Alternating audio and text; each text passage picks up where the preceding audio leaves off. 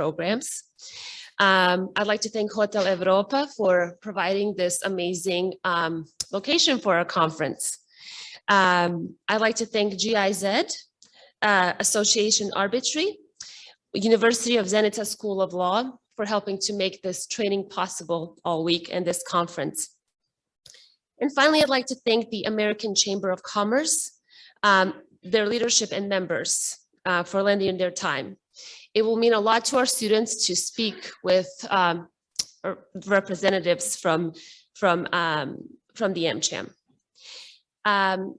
The mission of CLDP is to improve the legal environments for businesses worldwide. And one of the ways we do that is through training host country representatives in order to improve commercial legal environments.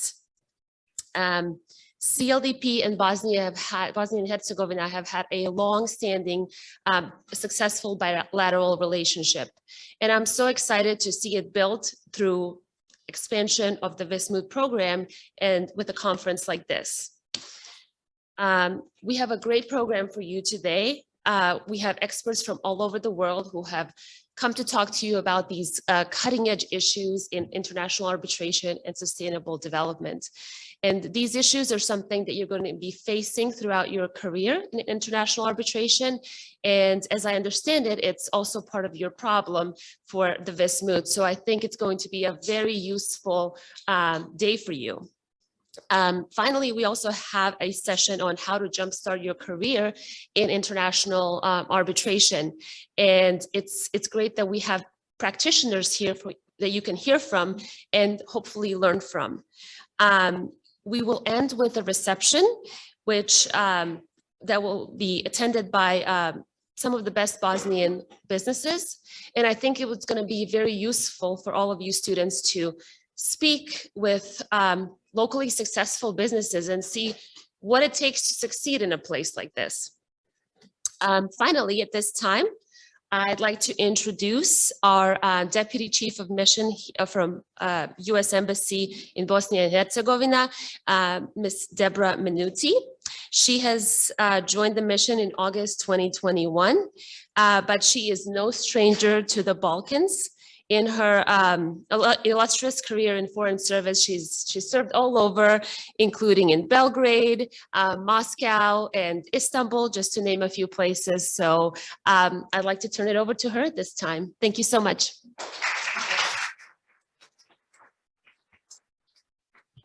Thank you, Taima. Dobro jutro svima. Good morning, everyone. It's wonderful to see such a great group of people in this room. I am really honored and excited to join you today as you kick off this segment of your training week. I'd like to thank the Commercial Law Development Program, all the trainers, and all of the students who've been participating so industriously so far all this week.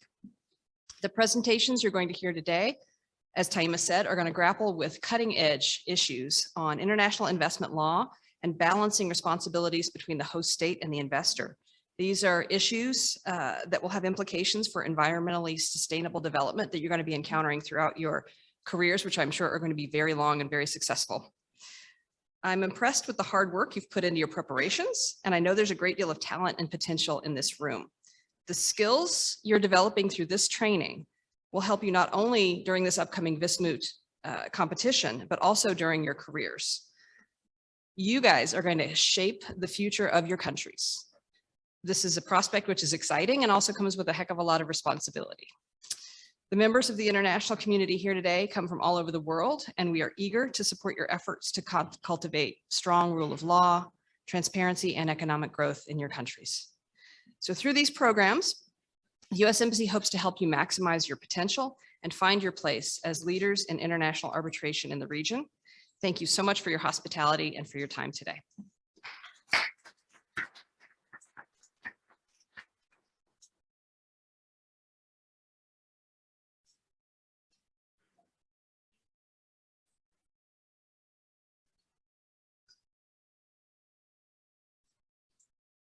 At this time, I'd like to turn it over to Nedim Hamzic from the American Chamber of Commerce to say a few words. Thank you.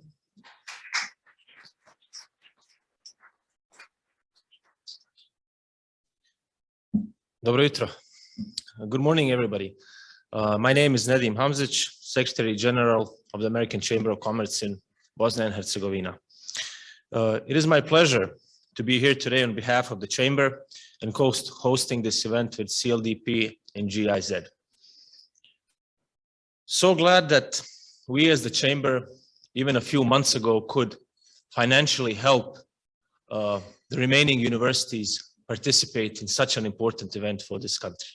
And you know how much we all love this country and how much we believe in the strength of the young people and the youth that has to contribute and has to give confirmation for the future leadership of this country. It is great to see so many students and professionals gathered here today to discuss the important topics of international arbitration and sustainable development as the future of international arbitration, and as a great way to cap off a successful week of training for the 20th annual William Viss Moot competition next month. AmCham's vision is to help create a booming and innovative free market economy in Bosnia and Herzegovina, transforming the country into a prosperous, inspiring nation and a leader in Southeast Europe. I really believe we can do that. By promoting the most progressive and sustainable American and international business practices, AmCham is the voice of the top business in Bosnia and Herzegovina. We are currently gathering around 120 companies that employ about 36,000 people in this country. You, as the future professionals in this country, will be a key part of this transformation. There is no change without your engagement in all future processes of this country. In addition to the training in which you have participated this week and the presentations you will hear today, you will have an opportunity to engage with representatives of some of the finest businesses in Bosnia and Herzegovina. All these professionals that you will meet today were once sitting just like you, and they were in your shoes, not maybe a long time ago. I was one of those actually students too. So please come prepared today, ask valuable questions. Don't be scared or anything to ask any questions you have.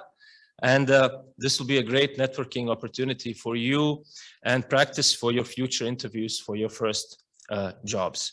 I must add on as the end that we are launching our own leadership program this year that will gather all the best companies, all the best potential in the country, and we will pay attention and talk to Taima furthermore to select the best of you to be part of our program too. I look forward to this conference and to the reception afterward.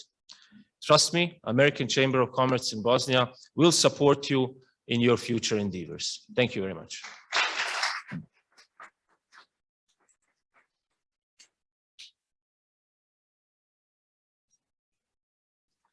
Right. Good morning, everybody.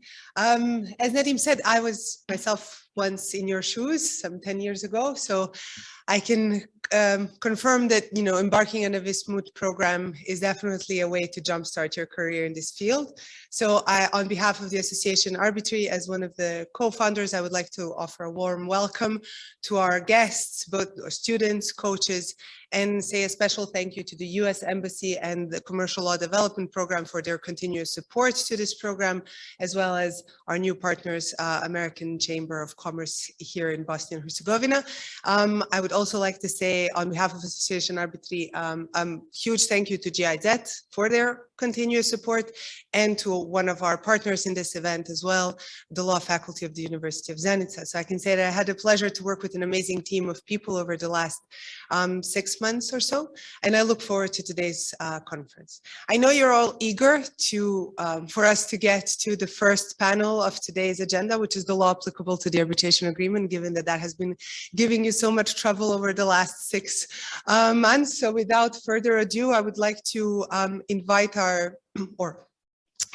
the first 2 keynote speakers that we have, Mr. Stephen Finizio, who's a partner from Wilmer & Hale, and Professor Helmut Russmann, who is a professor emeritus from University of Saarland in Germany. So if they could join, and a warm applause for all of our guests.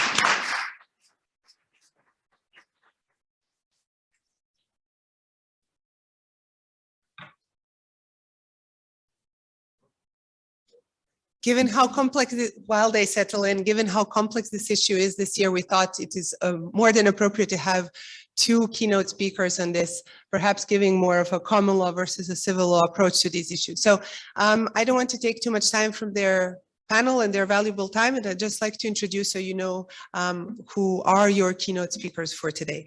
So Mr. Stephen Finizio, his practice focuses on international dispute resolution.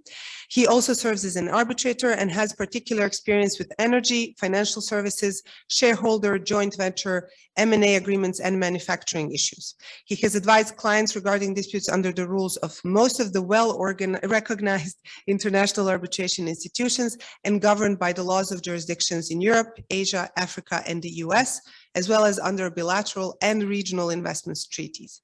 His pro bono work has included assisting a Central European government to draft new arbitration legislation, and he was part of a team that won a landmark decision in the first freedom of expression case in the African Court on Human and People's Rights in Isaloha Konate versus Burkina Faso.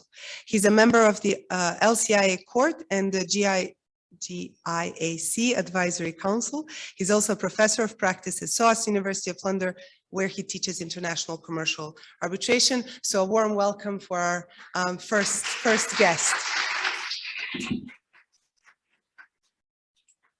So you have spent time and heard from Professor Rusman over the trainings, but he deserves a special introduction nonetheless. So Professor Helmut Rusman, from 1987 to 2012, taught and researched at Saarland University, where he held a chair for civil law, civil procedural law, and legal philosophy. In addition, he was a judge at the Hanseatic Regional Court in Bremen from 1978 to 1987, and a judge at the Saarland Higher Regional Court from 1989 to 1999. Professor Rusman was one of the directors of the Institute for Legal Informatics until 2010, and was also responsible for the Legal Internet Project Saarbrücken. In addition, he was a board member of the Association of German EDV Court Days until 2010. One of his main areas of activity is in the field of e-learning. So for example, he provides extensive learning materials on the website of his former chair, which are also noticed outside of Saarland University.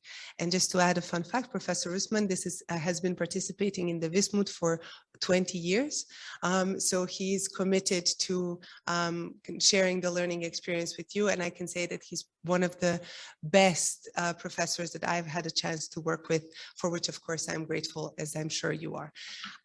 So over to you. Thank you.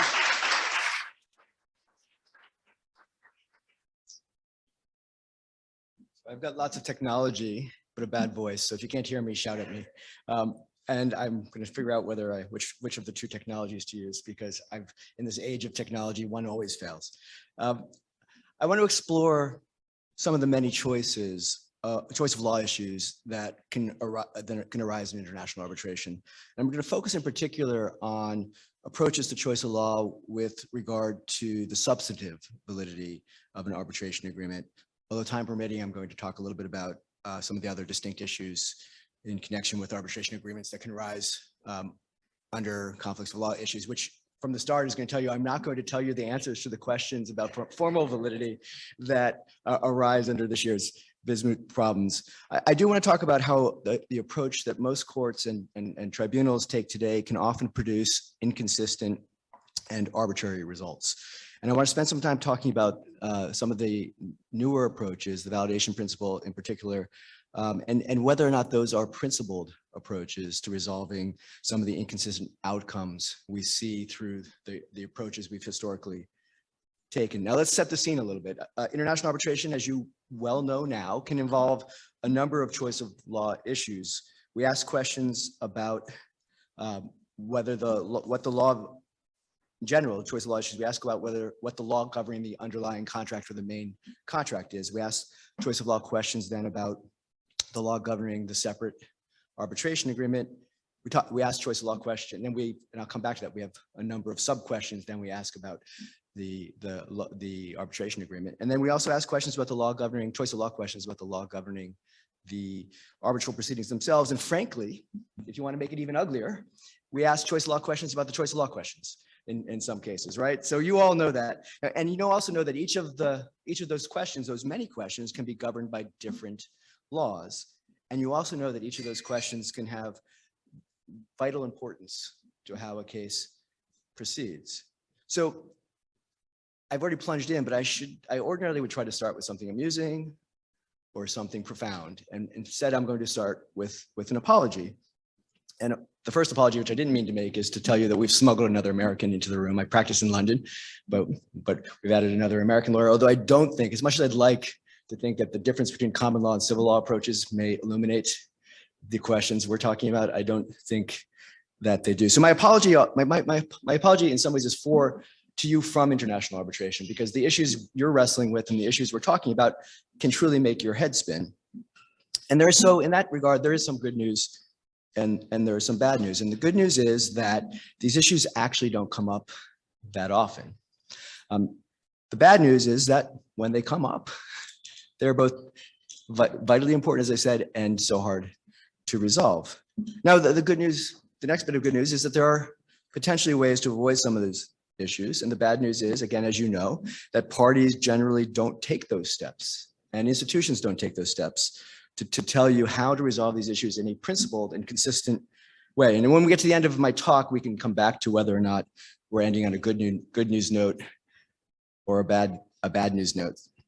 So let's talk a little bit about let's talk for a while about the arbitration agreement and the choice of law questions that arise in connection with the arbitration agreement. And you all at this point are certainly familiar with the separability presumption, which provides that the arbitration agreement is presumptively separate in a presumptively separate contract than the main contract or the underlying contract. And of course, one of the consequences of the separability presumption is that we need to determine the law of that separate arbitration agreement, that separate contract, and we can have a different law that applies to that than to the underlying contract. And then, as I've noted already, we ask ourselves, or may need to ask ourselves, a number of different questions about the arbitration agreement. And those questions include whether the arbitration agreement is valid. So this is the substantive validity that I'm going to spend some time talking about.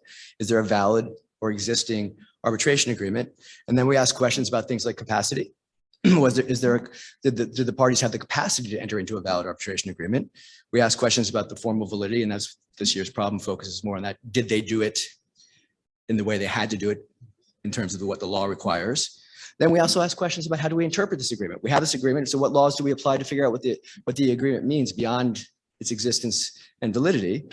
And we also ask the question, are there certain disputes that can't be subject to an arbitration agreement? So we have this non-arbitrability question that also raises choice of law questions, and you can have different answers to those different questions. So I'm going to spend the rest of today, my time talking a bit about the substantive validity question. So what are we trying to determine when we talk about substantive validity? Well, the New York Convention and most national arbitration laws permit courts not to recognize an arbitration agreement when it's null and void, or inoperative or incapable of being performed. So this is generally what we mean when we talk about substantive validity. We're trying to answer that question. Is it null and void, inoperative, or incapable of being performed? And we see that not just under the New York Convention, we see the same language in the Australian model law. Now, the problem, of course, and again, I'm not telling you things you don't know, is that neither the New York Convention nor the Australian model law and all the many laws that are based on that tell us what law to look to when we're trying to answer that question. Now, historically, the approach was to look to the law of the Judicial Enforcement Forum. So where are you taking this award to be enforced? And then you consider whether there was a valid arbitration agreement under that law. That approach was based, and I won't go into the historical roots of it too much, but it was based on a negative view of, or the negative aspect of the arbitration agreement. It was based on the view that the arbitration agreement was an agreement precluding litigation. So it didn't consider the positive aspect of an arbitration agreement, the positive affirmative agreement to resolve a dispute by arbitration. And we've moved away that in sort of contemporary approaches to choice of law rules.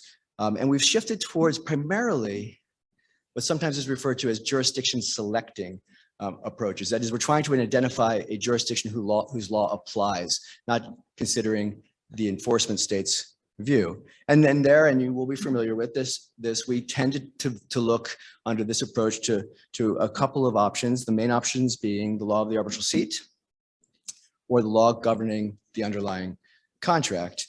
Although we've also developed this idea consistent with other approaches to conflicts of law issues to sometimes ask the question, which law has the closest connection to the arbitration agreement, not to the underlying contract, but to the arbitration agreement.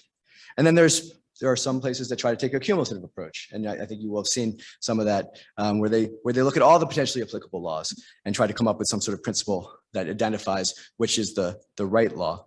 And then we've seen alternative approaches. And I'm going to spend a little time on that later on, those alternative approaches, which aren't trying to select a jurisdiction as much as trying to come up with something that can affirm or looks purely at the party's intent. And we see that under the validation principle. And we also see that in courts that take an approach that we can describe as anational or international without looking to the law of a particular jurisdiction. So we have the primary approach being jurisdiction selecting, trying to figure out which country's laws apply to this particular arbitration agreement, and other approaches that don't try to identify necessarily a country. Now that we can stop right there and say that range of options creates the very problem we're talking about, right? It creates the uncertainty that we don't want to have. And it creates, if we get to this issue in a case, unnecessary expense and delay that is contrary to the purpose of international arbitration. And we'll come back at the end to see whether we can come up with solutions. Let's talk a little bit about how we start, how we do this in real life. What do we do when this question comes up? Well, we always start with the New York Convention and or the national legislation that governs governs the particular proceedings. Now, New York Convention, and I'll be really elementary for a second, is split into two different purposes. One is the enforcement of arbitration agreements, and the other is the enforcement of foreign awards. It's Article 2, which deals with the enforcement of arbitration agreements, raises the question of whether we've got a valid arbitration agreement. This is this language I referred to earlier, null and void, inoperative, or incapable of being performed. And it also refers more generally to whether we have an agreement that is subject to an arbitration agreement. But in Article 2.1 and Article 2.3, those two provisions, neither tell us what law to look to. Now, in contrast, in Article 5, when we're dealing with the enforcement of foreign awards at the end of an arbitral process, we do have choice of law. We do have choice of law directions from the convention. The convention, Article 5, does prescribe a choice of law rule. And in particular, Article 5.1a tells us when we're enforcing an award at the end of the process, it gives us a two-prong approach. And that two-prong approach first looks to what the parties have agreed, and then it refers to, if there isn't an agreement, it refers to the law of the arbitral seat. And it's the same approach we see under the trial model law under Article 34. This trial model law doesn't tell us in Article 8 when we're enforcing arbitration agreements what law to look to, but it tells us in Article 34 what law to look to if we're enforcing a foreign award. So we have a question, and what could have been a simple answer, right? Can we shift the choice of law principles standard that's in Article 5 of the New York Convention into Article 2, or the Article 34 of the trial model law into Article 8? And that's what most courts and most authorities that have to decide these questions do. The courts that don't, the minority courts that don't take that, well, apply it by analogy approach, will usually shift to a closest connection kind of test. So does that answer the question? Should we just stop there? We're going to import standards from other provisions into Article 2 or Article 8 and say we've got an answer. And the problem, of course, is that it sounds like a good approach, but we end up with something that in fact leads to uncertainty, and it leads to arbitrary results. And let's unpack that for a second. I mean, it gets down that path pretty quickly because parties obviously very rarely expressly choose the law that applies to the arbitration agreement. So that first part of the prong, we're going to defer to party autonomy and let the parties choose, doesn't usually happen in practice. So now we're into the second question, which is, should we be applying the default rule, which is the law of the place?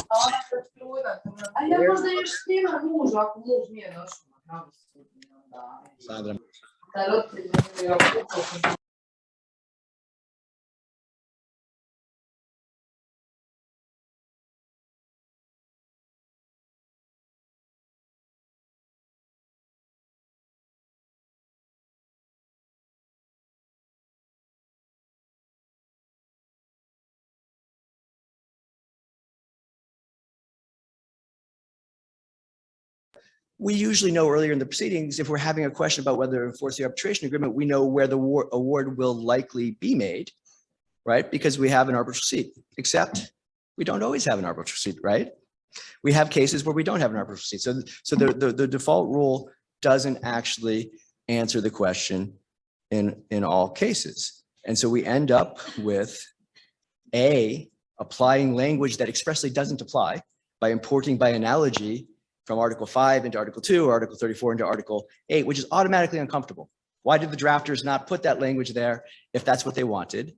And then we're also not covering all possibilities. So we don't have a perfect solution, even when we take that majority approach, which is to at least apply the default rule by analogy. So we're stuck with that lacuna and an unsatisfying approach.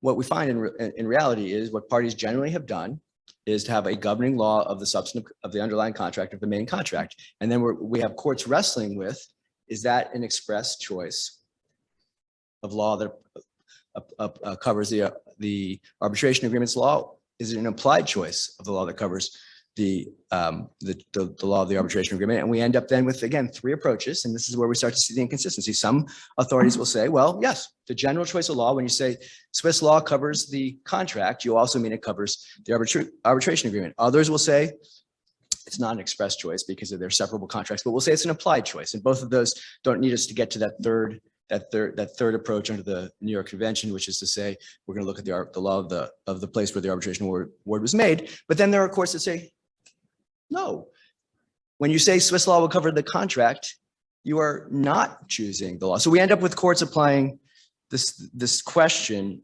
in very different ways. So no predictability, no certainty. And of course, we end up in cases where the law will be different between the seat, if we apply that third prong of the New York Convention approach, and the choice of the general law applying to the underlying contract. And you all know this as you've spent time. We have courts in prominent jurisdictions that vacillate between that approach. And I'm sure you all have spent time with AmCham v. Chubb. Let me first off by maybe be American for a second to say English courts are important courts. They're experienced courts, but English law is not the answer ever, always, to anything. So if you think the world stops with AmCham v. Chubb, the world doesn't stop with AmCham v. Chubb, but AmCham v. Chubb also reflects the fact that the English courts have switched and switched and switched again. So we've gone from it's the law governing the underlying contract to it's the law of the arbitral seat, back to it's the law governing the underlying contract in the space of a few years. So that just illustrates the problem where we're wrestling. So not only do we have no consensus and no predictability, but there is no persuasive argument for why we automatically pick one approach over the other. There is no persuasive argument to say it should be the law governing the contract versus it should be the law of the arbitral seat. So we're wrestling with abstract assumptions and debates about what the party's supposed intention was when they had a law applicable to the underlying contract, and we're guessing. And again, that's not helpful, and that leads us to decisions that end up being inconsistent.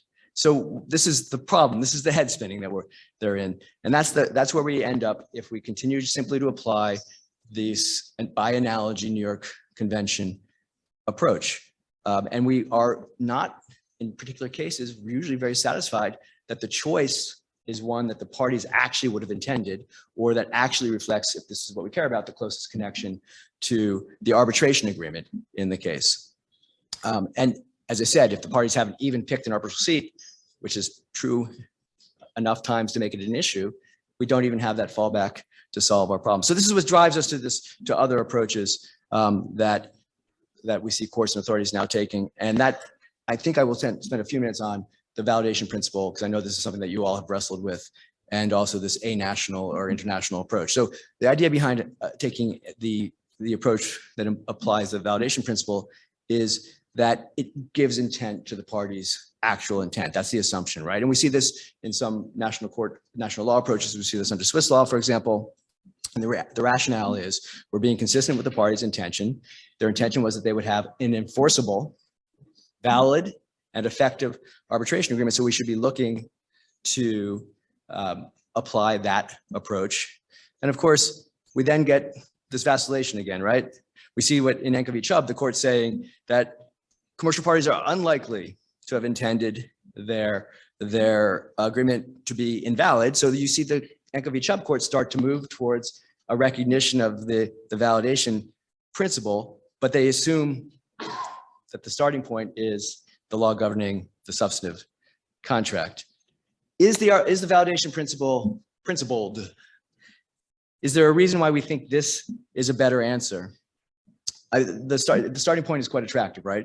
The idea is that it reflects the parties' implied or actual intentions, and certainly their intention to have a valid arbitration agreement.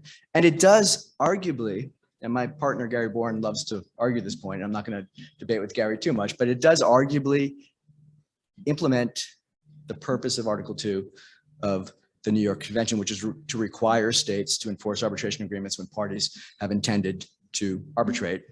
And so there are reasons to say it's a good outcome, but whether it's principled becomes a little bit more difficult because we get caught in, among other things, the circular assumption about whether we can identify intent. But we're more comfortable with that because we know that when they put some reference to arbitration into the contract, we can at least feel comfortable that that was an intent. But the problem is, even if we get that far and we feel like we have a principled basis to apply it, we're stuck with its limitation, which is it's really helpful to answer the question I've been talking about. Is there a valid arbitration agreement? Is there a yes/no question? It answers well. But what it doesn't do so well is answer the other questions. What's the scope of the arbitration agreement? What are the effects of the arbitration agreement? What are the effects of breach of the arbitration agreement? Because we haven't decided a law that's applying. We just decided to look for something that says we have a valid arbitration agreement. So we struggle a bit then with how far can we take the validation principle.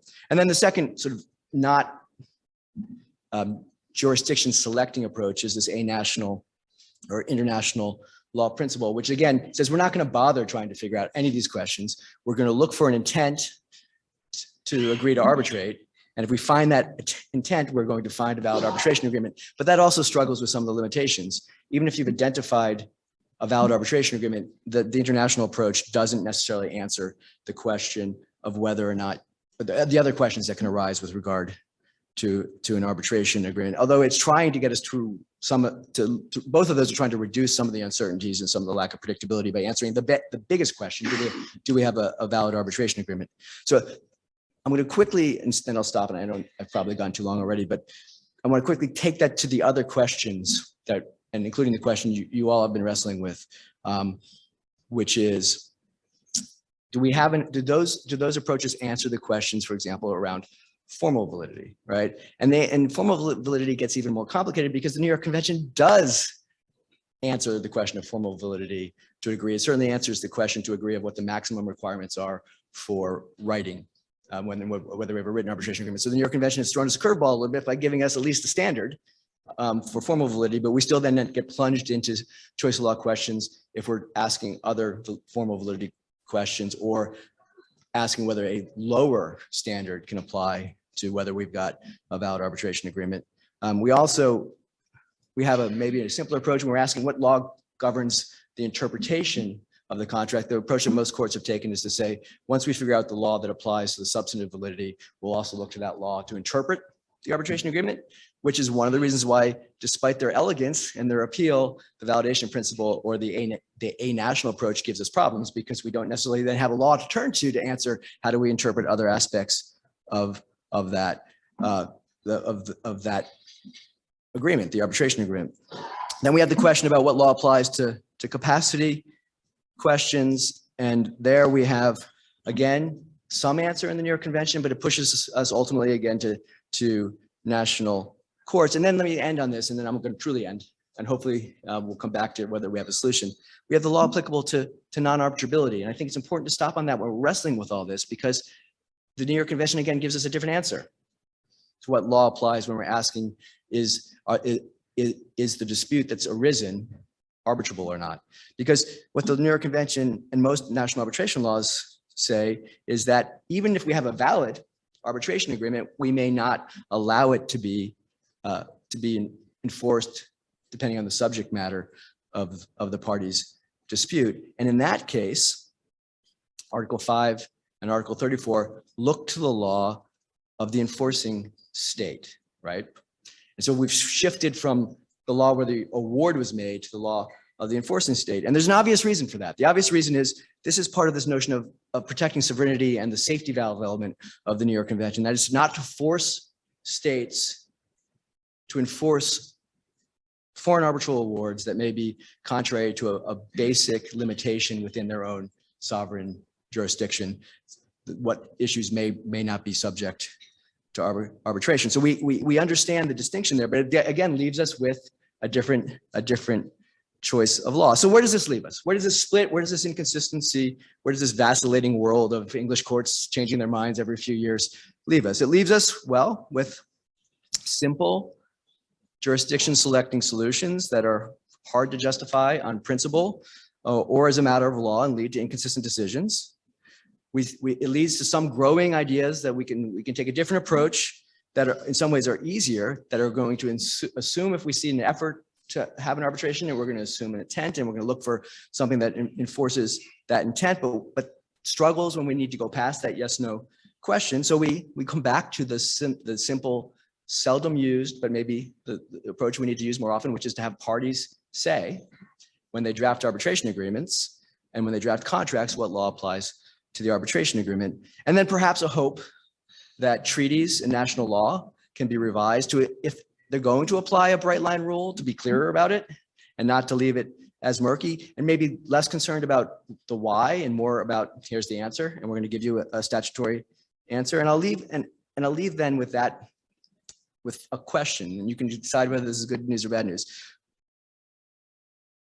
When we go to those sorts of solutions, other than the clear party statement of express Swiss law applies to the arbitration agreement, we are stuck in a world where we're contemplating a reality that has an assumption that is that the parties, either when choosing their governing law, meant to apply that to the arbitration agreement when we know they didn't think about it, or when they chose the arbitral seat, they meant that to apply to the governing law when we know most of them didn't think about that. And so then the question is, are we comfortable with assumptions that go against reality? And then the second question, so that's the question, are we comfortable with assumptions that go against reality? And the second question is, if we can solve this so simply through either incorporating a clear principle in arbitration rules or telling parties in model clauses and seeing parties actually choose the law, why are they not doing that? And I'm happy to talk about that during the break, but I'm going to leave you on that question. Thank you.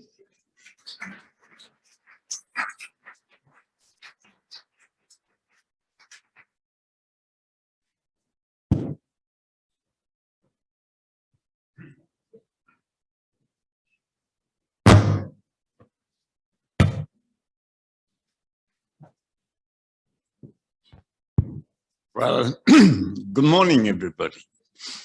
Petitioners like good news. So if everything would be clear in arbitration proceedings, state court proceedings concerning the applicable law, that would be good news. Professors like bad news. That everything is unclear. And there must come a clear mind by a professor to clarify the issues. Maybe the professor can write a book, 3 volumes, like the colleague of the person you have just heard, or an article, hoping that the entire world of petitioners are listening to them. Well, in common law courts, rather scarcely.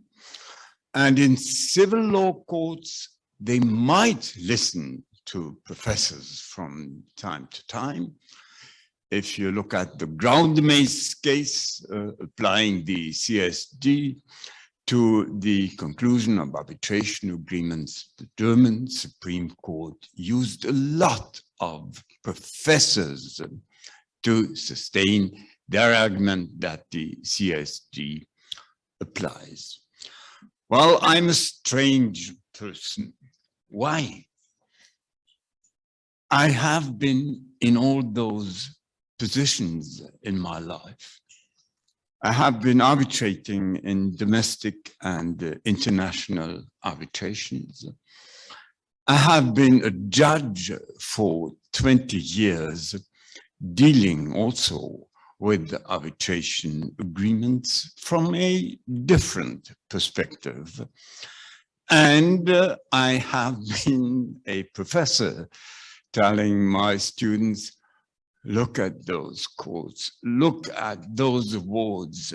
They are terrible. They didn't understand anything about the law. What I'm going to do now is to try to shed some light and to try to illuminate you, to make you better than the average practitioner dealing with the questions you have to deal with. There's one important point. People in arbitration love the New York Convention, although it's unclear. I am going to tell you that there are situations where the New York Convention does not apply. And that could be a situation in the moot competition we are in right now. Okay, let me try to start. First of all, we of course have different approaches to the matter in common law and civil law. The civil law approach is when they find an open question not settled by the statute, they try to look at the statute, find a provision and apply it in analogy. That's their methodology. The common law methodology is quite different. In common law, statutes are very often interpreted just literally. And if the statute is silent, they go back what they are used to. They are going back to cases. Although the English Arbitration Act has almost the same wording, arbitration agreement, the law, parties submitted it to the same wording as in the New York Convention and is in the antitrust model law. They are not using an analogy. They are going back to cases and to these 3 steps evaluation in English cases, and the cases have changed in the last 20 years from that point to that point. That makes a problem interesting, again, for professors and especially for moot directors, because they don't want to have clear situations, they want to have difficult situations, and they want to put you into trouble. And most of the time, they succeed. Well, what is actually then the difference between the 2 approaches? We read articles by Maxi Scherer, and she's telling us, well, in the end, the outcome is not that different. In both areas, or whatever we might call it, the agreement of the party takes priority. And we are not only talking about explicit agreements, which are normally absent. We are talking about implied agreements. That's one of the problems of our moot case this year. And if we don't find an agreement, then we come to a default. And there we have a clear difference between the civil law approach and the common law approach. For the civil law approach, it's the default rule in the New York Convention applied by analogy.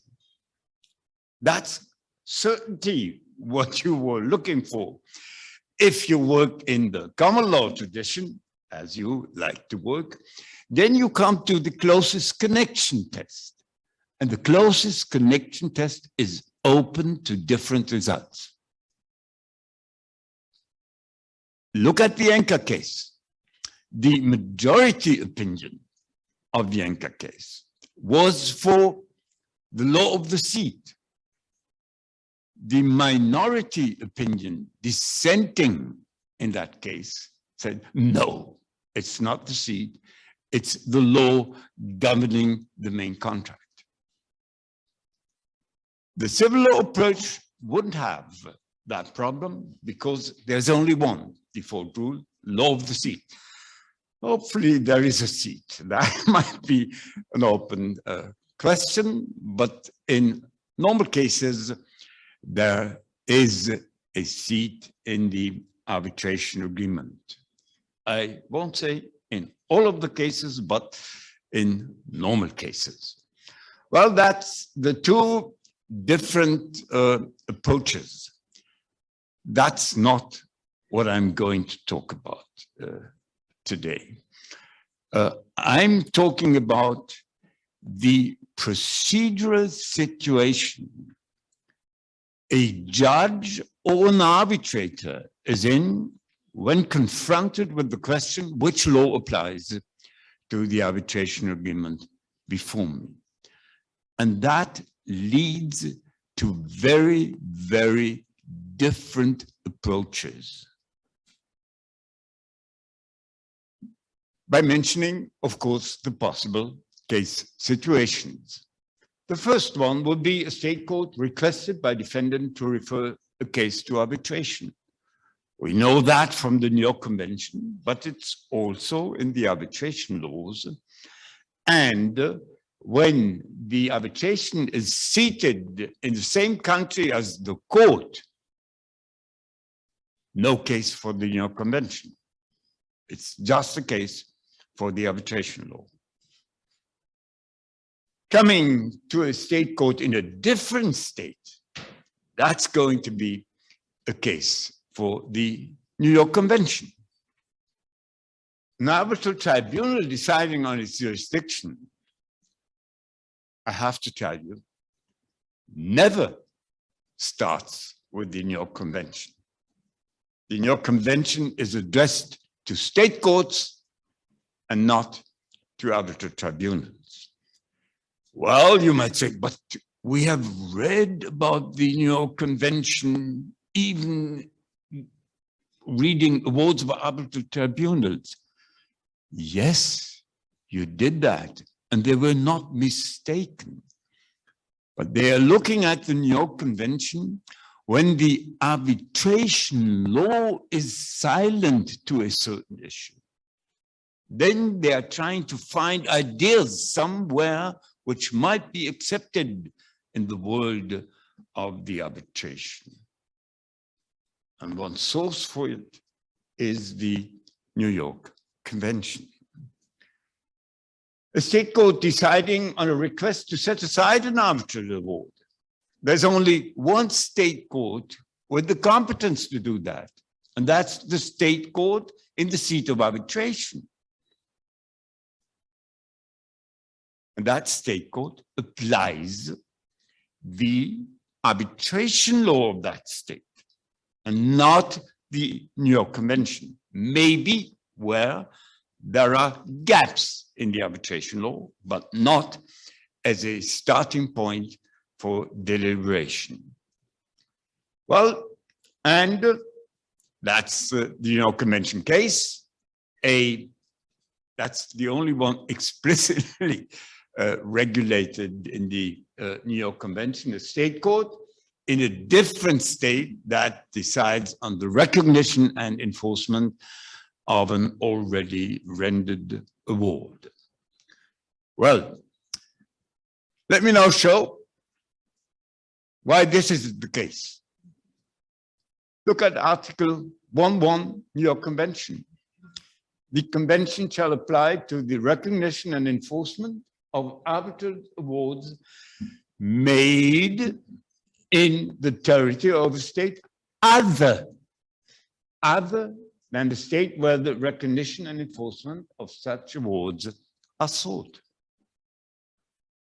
That's clear, absolutely clear language.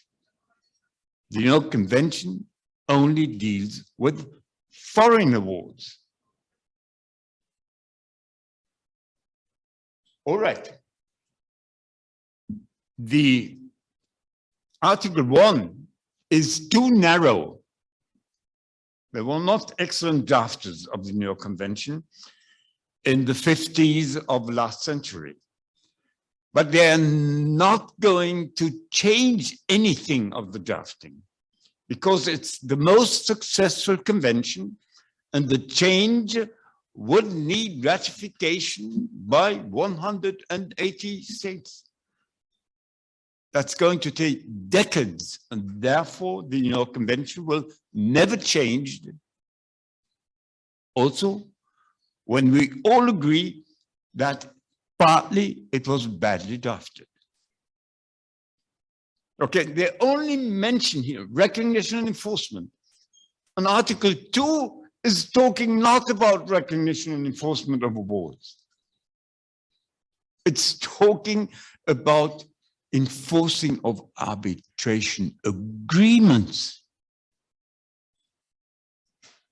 so that the member states have to recognize there is an arbitration agreement, and they have to refer the case to arbitration and not decide the case themselves. That's one of the two big obligations of the member states, or the contracting states of the New York Convention. Well, what do we do if we have an arbitration agreement which lacks the right requirement of Article 2 of the New York Convention? Close the book? No. There is a very, very famous Article 7 of the New York Convention. It says, in simple words, if you find an applicable law which does not have a right requirement, or whose right requirements are easier to be fulfilled than the one of the New York Convention in Article 2, you have to apply this law. That's what the most favorable right principle means. It is regulated, however, in the enforcement and recognition part, but there's agreement in the huge arbitration family that it also applies to the part of the reference stage. It was one of the important rulings in the groundmace case of the German Supreme Court to establish that directly. Unfortunately, it's only available in the German language so far, so it might not have reached common law courts at this very moment. But there will be an international discussion. Okay. What is the effect of this principle? Very, very important. It opens the door to the national law of the court seized with such a question. It's either the court who is asked to refer a matter to arbitration, or it's the court asked to recognize and enforce the award. When one of these courts finds, well, it's not met the requirement of Article 2, it's a very high standard of writing, have a look what does the arbitration law and, if needed, the contract law of your country tell about arbitration agreements and the right requirement? And even if that fails, look to the conflict of law rules of your country, whether they point to another country, and if the requirements of that other country are met, then you are on the safe side. That means one limb suffices to save an arbitration agreement. All right, let's try to do that for two situations. I start with number two.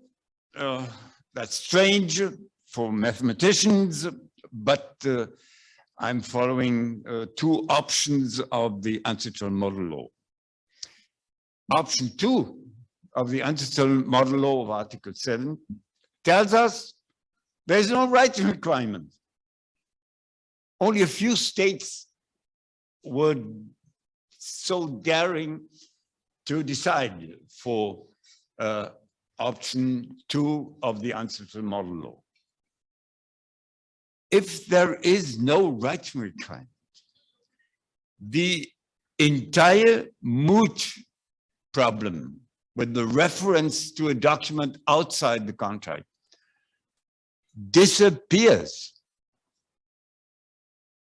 It disappears. Then you take the entire discussion on the existence of the arbitration agreement to all stages of negotiation, beginning at some summit of palm oil and ending maybe in the final talks between Ms. Fauconnier and Mr. Rain. And there you would have to find or not to find, depending on which side you are representing as a lawyer, whether there is an arbitration agreement, which means a meeting of the minds to arbitrate rather than litigate. Hopefully you got it until that stage. Then let's move to the more difficult stage, which plays a role in our moot problem. The more difficult is the option 1 of Article 7. That requires a right requirement very clearly in Article 7.2. The right requirement of Article 7.2 is not fulfilled in our case. We don't have a document signed by both parties, and there is no exchange, which is also foreseen, of letters and emails to that point. And therefore, the right requirement can only be fulfilled by one of the alleviations mentioned in para 3 to 6 of the ancestral model law, which happens to be the Danubian arbitration law. Well, I'm not talking about all the 3 alleviations, but I will talk about the one most relevant to the situation in our case. That's Article 7.6. If there is a reference in the contract to a document outside the contract, maybe general conditions of sale, which contains an arbitration clause, then we have an arbitration in writing if the reference is such as to make that clause part of the contract. Unfortunately, maybe the moot directors will say, fortunately, unfortunately, what makes something a part of the contract is not regulated in the arbitration law. There's no answer in the Danubian arbitration law, no answer in the model law. And the general answer to that gap in the arbitration law is some contract law has to step in. Some contract law. Which one? The one decided by conflict rules. And there we come to what has been already elaborated, and there might be a validation principle coming into the discussion. I'm not going into details. I just want to show you the path you have to take in arguing the case. But actually, we are still within the New York Convention, which actually does not apply to arbitral tribunals. What I was lining out is the case situation of courts which have to deal with arbitration agreements and which start with the New York Convention. So the matter under the option 1 could be decided in the first limb by the contract law of the court seized. And that would be the national law of the court seized. What answer the national law gives, I do not know. In the famous case of the German Supreme Court, the national law consisted of the general contract law, German contract law, and the CSG which is applicable in Germany. And there the court had to decide the matter you are confronted with. Does the CSG apply to arbitration agreements? The German court said yes. Whether that's correct, it's up to you to decide. Well, if we wouldn't have a positive answer in the national law, we would have to move to the law determined by conflict rules. And one statement: the conflict rules can by no means be taken from the EU Rome I regulation. You find that several times in the ACA case reasoning. And now we're coming to our problem. It cannot be taken from the Hague Principles on Choice of Law. Professor Kroll was just trying to confuse you. Why not? There's a simple answer to that. Both explicitly exclude arbitration agreements from the scope of these rules. No question about that.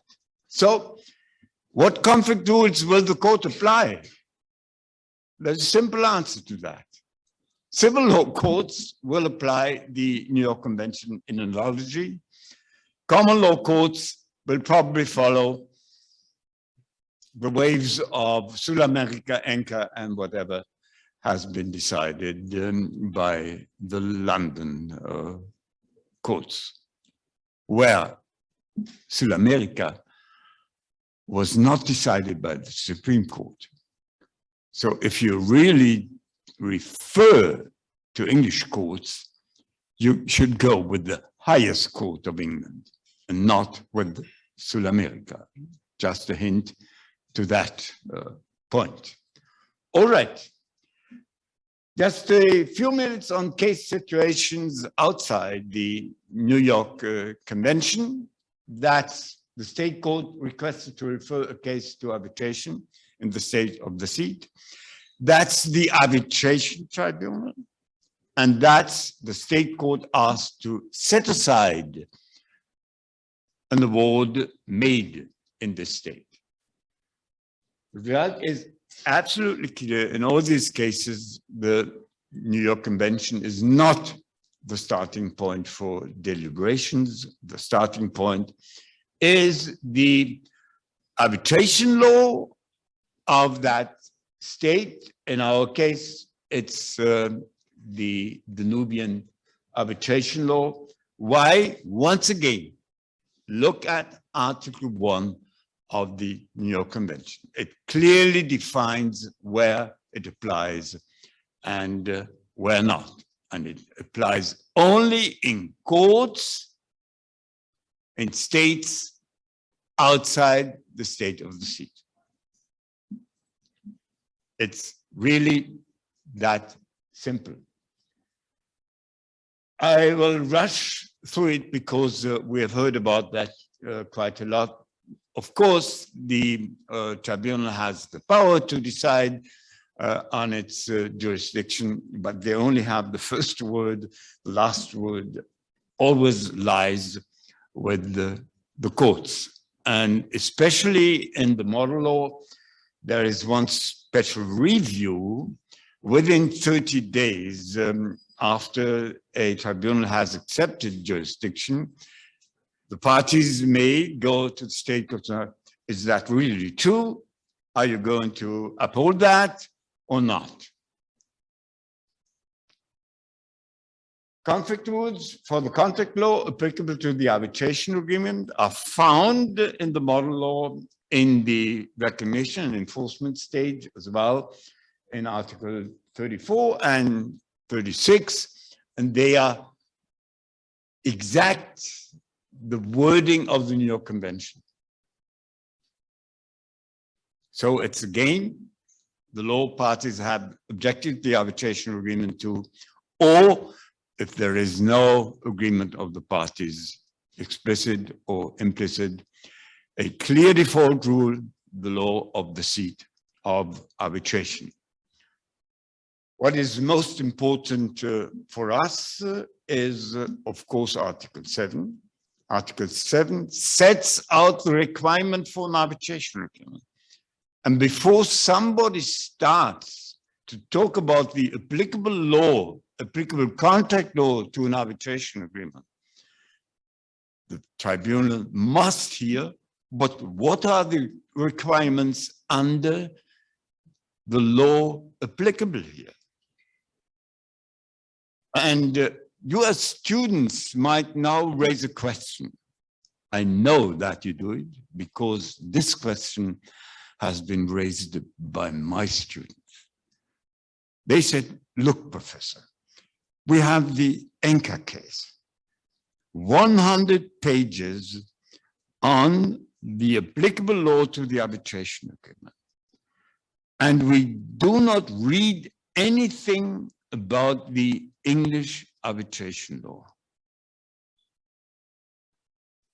I tell them, wait a minute. They don't start with the English arbitration law, but they mention it somewhere around page 70. And that's a strange thing.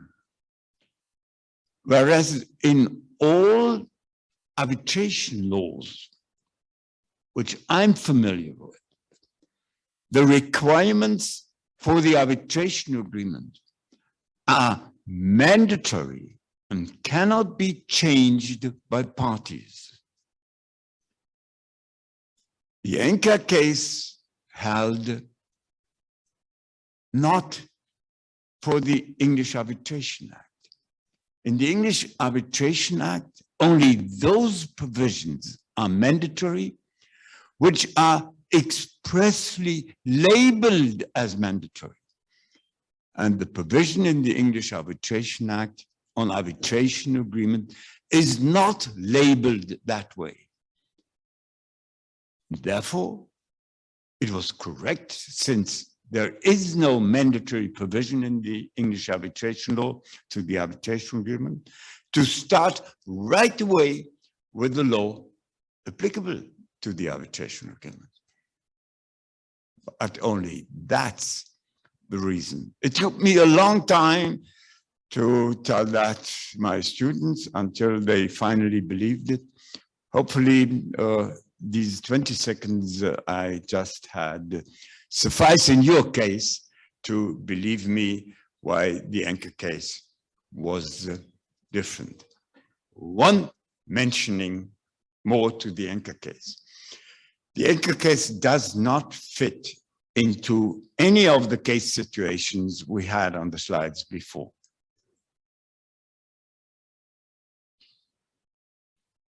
They were not asked to refer something to arbitration. They were not asked to enforce something. They were in a situation which only English lawyers and maybe some other common lawyers are familiar with. There were already court proceedings pending in Russia, despite the possible existence of an arbitration agreement. The court of first instance in Russia said there is no valid arbitration agreement. Then the matter in Moscow moved to the Court of Appeals. However, the arbitration agreement they were to decide on was an arbitration agreement, ICC, with a seat in London. And the parties went to the London courts asking for help. Please stop the proceedings in Moscow. That's done with an anti-suit injunction under English law. Germans don't know that. That's very peculiar for, let's say, especially English law. But that's the situation. The Supreme Court of England, in the last instance, decided on an arbitration clause for an arbitration which would have the seat in England. Therefore, the English arbitration law applied. But since this arbitration law was not mandatory on the requirements for the arbitration agreement, the court could start their deliberations, which reads like a professor's book. I hope you have all read that. When I saw it for the first time, I told myself, that's not a court decision. That's a professor, a couple of professors, writing articles. Compare it to other decisions. But that's not an issue now to talk about. If we are in the situation of the Amsterdam model law, the applicable law question appears in the writing requirement in the elevations of the writing requirement, which I have highlighted in red. Now, my work to confuse you ends, and I've just one thing to say. That's Picasso. Probably I violated some intellectual property law. He's not dead long enough, but I dared to do so. Give peace a chance. That's not Picasso, that's the Beatles. And enjoy your stay here. Good luck for all of you. Thank you.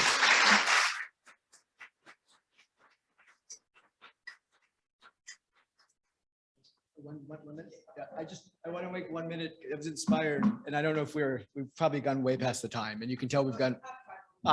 So I think we both would take questions if you have them. I also assume we've made your head spin faster rather than slower. The common law, civil law, I was inspired by the common law, civil law discussion because I started by saying I didn't think there was much of an importance. And so one comment that I want to make, partly to be amusing, is that Gary Bourne sits above me in the office. Maxi Scherer sits next to me in the office. I've been always told this doesn't show our relative merits, that if we were using relative merits, I'd be in the basement and they would both be on the top floor. And then I thought, how much of a crime is it that I'm here talking to you rather than Gary or Maxi? And then I realized no, because I get to tell you they're both wrong. And I've already told you why Gary is wrong, why the validation principle doesn't get us far enough. And now we talk about Maxi. Let me quickly tell you why Maxi's also wrong. And it's a partial answer to the question I left you with. So what Maxi says, and this is an article I happened to grab the other day, also written with another of my colleagues. Maxi's a French lawyer. Gary's an American lawyer. The other, Maxi is German, who's a French lawyer. Is a German woman who's a French lawyer. And this article was written with Ola Jensen, who's another of my colleagues who's a German lawyer. And their conclusion is that courts and arbitral tribunals should accept that parties simply have not dealt with the question of applicable law to their arbitration agreements and therefore should apply an objective connecting factor. This objective connecting factor should be the law of the seat, either directly because Article 5.1a of the New York Convention applies, or indirectly as a system of law that is most closely connected to the arbitration agreement. Now, it is the system of law that is most closely connected to the arbitration agreement, but the notion that the parties have thought about that, and this reflects consent, I think is an impossible leap that they're making. So this is a solution based again on a false premise. It's a good solution based on a false premise. I'm going to leave you there. If you have questions, I'm happy. I'm sure the press listeners is happy as well.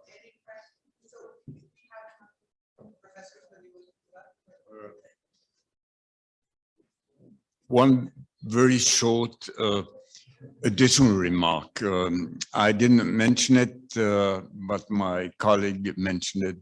There is a special approach to international arbitration, the transnational or national in one word, meaning that the arbitration proceedings and the award does not have a nationality. That's especially a French opinion, and the guy who wrote books on it, that was Mr. Gaillard, unfortunately passed away last year. And I already recommended to the students, don't try to use that in the moot. You wouldn't find anybody to follow you. So the moot is based on the assumption that arbitration and arbitration awards have a nationality and that this nationality is given by the seat of arbitration. Thank you both. That was such a wonderful exchange. I hope, and I'm sure the students have enjoyed it, or their heads are spinning. But I'd like to give an opportunity for at least one question. I know it's break time, but in case somebody has a question, like a burning question that they absolutely want to ask. One, Leila, you were second, so I'm going to give the floor over here. Okay, go ahead. Just say your name. Oh, should I stand up? Okay. So greetings. First of all, thank you so much for such an amazing presentation. It was really, I would prefer to have my mask on if that's fine. Okay, you can hear me, right? Okay, great. I've been working on procedure for the past 6 months, and one of the most burning questions that I've had is, why not just go with validation principle, meaning why not just talk about whether the parties actually meant to have an arbitration agreement and then move to the law which would make the parties' intent come to the force. So why not make validation principle quote unquote mandatorily applicable in all of the cases where we have the dispute between the parties about the jurisdiction of the tribunal, and then later talk about the system of laws which might apply to the arbitration agreement. Because in most of the cases, what I've seen is it is happening, if it's happening at all, the other way around. Why not just first talk about the intent of the parties and then talk about the system of laws which might apply? Thank you.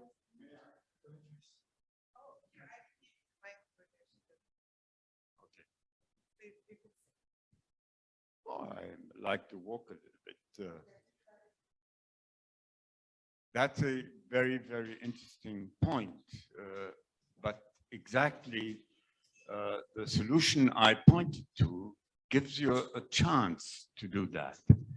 If you start with the Danubian arbitration law, there you can distinguish two requirements. One is the requirement in Article 7.1, and that's only relating to the intention of the parties that they wanted to arbitrate rather than litigate.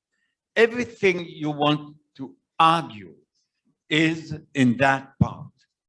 And that's actually not dependent on any contract law, because I do not know any contract law in this world that would not require a meeting of the minds on all relevant points.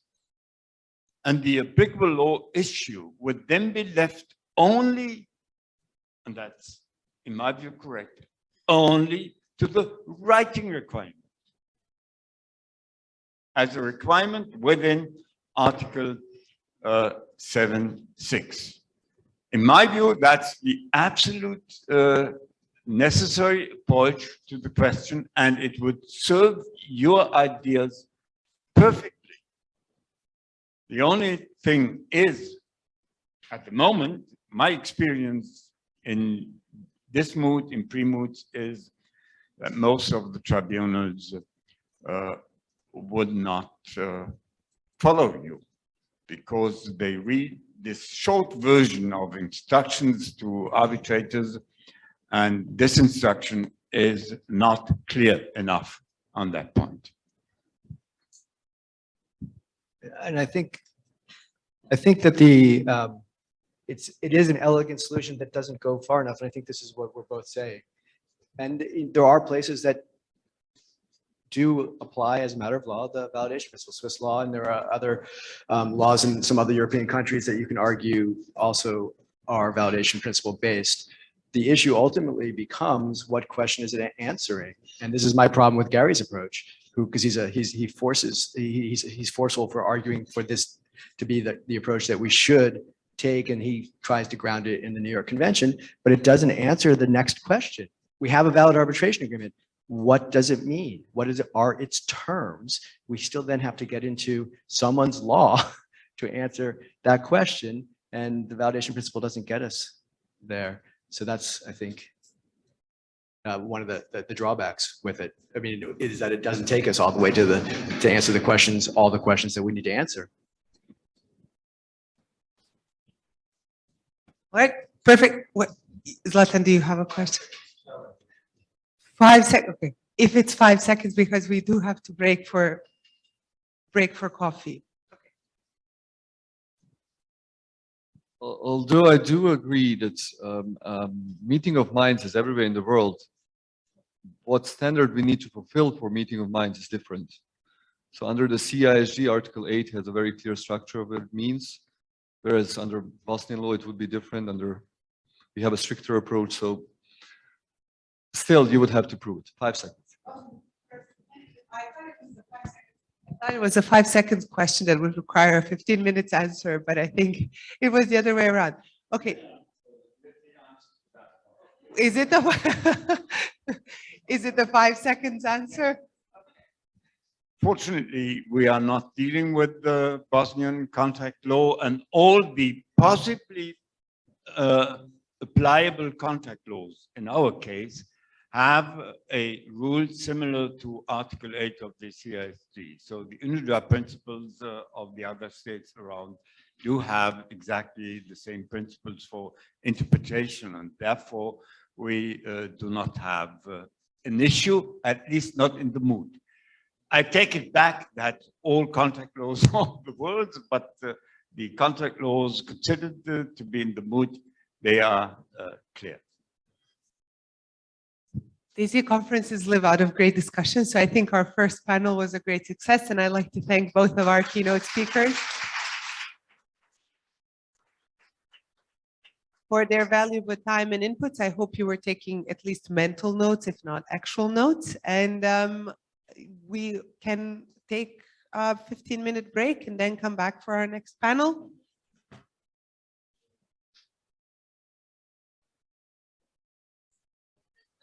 I don't sound like God right now. The echo has reduced.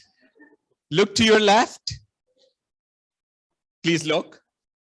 Look to your right. If you know the person next to you, change your seat. Spirit of the rule, not letter of the law. Get to know each other, right? If you're from Banja Luka, if you're from Zenica, and if you want to meet students from Zenica, from Banja Luka, stay there, right? Moot court, you're making friends for life. So make friends for life. All right. Thank you very much, Kabir. I think this is an excellent exercise. I do apologize for my sick appearance. Like I've been saying for the past 3 days, I only appear contagious. This is just a regular cold. So I hope nobody's freaking out when they hear me speak and see me cough from time to time. Should I put my mask? No. All right. So we have an interesting session now. At least I think it's an interesting session. So we're going to talk about sustainability and trade and investment. Most of you know me, and I don't think there's much of a need for me to reintroduce myself. But I would like to introduce our guest, the person who has been making you make new friends for life in the spirit of the Wismut. So this is Mr. Kabir Dugal, who is a senior international arbitration advisor at Arnold and Parker, correct? Porter, sorry. Parker does works too. Parker, okay. So AP in New York. So he focuses his practice on international investment arbitration, international commercial arbitration, and public international law matters, serving both as counsel and arbitrator. His experience includes complex disputes under numerous bilateral and multilateral investment treaties and contracts. And he works closely with the CLDP as an expert and has undertaken capacity building workshops in Georgia, Kosovo, and now in Bosnia and Herzegovina. Needless to say, we're very happy that he's here. He has served as an arbitrator in over 40 disputes involving parties from all over the world and across several different industries. The total value of the disputes he has been involved in exceeds $80 billion. He has facilitated the mediation and negotiation of complex disputes. And I believe he's on his way to a second PhD, or did I hear that? Yeah, so he's on his way to a second PhD. So a round of applause for our wonderful guest from New York. So the way I know under in the agenda, it was supposed to be a kind of a presentation, then a panel, but unfortunately, Reka, who is another dear new friend from New York, had to leave earlier due to work obligations. So it's just Kabir and I for today. So what we've decided to do is kind of merge the two sessions and split them into two, with me talking about kind of sustainability issues in commercial disputes and Kabir talking about the same approach in the context of investor-state dispute resolution systems. So some of this will be relevant for your VIS, some will not, but it will surely be relevant for your future profession, given that sustainability from various aspects of law and regulation and compliance, including dispute resolution, is becoming more present, and it's kind of at least one of the hot topics in the previous years, in the previous year only. So what I like to do is kind of share some inputs on how this plays out in global value chain. So what I want to do today, and Kabir has kindly accepted to interrupt me. Sorry, drama pause for technical reasons. All right, so what I want to do is to give you some context. So this is, my intention is not to give you a Wismut lecture. My intention is to kind of present these issues and do a whistle-stop tour, if you will, around these issues. So I want to give you context. What is sustainability today? What are global value chains? What are the issues in global value chains that tie back to sustainability, and how these issues are kind of trying to be addressed, or what the academic and practitioners around the world have suggested as solutions. And then we're going to talk about briefly transition to kind of how this plays out in investor-state dispute resolutions. And Kabir is going to talk about that. Are we good to go? Can I continue? Okay.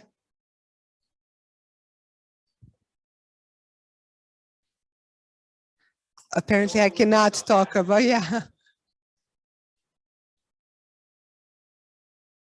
If you want, we can share the presentations, although, okay. So although on my presentations, you won't get much. I usually don't put much text on my presentations, but yes, you can absolutely get the presentations. All right, so let's start about context. I hope and expect that most of you have at least seen the photo of the UN Sustainable Development Goals. I also expect that not many of you have kind of went into a deep dive of how we got to having 17 Sustainable Development Goals and 169 of corresponding targets that go under these goals. So sustainable, the 2030 agenda that presented or brought us these 17 goals was a result of over 30 to 40 years of work on environmental and environment protection and sustainable development protection in the UN. Now, as every work in the UN, the development of these sustainable goals, their phrasing, the decision which goal will make it to be a sustainable development goal was kind of surrounded by different political differences and different agendas and different perspectives from different countries. Especially when we talk about development, development does not necessarily mean the same thing for the developed countries of the global north, so Americas and the West, and it doesn't mean the same thing for the underdeveloped or developing countries of the global south. So while when we started talking about the environment in 1974, when the first environmental conference took place in Stockholm, the global north and global west were focused on environment protection, whereas the global south countries, which have also recently gained their independence and wanted to move forward with economic development as post-colonial countries, were focused on increasing their economic development. Now, this is important because for them, sustainability was not necessarily a priority. Economic development was a priority. And kind of aligning these different political interests in the work of the UN has shaped all of the agendas, resolutions, and other soft law instruments that came after the Stockholm conference. This is also very important to note, this so-called global north, global south divide in the area of international law and in the area of investor-state dispute resolutions, because a lot of bilateral investment treaties that came in that period afterwards were focused primarily on attracting foreign investors to global south and kind of giving the investors open hands. Kabir will correct me if I'm saying something outrageous, with less of a control from the states. And with time, of course, the shape of global economy, the shape of relationship has changed. And we now, it's not a clear-cut situation, obviously. Now, one notable example of that divide that made its way into the Sustainable Development Goals is the sustainable consumption and production. And when you start kind of getting into this whole debate around sustainability, the core of the whole agenda, more or less, the core of the debate around sustainability and sustainable development boils down to consumption and production. Consumption of natural resources, production output, reducing consumption and making that, of course, in line with what the nature can give us, and not over exhausting those. Unfortunately, while the 2030 agenda kind of set, at the very least, it set a global policy or a goal that the countries want to achieve, it doesn't have a binding effect. In its essence, is voluntarism. And this voluntarism comes into three areas. So first of all, we have the regulatory activity of the states. Of course, the states are the primary actors of regulatory activity. So it's the states who have to bring policies, bring legislation to life that will be in line with sustainable development goals. Second, very important shift is the role of the private sector.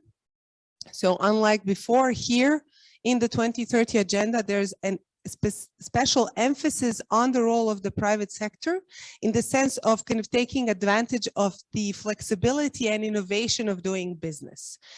we can have a conference devoted only to what extent private sector can really contribute to sustainable development, because one of the main issues in this whole spiel is that the private sector, of course, wants these agendas to be in line with with their needs of making profit long-term and short-term, and less stringent regulation that imposes too much of a compliance. And last but not least, because UN 2030 agenda is voluntary in its nature, there are debates of whether it can, has it evolved to kind of customary international law, or what is its legal effect?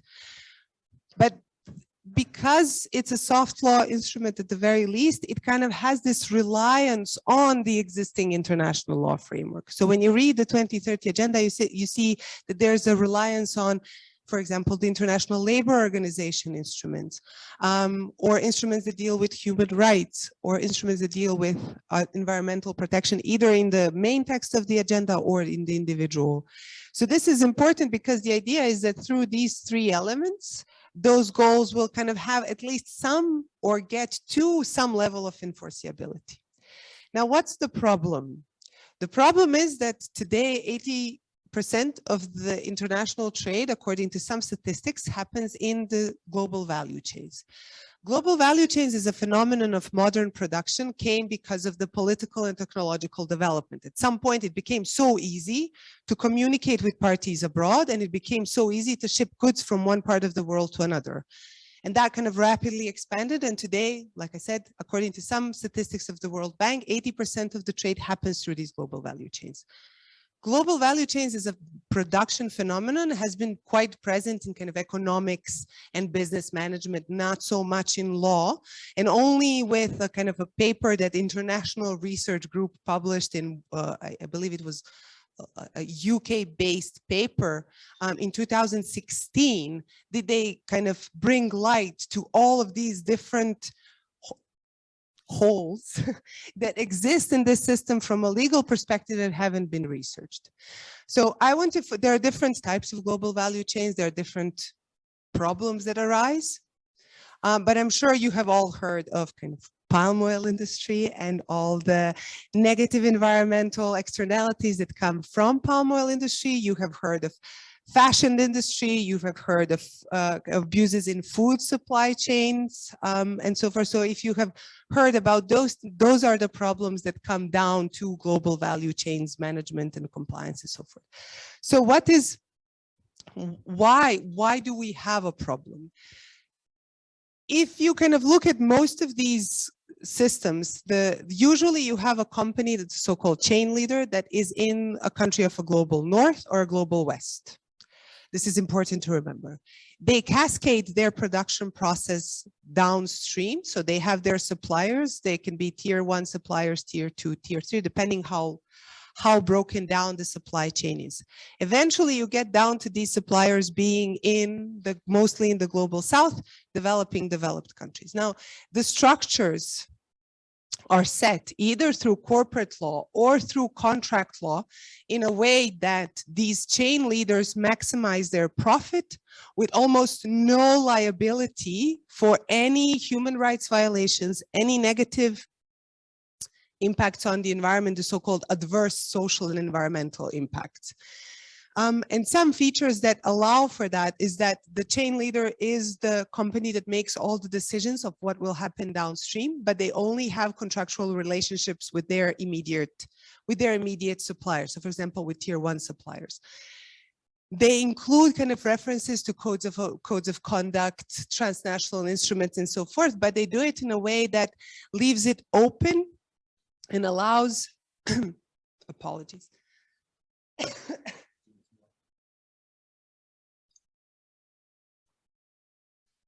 And allows these suppliers not to necessarily be compliant with. And then the third, from my perspective, the most important problem is that there's no investment coming from these chain leaders to their suppliers in training, in human resources, in know-how, any kind of capacity building that will support these suppliers in achieving those standards of responsible business conduct that they say they focus on.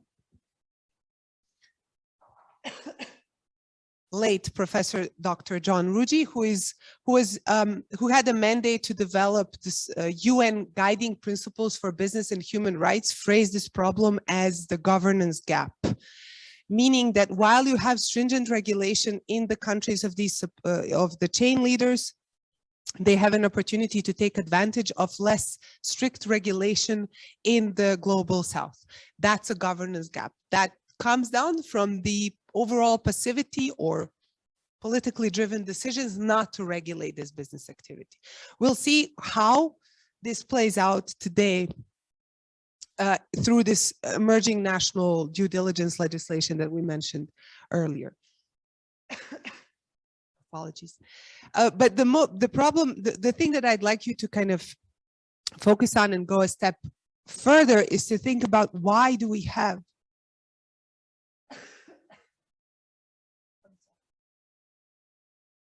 This is dedication. This is the best dedication.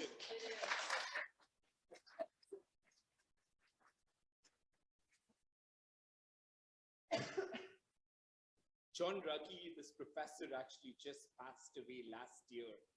So it's been a very, he played a very instrumental role in talking about. This is me trying to fill time. But he's not a lawyer. Key takeaway, smart people don't need to be lawyers. But he did play a very critical role in identifying how should we be thinking about corporate social responsibility, right? International law is concerned with whom? This is the question. Can someone say the obvious? I cannot dispute that answer when I ask a question like that. So you're correct. Who is the subject of international law? Countries. Use the international law word. States. Right? Good. What John Ruggie tries to do is come up with. Is that me? It sounds like it's me. It is me. This was an alarm. John Ruggie tries to come up with a framework for how can you create obligations for corporations, right? Now we're talking about not a subject of international law. We're talking about people who can do mafioso things that impact human rights, right? And the framework he's going to create is the respect, protect, fulfill human rights, right? As a corporation, respect human rights, right? So the way he does it is he puts the obligation on the states to enact measures that the state will put on corporations. Smart, right? I can't get to corporations directly, but I can get to states that can get to corporations. That's the framework he had created. I don't know where she was going with this, but that gives you some context for what Professor Ruggie was trying to do. You had a question? Tell us your name, tell us where you're from. Oh, I'm Tamar Ignadze. I'm from Georgia Free University of Tbilisi. So I have been researching the environmental problems. Just to fill the time, just to ask the question. So one of the things that came up was basically consumerism and the problem that we have with consumerism. Because yes, we can put on some obligations on the states which may affect the corporations, but at the end of the day, the people who are consuming those things from fast fashion, or either fast food industries, mostly, especially in the Eastern Europe, that's my experience, people want cheap things, but also things that they're coming to us fast, they're affordable. And the only way to gain that is through fast fashion or fast food industry. So how could we change that? How could we change the way people consume things? Because sometimes like living this no waste lifestyle costs a lot. like having those stuff might cost a lot. So that is, I think, a valuable concern. You know, my generation, and we were talking about this, and we're not, I can't say I'm in your age group anymore. That kills me. But I have also become that older generation that now says, oh, I don't understand this generation. Becoming like those old fuddy-duddies. But the point I would like to make is, you are all going to have to figure that out. Sorry, international law doesn't give us an answer for that. We're trying to get to the problem, but at the end of the day, we're going to have to rethink this completely to come up with a solution. This is not going to give you that answer, but that is the problem. Thank you. Yeah. But commercial law can give you an answer. Yeah. I guess we're introducing ourselves. Hi, I'm Layla, and I go to the International University of Sarajevo. And I think I'm gonna piggyback off of what she was talking about. So like, for example, my iPhone is made to work for a certain amount of time before it shuts down and goes crazy. And things to go into making an iPhone requires certain mining that happens down in the South. So how do we tell capitalistic countries, which is where most consumers are, because the South caters to the West. So how do we tell people that consume these things that, like, how do we tell companies like the Apple company that they should make their phones last longer without putting implications of like communism on the capitalistic system? That's an excellent question, because that question goes back to what I was saying before I had my cough breakdown. There's no, do you want to kind of jump into discussion? So there isn't kind of a yes or no answer, or there isn't a conclusive answer, because the relationship between the capitalist versus the capitalist countries of the global north versus what is happening in the south is more about politics that is layered with different issues. So if you want to start thinking about or framing those issues in a different way, I would recommend a book rather than me giving you answers to this. There's an excellent book that's called Global North, Global South Divide, that kind of at least helps you break down these issues. I wouldn't say that consumers have no role in this entire context. I would say that consumer pressure can put a pressure on the companies. And the reason why I said that the commercial law can give you a response to this is because part of the contract and commercial management that we talked about, part of the evaluation process, where do I go to business, who do I do business with, how do I produce my goods, all of that takes into account what consumers want and need. Of course, the power of consumers in different countries is different depending on the profile of consumers. I don't think that profile of consumers in our country is such that can exercise that pressure, but studies have been done, for example, on the impact of consumers and their preferences in Germany, and the situation is completely different. It's a different profile of consumers in these countries that can have an impact on business decisions that these companies are making. The most important thing that I'd like you to take from this is that the root cause of this governance gap ultimately lies in these political and economic discrepancies that happened and that happened after the Second World War, with the divides between capitalism, new colonial countries, and now post-colonial era. And there's an entire new school of thought that's called third world approach to international law, or TWAIL. And they kind of look at international law, including investor-state dispute, investment law, investor-state dispute resolutions, and commercial law through this lens of global south, global north divide. And it can help you understand how we got to where we are in these kind of constructs that exist today. Like I said, this is a whistle stop. Now, how can this 2030 agenda or the sustainable development goals help us deal with the governance gap? At the very least, and the minimum that they can do is kind of help us understand what are the positive externalities, because the global value chains still have benefits for the economies worldwide. They have benefits for individuals and for the economies generally. So there are positive externalities, there are positive impact that these that these activities can bring, such as increased knowledge, increased wealth, increased health. And what we want to do is reduce the negative externalities, to bring accountability forward as one of the key considerations in these contract structures, at least.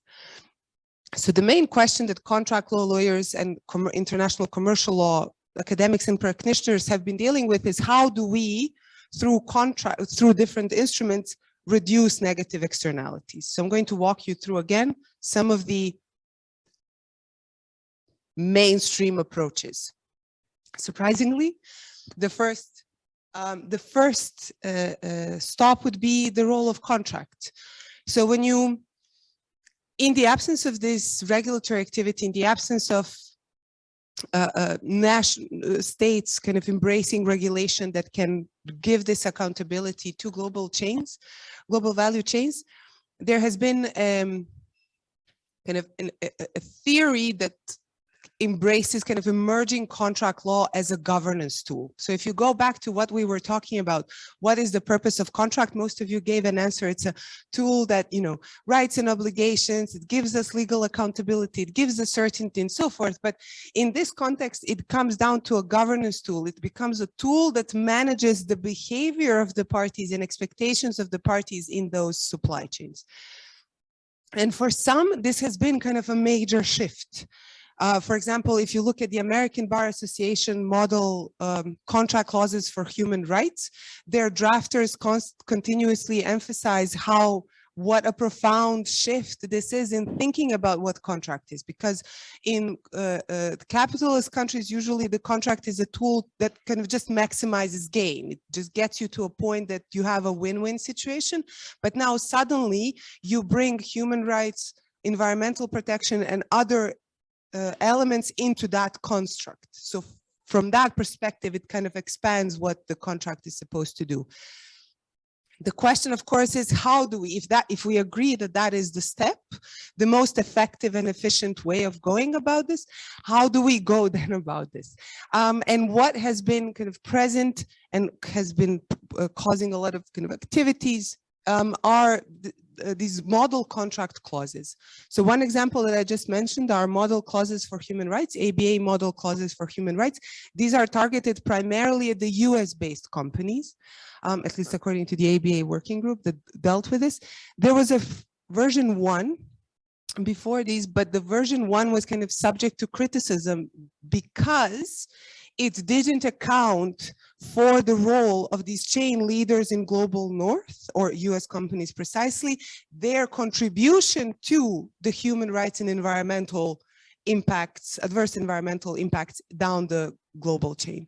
So what they did is kind of, they did surveys and had conversations with different companies that are affected by this, and ultimately came to solutions that focus mostly on collaboration, and bringing more accountability towards the buyers, so that the buyers or companies in the north cannot just kind of leave the contract, or cannot just kind of claim damages for any breach of contract without giving in anything in that structure.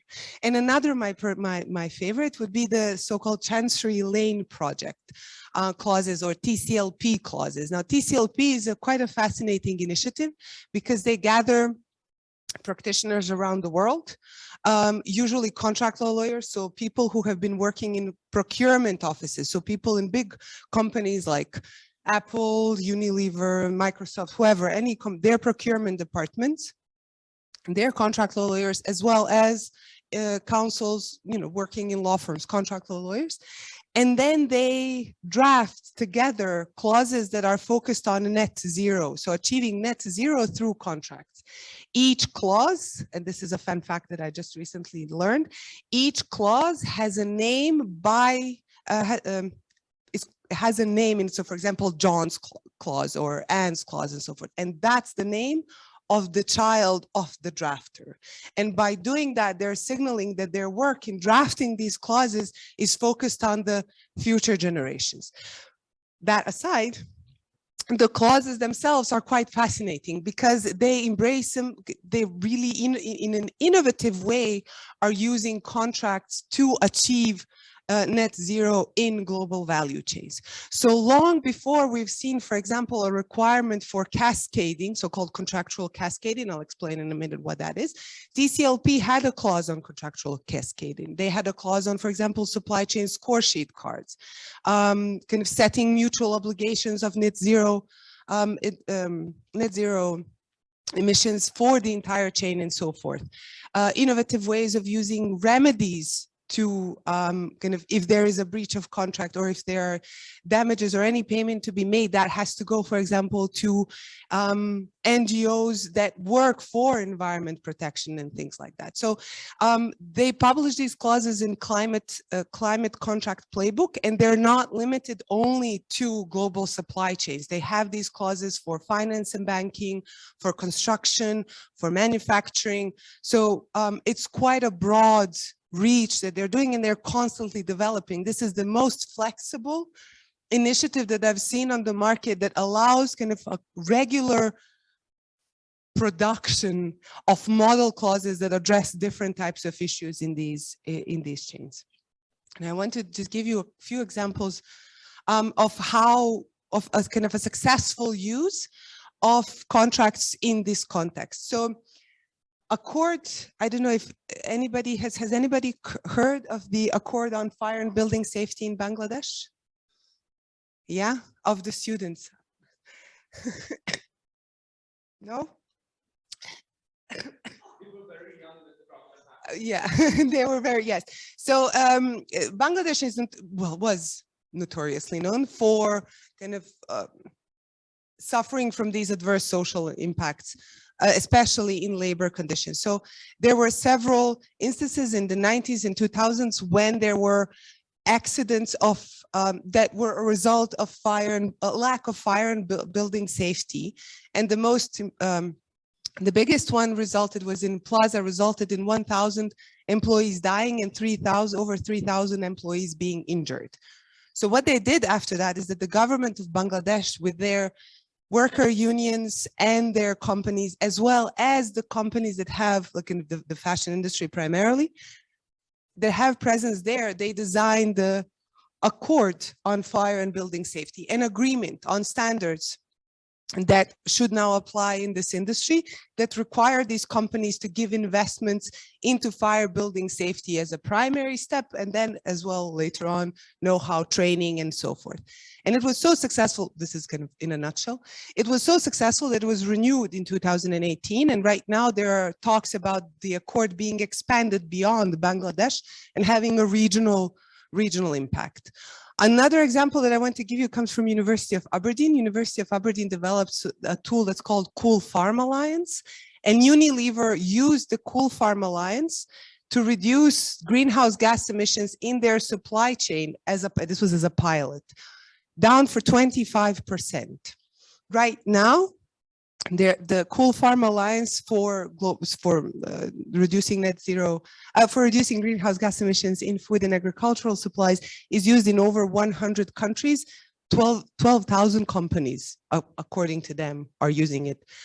So it has grown, and that just demonstrates the need that companies are going towards, or there is a trend of going towards kind of being a responsible, or doing your business in a responsible way. I don't know how much time we have, but I'll just go quickly through this. So in the terms of international regulatory framework, we are yet to see kind of a binding instrument on this, but there are a few soft law instruments that have been used so far. So UN Guiding Principles on Business and Human Rights, which in the area of human rights put an emphasis on the company. So it's not just the states, as traditionally, that have an obligation to respect human rights, it's the companies as well that have a duty to ensure that human rights are respected and that any violation of human rights is prevented or mitigated. OECD guidelines for multinational enterprises. Both of these, again, emphasize the role of contract, especially monitoring and reporting in global supply chains. And there's an ongoing work on the Treaty for Business and Human Rights. I believe they have a third revised draft now. They have a third revised draft at the moment, and this is the only treaty, the treaty in making, so to say, that would put some accountability and address transnational companies, specifically and their accountability for violation of human rights. We don't have time to get into detail. Sorry? It's a UN treaty. The human rights. We tried that and it failed. We tried that in 2000 and it failed. So this is version 2. Let's keep fingers crossed optimistically for humanity. Yes, it's not. And then what we've talked about in the training is that we have this growth of mandatory due diligence legislation, mandatory national legislation. So when we talked about the divide, what we see is in the EU primarily, and in some other countries in the world, like I said, Australia, California, and so forth, there are due diligence legislations that focus on regulating the activities of the companies from their jurisdictions for their activities abroad. So they're aimed to have extraterritorial application. And the most important examples I can give you, and that we've discussed already in the training, is the German Supply Chain Act that is supposed to be enforced in 2023. And the most recent proposal, the EU Sustainable Corporate Governance Initiative that came out some 3 weeks ago, that, for example, embraces that contractual cascading that I mentioned, where a company has to ask for contractual assurances from their suppliers that they will enforce sustainability obligations down their stream or further down the line. What is important to remember, and just keep this in mind for discussion further, is that these legislations put the obligation of best effort on these companies. So there is no guarantee. They're not obliged to ensure that that outcome will be achieved. They only have to do their best, would be the kind of very simple explanation. And the last thing that is also putting a lot of pressure is the strategic climate change litigation. Now, strategic climate change litigation has been mostly kind of presented in a good light, in the sense that it's individuals and NGOs suing governments, but also corporations. There's also anti-climate change litigation that is focused on kind of stopping regulation that is focused on climate change. And I wanted to just give you a snapshot of the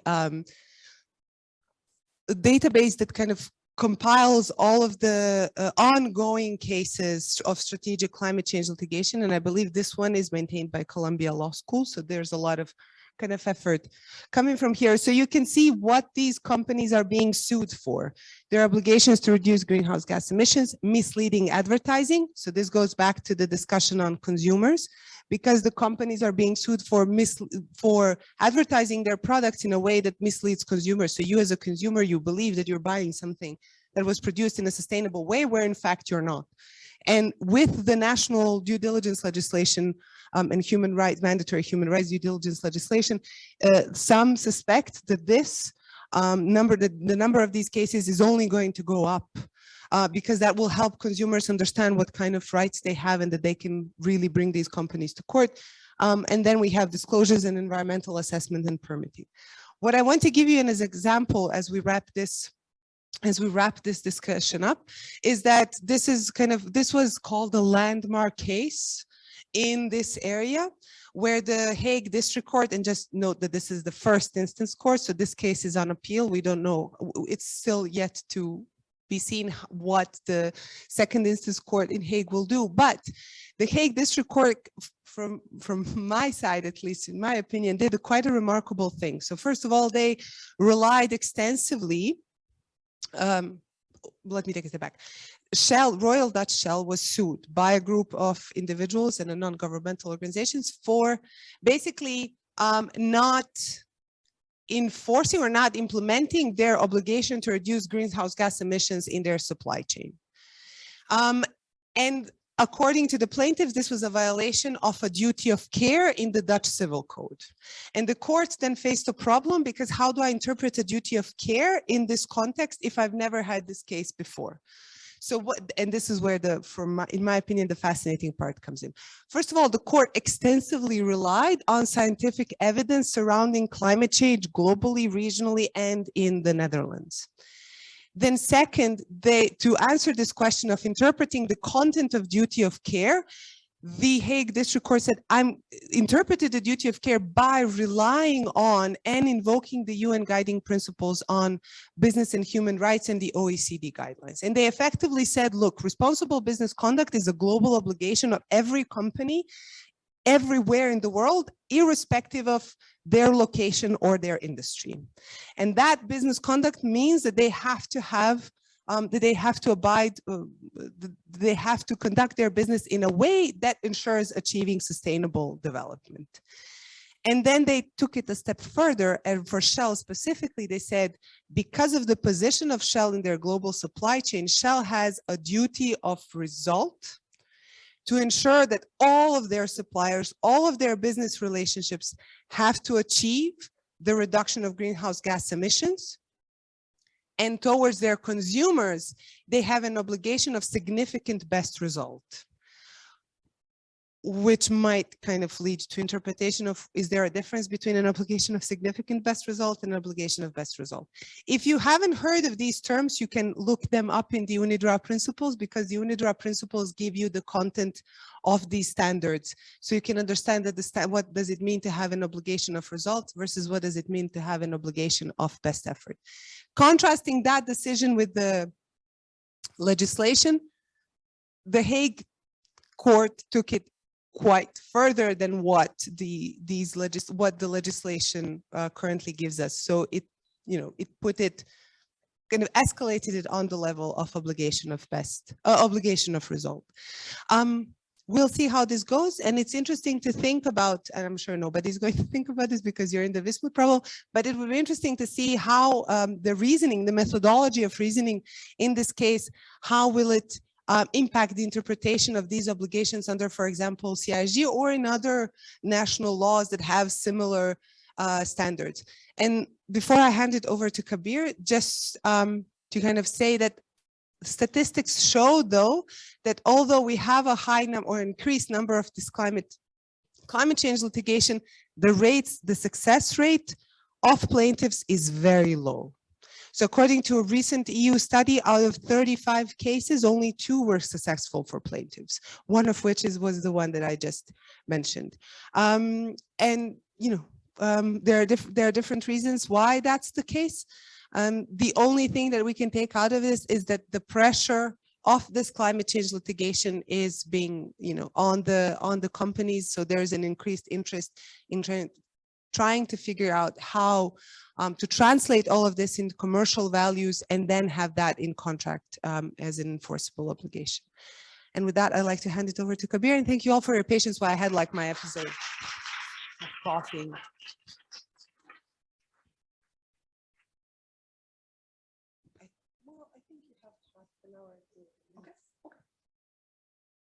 I do as much as you tell me. Give me 1 second, folks. I'll just get my deck up. But Zdravo. This is a great moment for you all to say that back. Can you learn one word like I did? The international practice survives with us learning about other people, other cultures, right? That's how we become awesome. Okay, there's good news and bad news.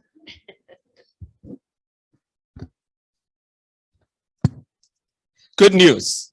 We're not going to talk about the WIS, which I'm sure half of you, if not more right now, don't want to hear the word WIS. That is at least passively funny, people, right?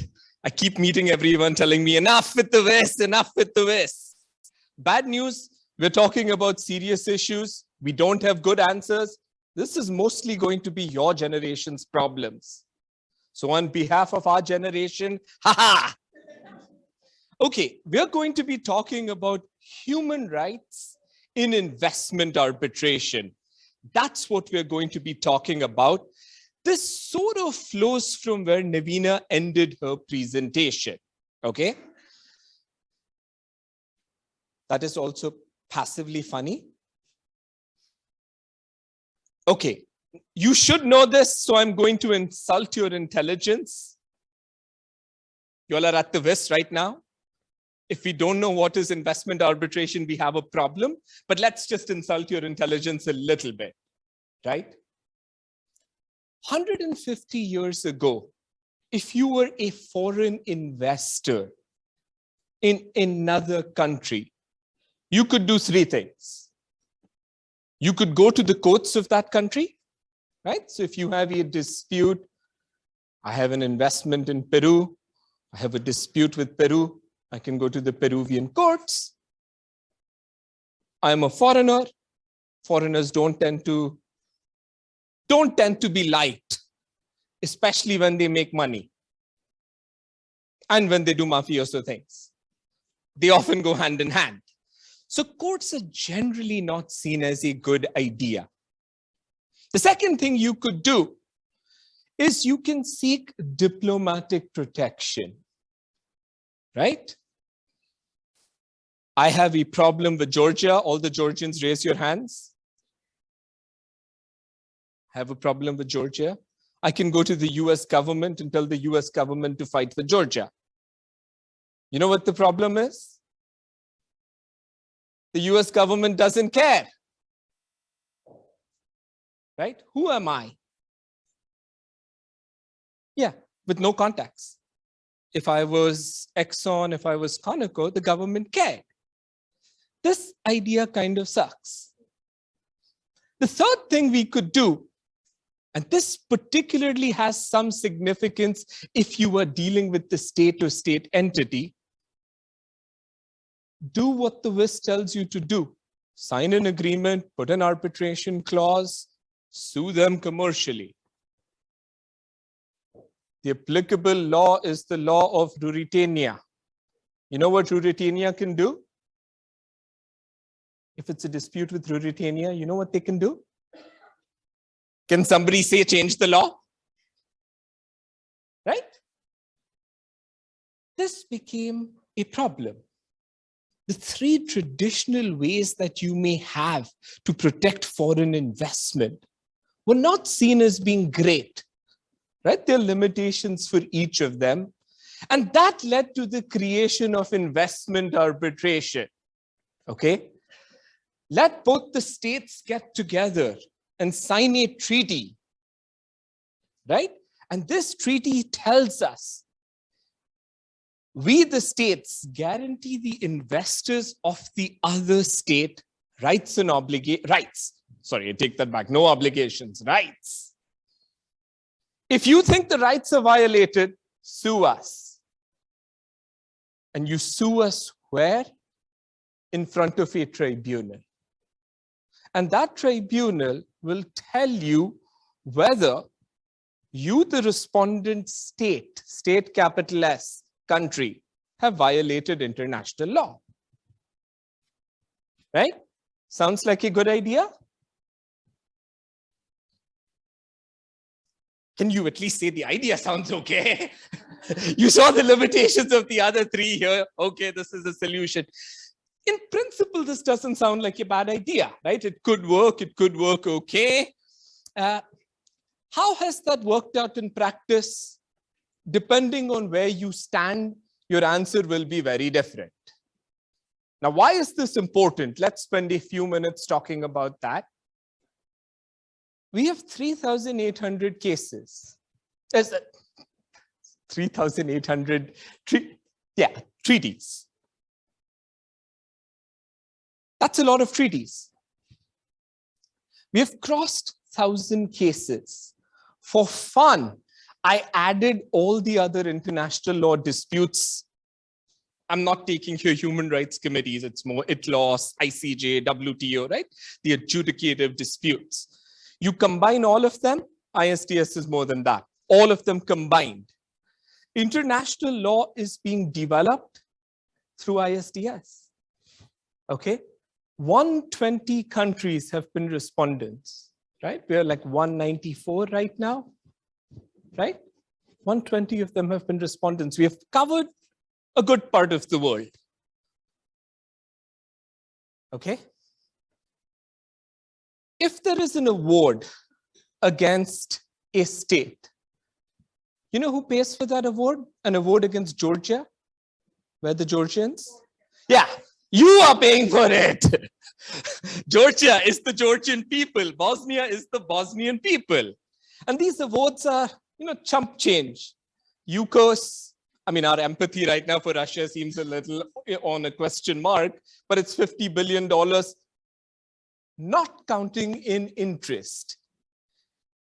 Pakistan, they had a very major financial crisis. They went to the IMF, and the IMF gave them $6 billion.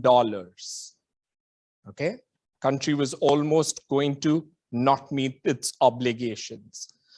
1 week later, another IMF arm of the World Bank Group, 1 week later, ICSID, another arm of the World Bank Group, issues an award for $5.9 billion. One hand giveth, the other hand taketh. Okay, these are big awards, right? And these are expensive cases. Best case situation, $5 million. You don't always get them even if you win, right? This takes you to the famous points. States only don't lose. It's not that states can win. You may have seen the Philip Morris case against Australia. Yeah, you've at least heard the referencing for that. Australia paid $24 million in defending itself.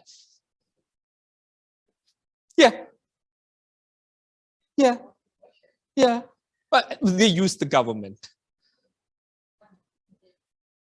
24 million, I will take 1 million and be happy. Okay, so this is a significant area of international law. Now we look at the problem. Okay, I just want to point this out. The cases, what are the investment treaties concerned with? Yeah. Okay, expropriation, nationalization, fair and equitable treatment. We're concerned with rights for investors, rights that protect property. We use the word investment, but at its core, we are protecting property rights. Now, what happens in these cases often? You will have property rights, but you will have non-property right-based considerations. We can use a magical word, human rights, to describe some of these considerations, right? Philip Morris, you can see it, right? Philip Morris talks about cigarette packages, intellectual property. We can do what we want on our box, versus the state coming in and saying, this is health. People smoke, people fall sick, we have to treat them, right? And you see this happening in case again. Urbaser dealt with the right to water. So again, investment right in water. Kingsgate versus Thailand, you're talking about health and environment. This is 2 for 1, right? Bear Creek, we're talking about indigenous people. What do you do in this situation? You have a property interest and you have a non-property interest being invoked by the state as a defense. What do you do?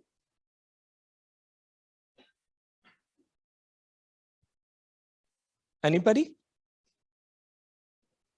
What do you do? You're seeing a conflict here, right? There's a property right and a non-property right. And you have to decide what has priority, right? The investor is saying, it's my intellectual property. It's my right to do what I want.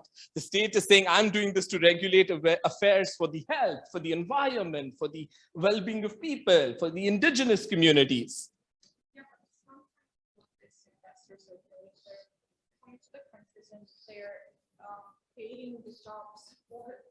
Okay,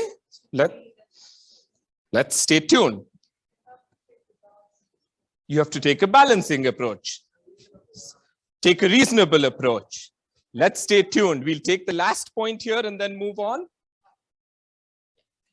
Yeah, I wanted to say, like, from these also cases, we can see that here you have conflict from the very beginning.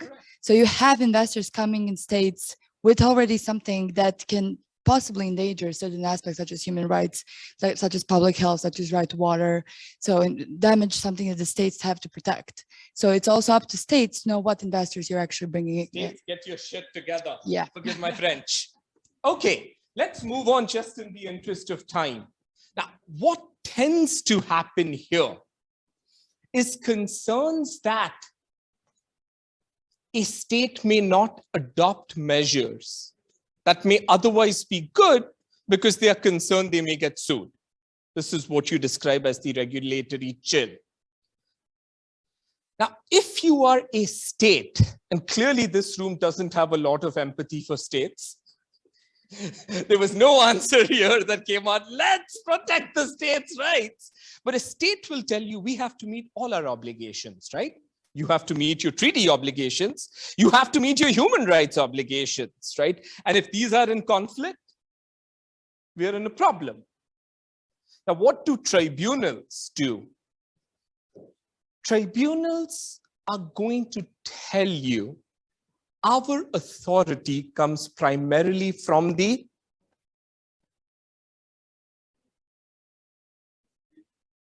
who said that? Thank you. From the treaty, right? The treaty gives us the basis for our mandate. By now, you should know this. You're long enough in the mood. If the tribunal is not authorized to do something and they do something, that's very, very bad, right? Do we agree with that? Okay. If your mood judges do silly things, question them. Yes. Okay. I strongly disagree with that because I think if you're a strong country, then people agree with it and then they'll like respect it. Like with the example with Russia and Ukraine right now, we'll just take that example. No one's going to do anything because Russia's massive and they're powerful. But if it was like a different country like Cuba, then, you know, we'll attack Cuba and they have to do it and they have to implement it. So I disagree. Look, you raise an excellent point. The point that you're raising, see, here's where you look at international law starting principle. All states are equal, except wink, wink. Right? There's absolutely no denying that the US has not lost a single investment arbitration.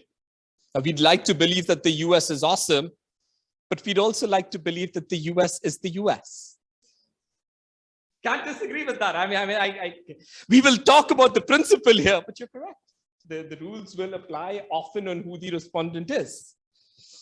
The point I have very big fingers. Okay. Okay.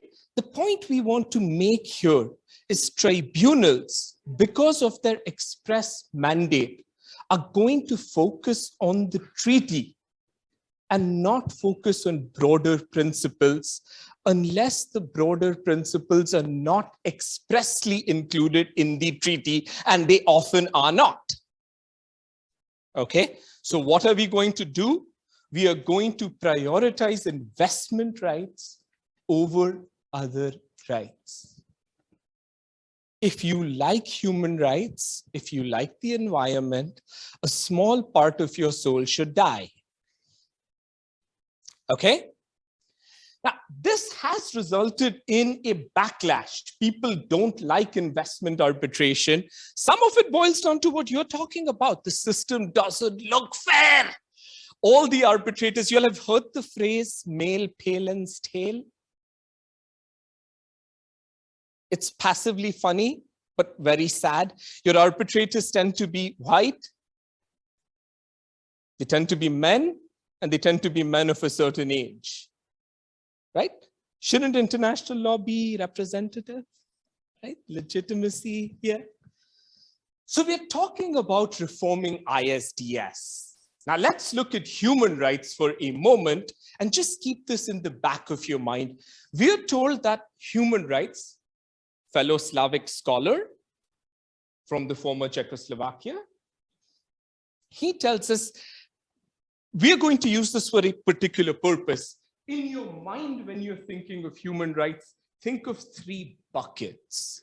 You have one set of rights that are civil and political, right? This is your right to property, right to courts, right? This is also where all your freedom of speech, assembly, all that fun stuff comes in.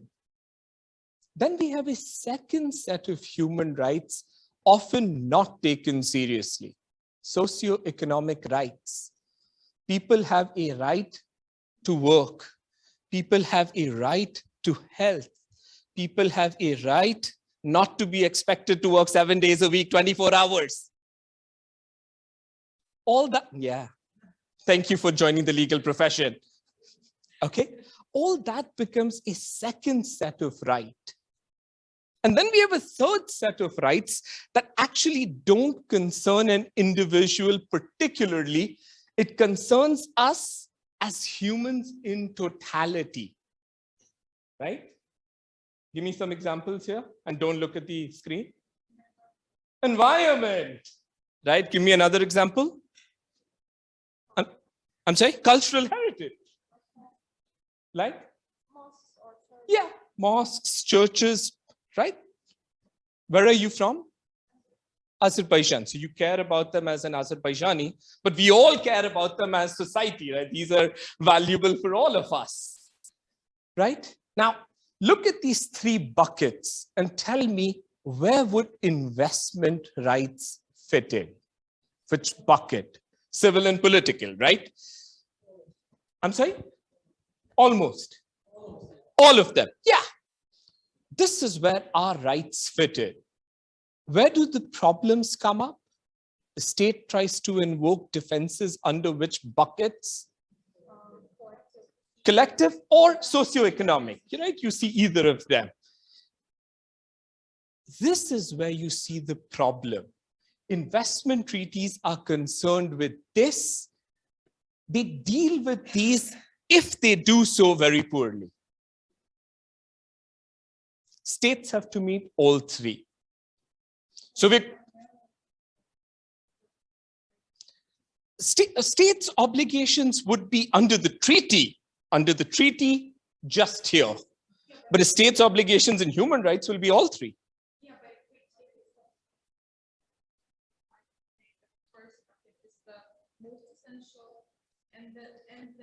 You sound like an American lawyer right now. This is what American lawyers will tell you. Only civil and political matters, socioeconomics. Ah! The more they can focus on the last two buckets. You know, just, yeah, correct. And, you know, culturally and historically, correct. These two rights came out from the developing world. The developing world said, you know, it's very nice to tell poor people you have the freedom of speech and assembly. What are they more concerned with? Food. They're more concerned with work, right? So we see this tension, but yeah, the obligation here is in accordance with your level of development, progressively improve them. Okay, let's talk quickly. How am I doing on time? You have 15 more minutes. 15? Okay. Let's quickly talk. How are we going to fix the problem? What is the world telling us? And we are told three things. We're going to have UNCITRAL Working Group 3. They're trying to fix the world problem. We're going to fix ICSID, the body of the World Bank that deals with this. And then we have a European solution. As Eastern Europeans, this should humor all of you, because we know how well the Western European things have historically worked out. That was at least passively funny. Look at the history. Okay, now let's talk at a very high level of what each of these three reform projects are doing. And the question you should be asking yourself is, how do each of these implicate human rights, if at all? That is the question you are going to be asked at the end. So think about it, okay? A couple of years ago, the Commission, the UNCITRAL Commission said, wow, nobody seems to like ISDS, okay? Let's do something about it. So they said, it's the UN, so we have to waste resources. And pre-COVID world, the two places where UNCITRAL would meet were Vienna and New York.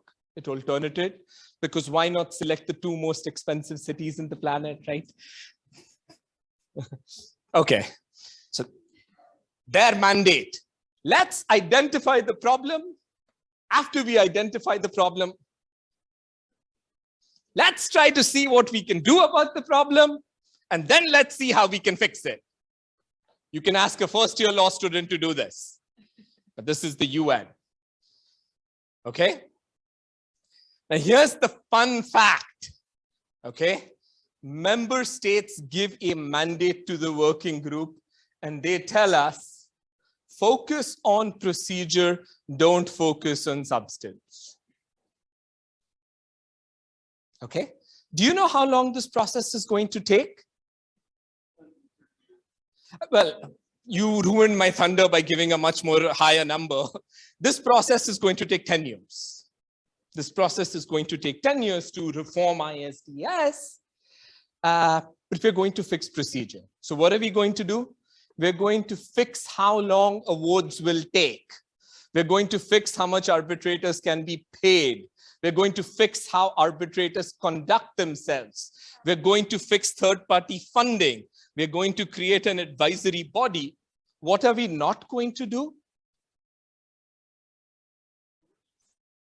Yeah, we're not going to talk about human rights. We're not going to talk about how do we get in the environment. We're not going to talk about, that's outside our mandate, right? So this is when your hand is broken, we give you a headache pill. Okay? So this is what they're going to do. They're going to create an advisory center. We're going to permit non-parties that are implicated, right? We're going to allow petitions for amici, right? We're going to develop codes of conduct, and we're going to reform, and I use the word reform very liberally, third-party funding.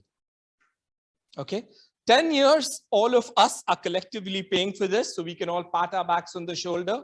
We have given all our state representatives free trips to Vienna and New York. Okay? We may see some human rights getting improved. I just do want to point this out, right? They are trying to improve access to justice. They are trying. Investment arbitration loves access to justice and property. You will hear this told to you all the time. I just do point out human rights is more than just access to justice and due process. So this is the first option to fix the world. Next, we're going to look at ICSID, the World Bank Group. Okay. This is the largest. They say 60% of the ISDS cases go here. Now, how does ICSID work? There is an ICSID convention, right? This is the treaty that you sign up to, you the state, not you individual, but you can pressure your state if your state listens to you. International law is, getting back to your point, international law is based on these really nice ideas, you know, people can influence their states, states will listen. Yeah, wink, wink, smile, smile. Okay, so you have the ICSID convention. Then you have under the ICSID convention arbitration rules, right? This is going to tell you how to give effect to the convention. Now, fun fact here, the convention itself doesn't talk about substance. Where do you get your substance? From the treaty. Correct. You were saying the right thing. Don't look so sad.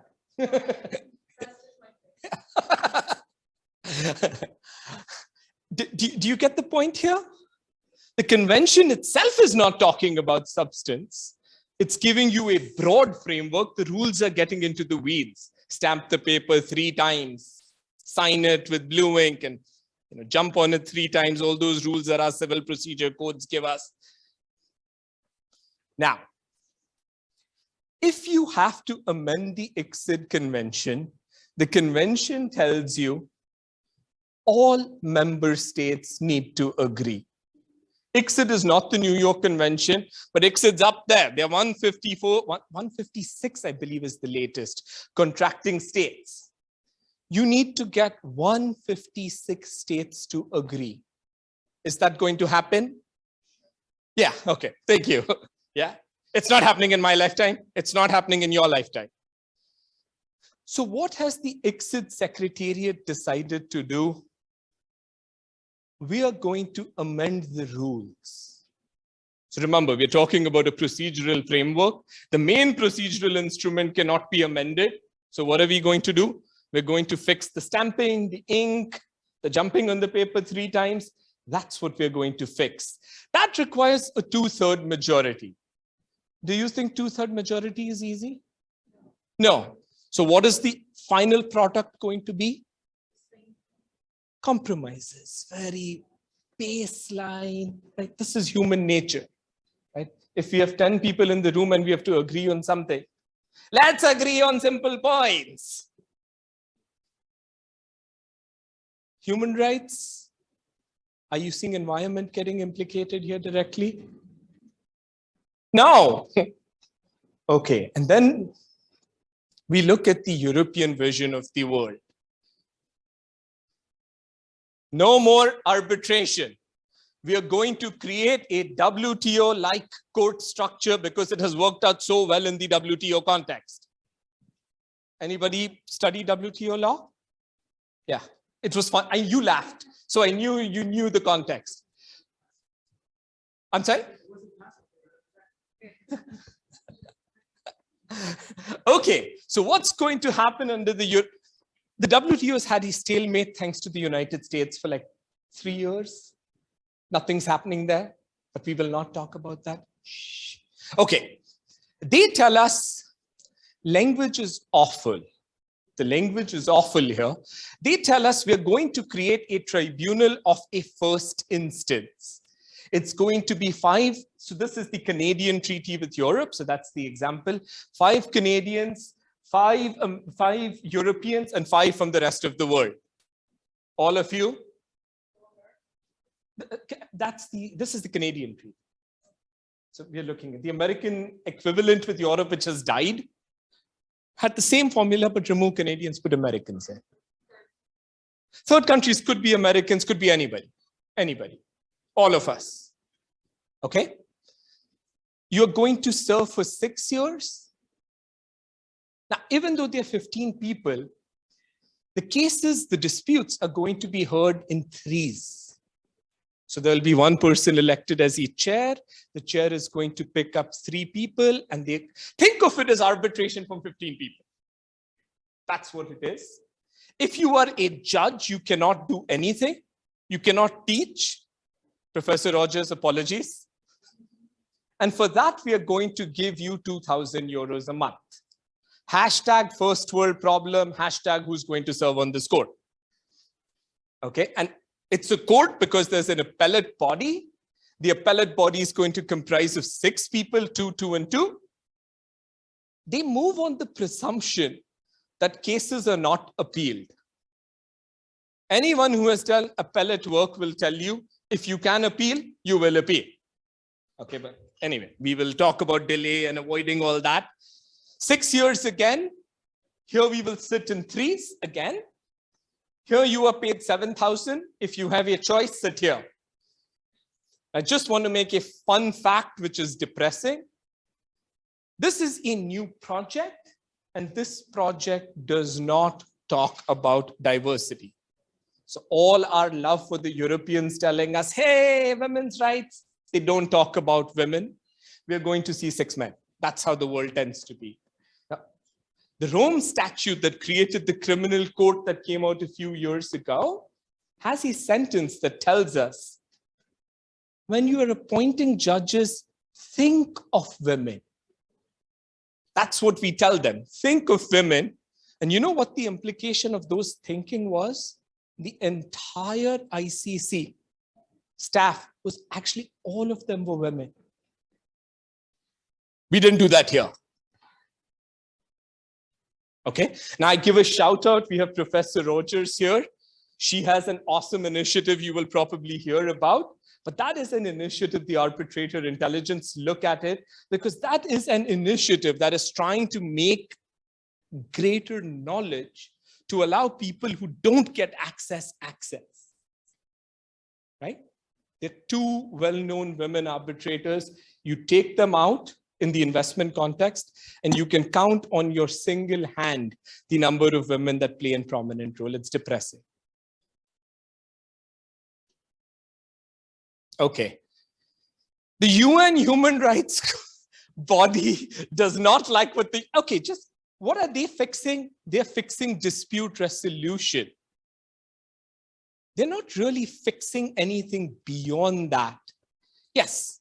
In this case, it was not from the human rights perspective. It was because of the EU law. It's the dispute resolution because of the bilateral. Correct. Correct. Correct. Correct. Correct. The European Commission has taken the view that only the European bodies can decide European law. It seems on its face like a stupid idea. Courts always all over the world are deciding other laws, but this is what they tell us. I just do point to make a broader point. You know, if you're reforming something, maybe think about the system at large, not about the one thing you really like. The Europeans suddenly found this very appealing. This is where all their resources are being spent. Can I jump in with a question? Yes. So CETA and other EU treaties with other countries, they do in their, well, they try. They try to put in the other provisions a reference to human rights, kind of states' right to regulate, sustainable development, so forth. Do you think, to what extent do you think looking at those substantive provisions or an attempt of those substantive provisions with this core structure, will that be, do you have a thought on that? You're ruining my thunder. Okay, sorry. But let me just, since you asked the question, let me just say people are trying to do bells and whistles here and there. None of them take you far enough from a human rights perspective. None of them. Human Rights Commissioner tells us this is deeply flawed. Right? And I'm just, let me just give the answer. We're always telling states, this gets back to the points you made, the point that came out from here. States should fix the problem. States should do a better job. Put them in the treaty. Last year, humanity died because a treaty expressly put a carve out for environment. There was express language in the treaty. And the tribunal tells us the carve out excludes liability, but does not exclude compensation. What does that practically mean? It practically means even if we do, it hurts the brain. It really hurts the brain. Even if you don't expressly violate an obligation under a treaty, you may still have an obligation to pay damages if the investment is affected. That is horrible, horrible. That just, the human in me needed to say that, yeah. Put all what you want, we will do legal acrobatics and find a way to get out of it. Read this case, it's Echo Oro versus Colombia.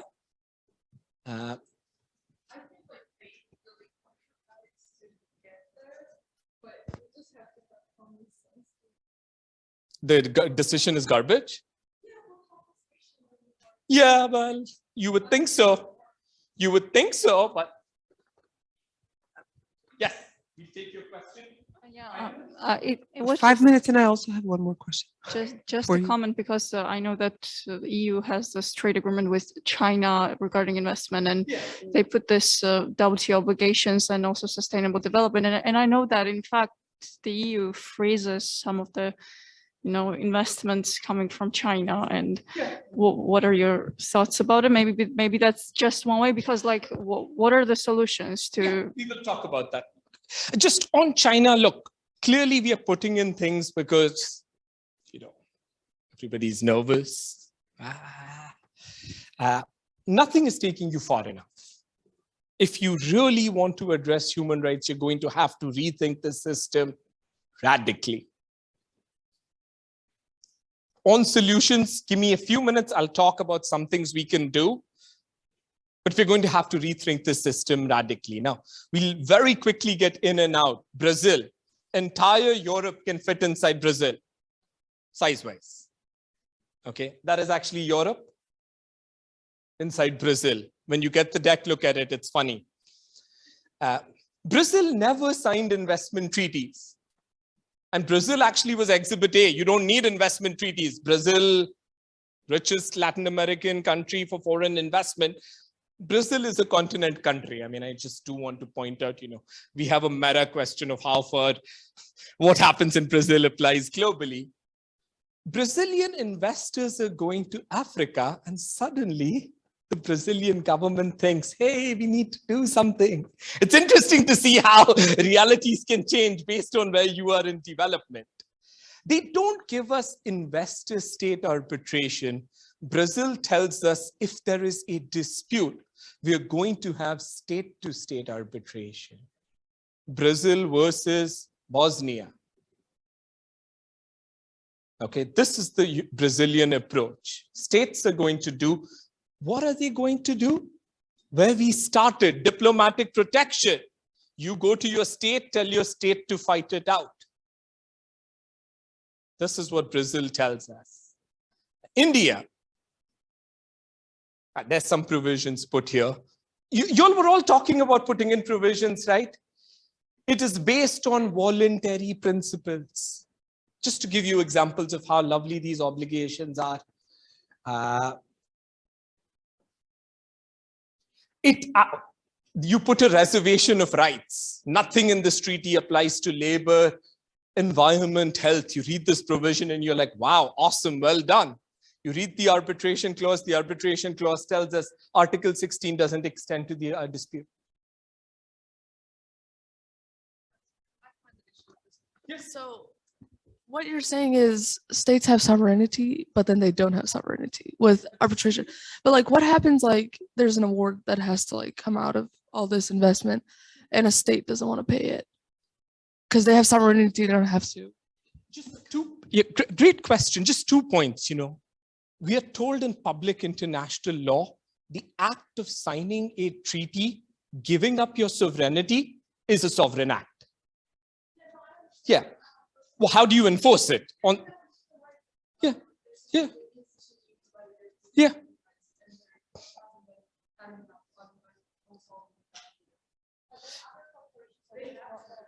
So just how do you enforce them now? We have 2 separate regimes. How do you enforce them? This is where it really gets tricky. Actually, the enforcement process may take time, but whether you're under ICSID or the New York Convention, ICSID tells us an award is binding in every contracting state. All you have to do is find another contracting state that has state assets and attach it. And for non-ICSID, the 40%, it's New York Convention. They're not going, you attach their assets. Now I'll give you a real example. India had a huge award against it. India is not a signatory to ICSID. They attached the Indian national flight in DC. As an Indian, as a person of Indian origin, our answer was, please take a few more planes. But that aside, you can do it. You go to the DC court attach the plane. There is a real, unlike human rights, where you are totally correct. The reach is, this has real power. This is real power. I just do point out these treaties were signed with very little care and caution. The first treaty, Germany, Pakistan, right? This was the first new treaty. In 2002, Pakistan gets sued for the first time. The Attorney General goes to Google. But give him credit, 2002 Google. Awesome. He puts in, what is ICSID? What is the BIT?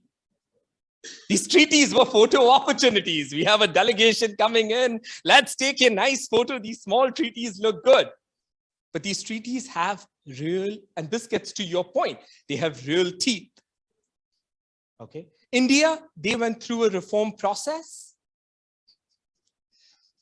The Indian approach at the end of the day is, if you want to bring a case, you can.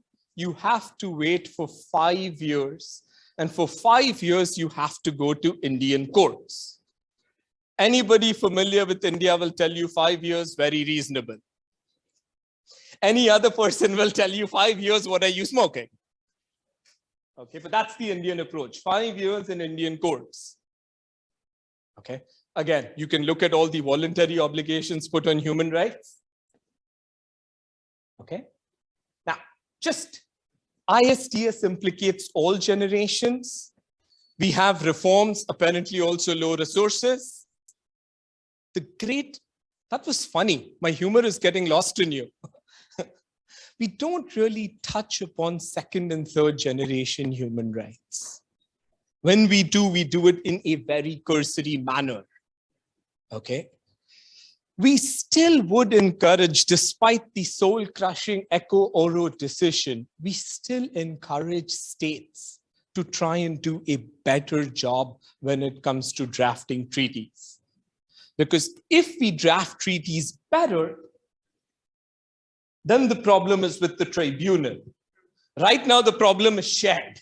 States do a poor job drafting the treaties, and tribunals are doing legal gymnastics. Right? Think about this. This is serious, right? If you have a case against Bosnia for $2 billion, that is $2 billion that the country doesn't have. Okay, I have a few minutes of questions. 40 seconds, 15 seconds. I guess we can take one question. We can take one question, then we have lunch, and all of your questions you can just kind of hassle Kabir during lunch. I'm sorry for taking away. The thing is, I wanted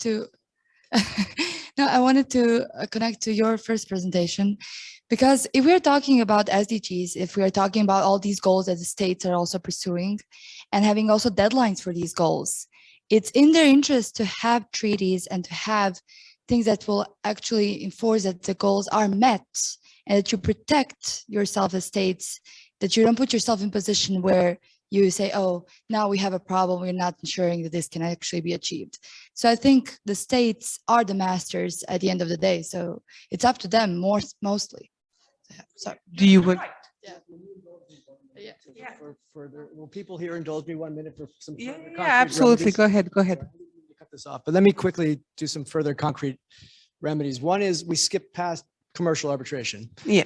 And because that's the way this is set up. But remember, Bangladesh Accords has an arbitration provision. That's a mechanism that can get us to commercial arbitration. The cascading pressure for governments to put into contracts can also get us to commercial arbitration. So that's one solution.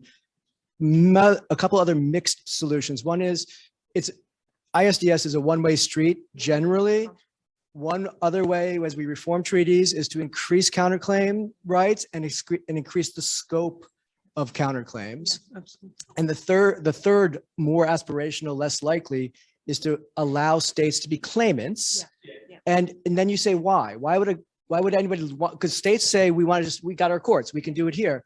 But why would a company want, or an investor want to be subject to a claim rather than a counterclaim? And the answer might be they'd rather be in an international tribunal rather than in a state court. Plus the state says, you don't have assets here for me, so I can, so these are things to think about as additional concrete. Yeah, I absolutely agree. Okay, sorry. I need to rely on a co-organizer to like stop. We are way over time. We have to go for lunch. So all the questions during lunch, please. Thank you.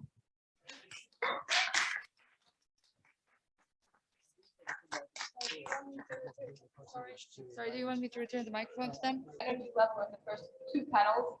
I hope we will continue until the end of the day. We will continue now with a topic that is closely related to what you have heard on the previous panel. But we are going to zoom out a little bit.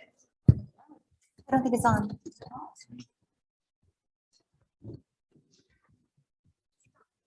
Hello. Okay. Thank you, Catherine. So I don't have to yell into this microphone. Thank you all again for all your attention and all your great engagement so far in our previous panels. We acknowledge the topics are not commercial arbitration, but as we have all seen in this discussion, the lines are being blurred day after day, and we cannot look at things in isolation anymore. So this panel is going to continue on what the previous panel so wonderfully presented, but we are going to zoom out a little bit. So we have gone into the depths of SDGs and progressive reforms in substantive provisions and treaties and who's the good guy and who's the bad guy in this world of investment arbitration.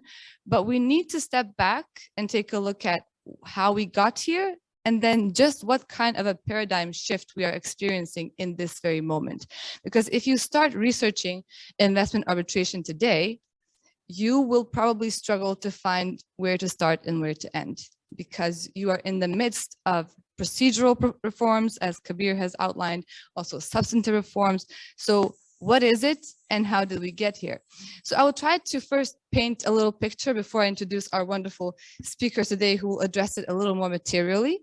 But imagine a world where you have developed capital exporting states thinking about ways to invest around the world in a very cheap way, in a way to make good products and sell them all around the world, but not at too much expense. Unfortunately, there's this pesky element that they don't really trust the investors on the other side, and they also don't trust their courts. So they figured, let's make beautiful treaties, as Kabir described them, beautiful treaties that make many, many promises and have one little provision in there that gives them some rights that they will probably not even read, and let's move on with our business.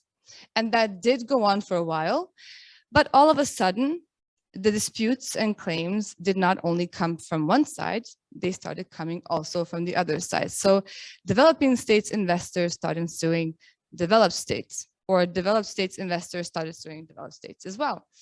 And then the large and exorbitant, in some cases, amounts began to be included into these awards. So the calculations of these damages exceeded any expectation. And all of a sudden, the states saw that these little provisions, these ISDS clauses, had some teeth, and that they will have to do something about them in order to proceed in the future. So today we are at this crux moment where the states are taking concrete steps to reform, mostly the procedural sides and the international level. But when it comes to the substantive provisions, there is a case-by-case approach. There is a universal idea of what it should be. How do we calibrate these provisions? How do we give them substantive protections without limiting the state's right to regulate? But the way states do it in their treaties differs from case to case. So on the one hand, we have the desire to harmonize and to proceed at the international level. On the other hand, we have this desire to still maintain state sovereignty. And the things that the states put out in the reform process as their key points of intervention are not always reflected in the solutions that they adopt. So that is what we are going to reflect upon today. What is being stated, what is being done, and what could be done outside of merely the scope of procedural reform and the UN discussions in the UNCITRAL Working Group 3. What is the state of play today, and how much of a difference it is now from what it used to be? So before we engage in that discussion, I will just briefly introduce our esteemed guests who you probably know already, but I will just say a few humble words, and they will definitely be around to tell you more about who they are. So Professor Catherine Rogers is a professor at the Bocconi University in Milan. She's a scholar of international arbitration, professional ethics at Bocconi University in Milan, with a dual appointment as professor of ethics, regulation, and rule of law at Queen Mary University. And she's her scholarship focuses on the convergence of public and private international adjudication, the intersection of markets and regulation in guiding professional conduct. She's a reporter at the American Law Institute Restatement in the U.S. Law of International Commercial Arbitration, and she is the CEO of Arbitrator Intelligence, the initiative that Kabir mentioned previously, collecting information about arbitrators and aiming towards increasing diversity, transparency, and accountability in international arbitration. Mr. Arne Fuchs is a partner at McDermott, Will & Emery in Frankfurt. He focuses his practice on international commercial arbitration, public international law, including investment treaty arbitration. He has experience with disputes conducted under most major institutional rules, including ICC, LCIA, HKIC, and others, the ICSID Convention and the UNCITRAL rules, as well as purely ad hoc arbitration. In addition to his role as counsel, Mr. Fuchs also acts as sole and presiding arbitrator, and our students here know him as a very much cherished presenter at our workshops for the students. We have met him before, and we really do appreciate the dedication that he has given to us. So with that, I would no further ado, I would give first the floor to Arne. Would you like to come, or should we stay there? We will then remain in this group session over here, and I will give the floor to Arne. Thank you very much, Fahira, as well as everyone in the audience. It is very good to speak to you again in a different venue today. I think to understand where we are today and where we've come from, it is important when we talk about investment arbitration to think about the past cases. In the past, state measures that in some way touch upon the environment, state measures that states have adopted to protect the environment on the face, have given rise to many investment arbitrations that we've seen, and among them, some of the most high profile and most controversial cases. On the flight here to Sarajevo, I very briefly looked over the list of publicly known investment cases and found that since 2012, almost half of the cases filed in some way or another touch upon environmental issues. That includes a wide range of cases. If you think the Vattenfall cases, most of you will probably have heard about that. Vattenfall 1 concerns state measures with regard to a lignite power plant and the cooling system of that plant. Whether or not the water extraction system for the cooling system was permissible, whether it could be regulated. And the issue was that the water extraction may have hurt the maritime life nearby. Vattenfall 2 concerned measures adopted by the German federal government after the devastating Fukushima accident, measures to accelerate the nuclear phase out in Germany. You will often see questions involving concessions of various different sorts. Mining concessions, fracking will be one of the hot topics. If you look at if you Google investment arbitration and environment, bound to come up at the very top of the list. Ecotourism projects, something that you may not initially think about, but try to think the other way, expropriation of ecotourism projects. And that trend is something that, if you look to the future, will very likely only continue, will increase. Environmental concerns are increasingly subject of the public debate and put political pressure on states to act and to do something, right? We all know the Fridays for Future, the global movements, we need to do something. Well, doing something means regulating, means encroaching on operations as we know them today. These cases that we've seen in the past have often been perceived as very controversial, as a clash between investment treaties and the state's right to regulate for the public good. Many voices in the public debate, different stakeholders have demanded wide-ranging reform. And we saw earlier the working group 3 discussions. You heard from Kabir that most of that's focused on procedure.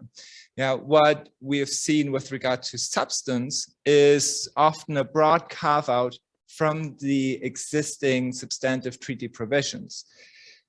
You see states who want to, and also international organizations, NGOs, who want to exempt any measure that's in some way related to the environment from the scope of protection of investment treaties, or lower the standards as we know them.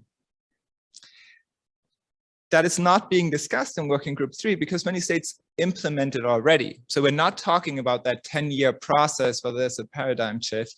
That's already taking place in many cases. Many states are changing their treaty practices. So we have this paradigm shift where historically we've moved towards stronger protection for investors in treaties and expanding the arbitration clause. Think what Brazil is doing now, what Kabir told you, they have the state-state mechanism. Initially, we had diplomatic protection, then now state-state, and eventually you move to investor state just for certain areas until you expand that. But if you're interested, look at the Chinese treaty practice. Yeah? It's a great example of how this plays out in practice as a state becomes more exporting, has more interest, more own investments abroad. The policies change and you look to protect those investments. Now we're changing that to the exact opposite.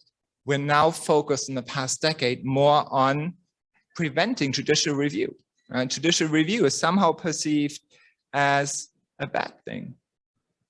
We think, oh, well, this is a state measure. It's adopted by a parliament. The parliament, democratic legitimacy, that's a good thing. So we need to leave those measures as they are. So I think a very general feeling that we have, and that is then implemented in the treaty practice. For modern treaties, one of the standards that's at the core of the discussions is the fair and equitable treatment standard. That used to be one of the most important standards. Very simple language, the whole state commits to treat investors of the other contracting party fairly and equitably. And then you had a huge jurisprudence on that. What does that mean in practice? If you look at modern treaties, that language is being defined. Now, that's not necessarily a bad thing. You can always think about, well, abstract language is easier to adapt as we have technological advancements, if we have to apply it to different factual circumstances. But definition per se, providing more guidelines is not a bad thing. But then if you look at what is specifically being done, I find the development somewhat worrying because we're more and more working, states are more and more working with closed lists. So you define what is a breach of fair and equitable treatment. And some of the things that you then see go very far away from where we historically come from. I've written down some of the exact language, and I want to quote this to you. So for fair and equitable treatment, a common formulation is that only a manifest disregard of due process is supposed to violate FET. Only targeted discrimination on manifestly wrongful grounds would breach the standard, or only manifest arbitrariness. Now, what does that mean? Does that mean that a normal breach of due process rights of foreign investors okay? Does it mean that discrimination on manifestly wrongful grounds is okay as long as it's not targeted? Or that a little bit of arbitrariness is okay, just can't be manifest? To me, that is, again, very worrisome. And it fosters an erosion of, I think, most fundamental public international law rights and rule of law principles that, frankly, are more important today than they probably were for a long time. What is decisive if we think about reform and about a system that works well and that allows you to reconcile environmental concerns with protection of foreign investments is a balancing act. A balancing that must be struck between the state's right to regulate, in particular to protect the environment, and judicial review. You don't want to rule out judicial review altogether. And I believe that the old system, the system that we've known from a decade ago, does not do all that bad a job at it. And I want to very briefly talk about 3 points in that regard. The first is that many of the provisions as we know them have some inherent balancing included in them. Fair and equitable treatment. Fair and equitable treatment is something that presupposes the right to regulate. A state may regulate, but when it does so, it has to comply with rule of law principles. One of the most important principles is proportionality. That means you have a very fact-intensive inquiry of the circumstances under which the state is acting and the measures that are being adopted. Think back to lignite power. The states decide to phase out coal power altogether. That's not per se prohibited or allowed. What will likely matter is how the state does so. If the state phases out coal power overnight, shuts down all power plants, that's difficult. If the state does so in a process that's staggered, provides sufficient time for the investor to recover the investment, maybe a reasonable rate of return, and allows for the business model to shift to, say, sustainable energy sources, a green energy plan that may be completely different, that could be permissible under FET as we know it from before. If you think about expropriation, something that's very important in public international law is the police powers doctrine. Now, the oldest case that I'm aware of, I think, dates back to 1903. It's the Bischoff case of the German Venezuelan Claims Commission that established that a state is not liable for bona fide regulatory action that's not discriminatory. And this doctrine, while not enshrined in the treaties themselves, if you look back through history, it has been applied pretty consistently. So you have 1903, you have it applied by the Iran-United States Claims Tribunal. It comes up in NAFTA cases. If you think Methanex and Metalclad, cases where the tribunals have applied this principle to either dismiss claims against the state. Now, Methanex against the US, again, Kabir's point, US was successful, yeah, and the measure that was challenged there was a additive for gasoline, and one was prohibited. The investor started a case saying, well, this is discriminatory. It is a disguised measure because the local competitor, the different additives, that was not prohibited.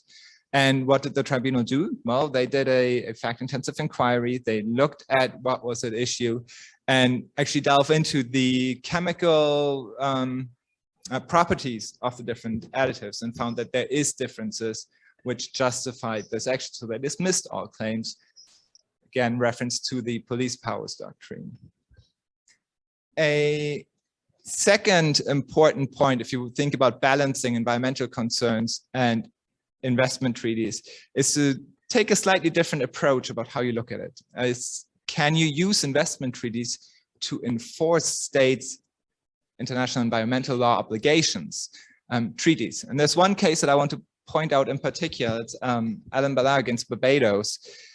In that case, the investor claimed a breach, claimed compensation from the state for failure to protect the environment, essentially. And that bridge is somewhat indirect because he operated an ecotourism project, and he claimed that that was negatively affected by pollution, I think, from a nearby sewage treatment plant, and that the state did not undertake sufficient measures to protect his investment, and that was in breach of the state's environmental law obligations. Now, in that case, the tribunal ultimately dismissed the claims, but the tribunal in its award, I think very interestingly, confirmed that the state's international environmental law obligations, including from other sources, and not just the treaty itself, not just national law, but international obligations, may very well inform the scope of its obligations under a treaty. So if you think about substantive reform and what we can do to help and resolve the tension that we have, I think that would be a good area to start. Clarify in the treaties how that interplay between other obligations and the treaty obligations, how that works. Think back to Kabir's slide about the different generations. That's a good point where you can start, in my opinion, a much better point than lowering the substantive treaty standards or even exempting certain measures from any judicial review. Now, the third point before I wrap up on this is counterclaims. Counterclaims has been an issue that has been hotly debated in many arbitrations. It is a tool that's available for the state to claim damages for harm done for breach of environmental obligations of the investor. Now, the issues that we have, a very gatekeeper issue, is jurisdiction. Under many treaties, it's a question whether those counterclaims would fall within the jurisdiction of the tribunal. And again, that is something that you could easily resolve when you're drafting treaties. When you're revising your treaty policy, that's a point that as a state you can pick up on that will be much more helpful probably than, again, exempting any judicial review altogether. So I think in general, I would pose that this is a very important topic. There are many reforms that are needed on the procedural level, on the substantive level as well, but we should tread lightly, not to abandon time-honored principles and change in aspects that are ultimately not necessarily helpful.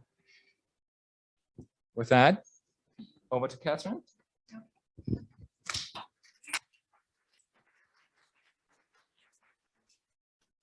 I'm going to stand up in hopes that it'll keep you awake after lunch and you're all settling in. So I'm going to pick up on a number of issues that have already been touched on this morning and hopefully offer something of an innovative view about how we might consider states and sustainability options in the future. So we've already heard a number of the issues, but I'm going to sort of start back with the idea that when we talk about states, almost all the discussion has been about their obligations. There's a debate about whether states have rights. States have powers, but do they have rights? And the reason that's important is because when we talk about states being claimants, as was alluded to earlier by Steve at the end of the last panel, or even as counterclaimants, we are talking about them as claimants enforcing rights. And we don't often think of states as having rights, but rather enforcing instead as having obligations. In addition, when we talk about them having obligations, how do states normally act if there's a problem? Well, they have a number of powers. Primarily, they can tax, okay? They can criminalize something and prosecute, okay? But it's really strange to think about them as bringing a lawsuit, right? We don't usually think of states as resorting to litigation when they have a problem. And when I say litigation, I mean dispute resolution sort of under that umbrella. And one of the big obstacles to bringing a claim as a claimant as a state is the cost, right? Why would they go out, hire lawyers? You saw it cost millions of dollars. So that's also quite counterintuitive, difficult for a state to justify to its people, we're bringing this lawsuit, because it also just seems really strange. But I'd like to disabuse you of the fact or the notion that it's strange. So in the 1990s, 40 US states, individual states, California, Nevada, individual states sued tobacco companies in US courts. Now that's weird. What would states do normally if they want to reduce tobacco consumption or they want to raise money from harms caused by tobacco consumption of their citizens? Well, they might put huge taxes on cigarettes, right? Or they might criminalize, or they might impose civil fines. They might pass legislation prohibiting advertisement, requiring labels, prohibiting sales altogether, okay? There are a number of options for them. But why did these states sue? Well, who makes the decision to raise taxes or to fine a company? Who makes that decision? Wake up, it's after lunch. Did you have your coffee? Who makes a decision like that? Those are legislative decisions, right? So you have to have the legislature decide to do that. What's some of the obstacles for having a legislature decide to raise taxes or prohibit cigarette use? Okay, a lot of political pressure that has to be overcome by an incredible political will that oftentimes legislatures don't have. They don't have an immediate incentive to get there. And so we see those can be significant obstacles to intelligent regulatory decision-making by states. In this case, I'm talking about US individual states, but as you'll see in a moment, it does apply internationally as well. So these 40 states got together and they brought a class action in the United States. Does everybody know what a class action? Have you seen TV, movies in the US, right? You brought a class action, but it was so weird because the class was not made up of individual people. It was made up of states. Okay, now that's one reason why litigation of this type works in the United States is we have this idea of class action. So these 40 states brought a class action, but even more importantly, do you know what made it possible for the states to bring this class action? The fact that they could hire, that they had an attorney on a contingency fee basis. Does everybody know what a contingency fee is? Maybe in some of the movies you saw Aaron Brockovich, right? What was the trial? Some of the other ones where they have it. But let me tell you a quick definition, or at least an example of how it works, right? You have a claim, but you have no money to bring it. Some lawyer approaches you and says, hey, no problem. I will represent you for free. You don't have to pay me anything. And if you lose, I just walk away. You never see me again. Don't worry about it. Don't have to pay me anything. But if you win, I get between 30 and 40% of what you win. Now, if you don't have any money to bring the claim, 30 to 40%, I mean, sounds like a lot, but it's not a lot if you were going to get zero otherwise. If you can get 60% of a claim, that sounds like a lot compared to zero, right? And imagine if these plaintiffs' lawyers who operate on contingency fees approach legislators and they say, hey, you know, don't worry about it. You don't have to spend any money out of the taxpayer coffers. I will represent you. I will bring this extraordinary, you know, really unusual class action, but I have really good grounds I think I'll win. And if I don't, you don't pay me anything. If I do, you give me, depending on, usually the contingency fees are structured. If we settle at a certain point, it's around 30%. If we go all the way to trial, because the law firm is taking on a lot more expenses, a lot more risk, it can go up to 40%. Usually there's, in most states, there's a cap around there. So this case went forward and they overcame a number of sort of procedural obstacles. And as happens with most cases in the United States, so the vast majority of cases in the United States are settled and never go to trial. Take a little poll here. How many people think more than 10% of cases in the United States go to trial? That's only because I said it that way. How many people think it's less than between 5 and 10%? 5 and 10%. I mean, that's still kind of tiny, right? It's way less than that. In an average year, it's somewhere between 1 and 2%. Okay, so most cases settle. And I think that's a really important part of the story I'm going to come back to. So this, you know, multi-jurisdictional class action by 40 different states, by the time it went all the way forward, there were 46 different states, plus the District of Columbia, which is not a state, and Puerto Rico, which is not a state. They settled with the tobacco companies for $365 billion. It's the largest settlement ever in US history. Now you're trying to calculate what 30 or 40% of that is for the lawyers, right? And we all know we want to be class action lawyers in the United States. And the theory of the case was, and it was kind of original, that the states had been harmed because their citizens had suffered a number of medical issues and injuries that the state ended up, through their health system, having to pay for. So the state actually had a sort of injury, a cognizable injury. Now you think, okay, well, that's that crazy American legal system, could never happen here in Europe. Interestingly enough, the European Union, after this in 2000, somehow also hired some class action, some plaintiffs' lawyers to bring on a contingency fee basis. Now, you're in Europe, so the reason you probably haven't heard of contingency fees is because they're mostly prohibited in most of the world, certainly throughout Europe and also in the United Kingdom. There is some flexibility coming up on that, you know, so you might be hearing about them more and more, but there are different reasons why they're prohibited. But in Europe, by and large, they're prohibited. But the EU had a very big problem, once again, sort of coincidentally, or maybe not so coincidentally, related to tobacco companies. Tobacco companies were found to be implicated in a massive scheme to smuggle cigarettes into the EU to avoid paying taxes on them. Because one of the things that can happen, right, is you tax cigarettes higher to reduce consumption. Okay, and also to probably recoup some of the money that you might have to spend to take care of your people who are injured in suffered tobacco-related injuries. So in 2000, the EU hired, this is just mind-blowing, right? The EU hired US lawyers to bring a US lawsuit against these tobacco companies. Now, as it turns out, that lawsuit didn't come out quite as well, but not because they didn't have a cognizable claim. The problem was jurisdiction.